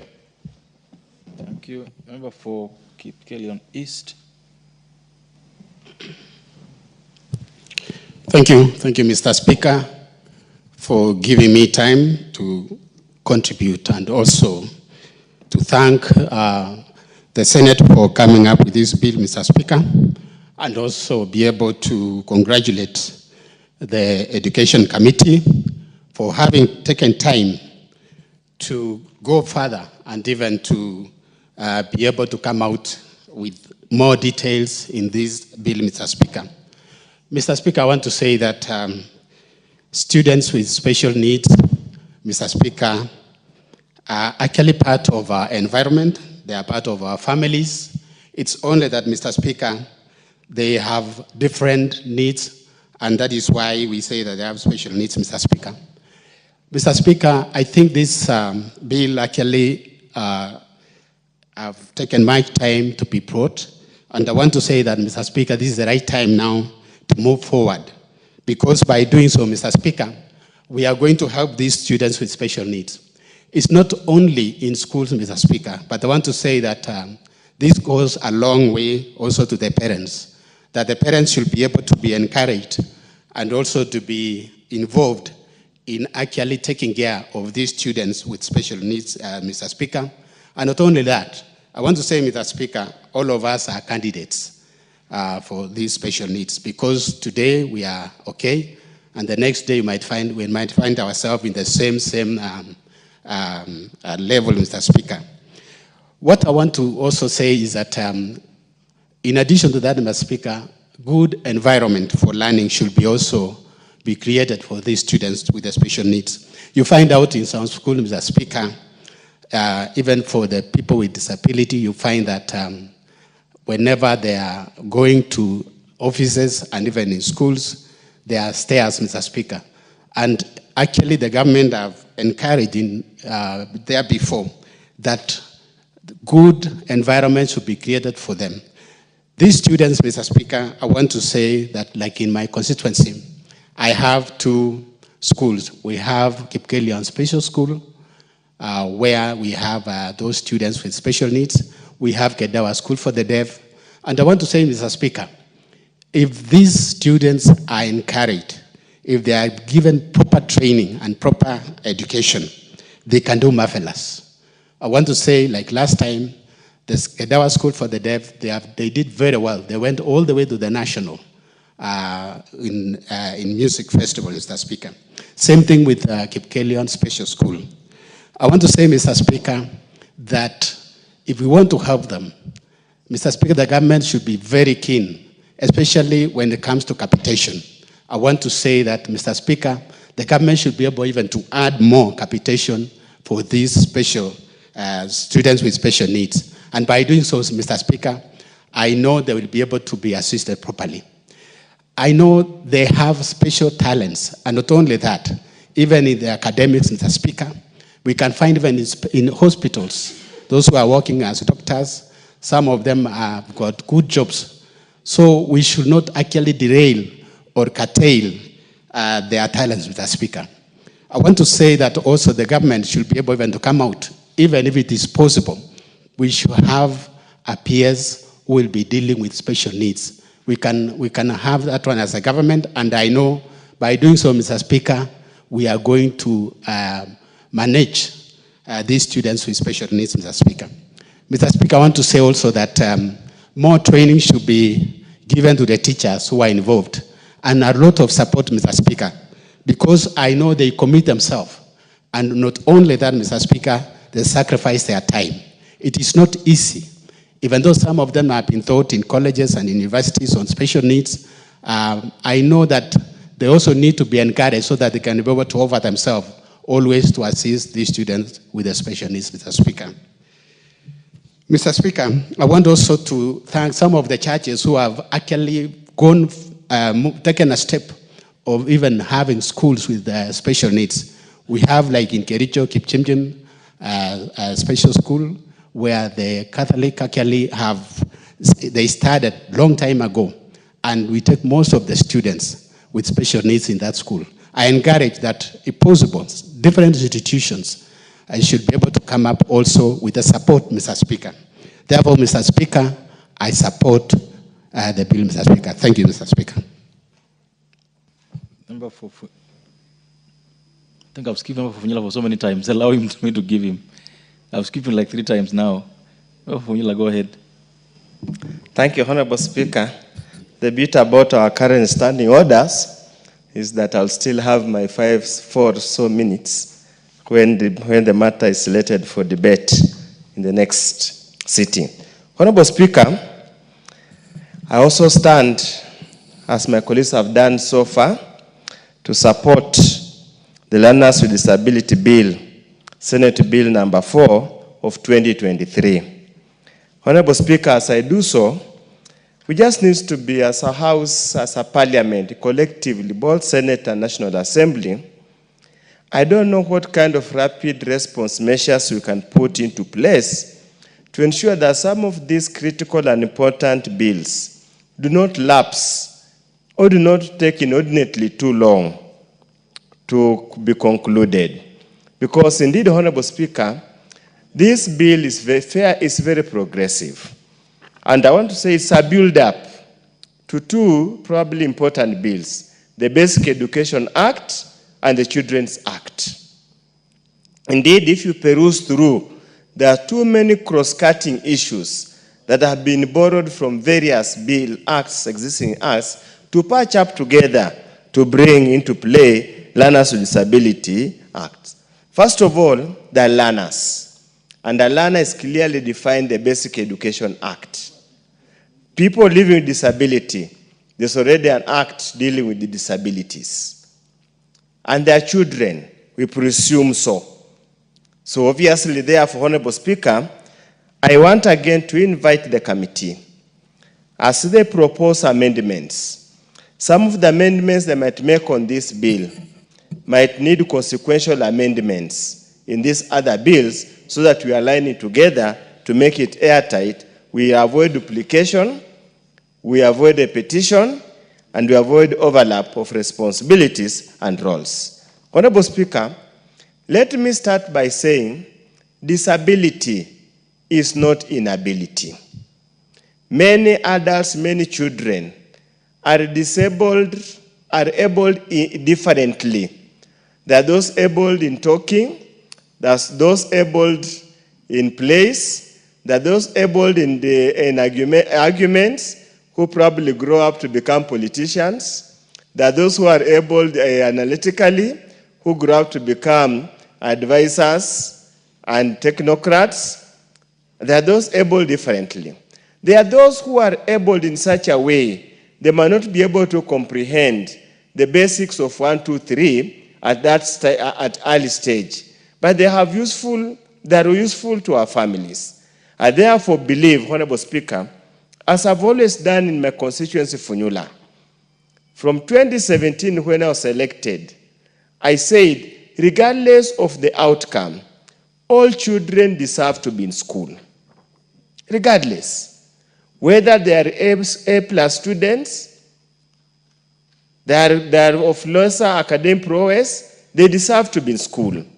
A kid should not be denied permission to go to school on account of probably physical inability, slow comprehension of a recitable material that was brought to us from Europe. Shouldn't be. Honorable Speaker, I must pride myself that for a long time, Nangina Special School has been one of the leading and largest special school in most parts of the lower western Kenya. Busia, part of actually Siaya, and the rest. It has been the leading. Honorable Speaker, obviously these kids have special needs. When you go to those places, we have tried our best. The conditions are not sufficient looking at their level of disability. Over time, Honorable Speaker, we have established Mutembei integrated. Unfortunately, being an integrated school, the level of attention given to those boys and girls at Mutembei probably is not the same level like these other schools, Nangina Special.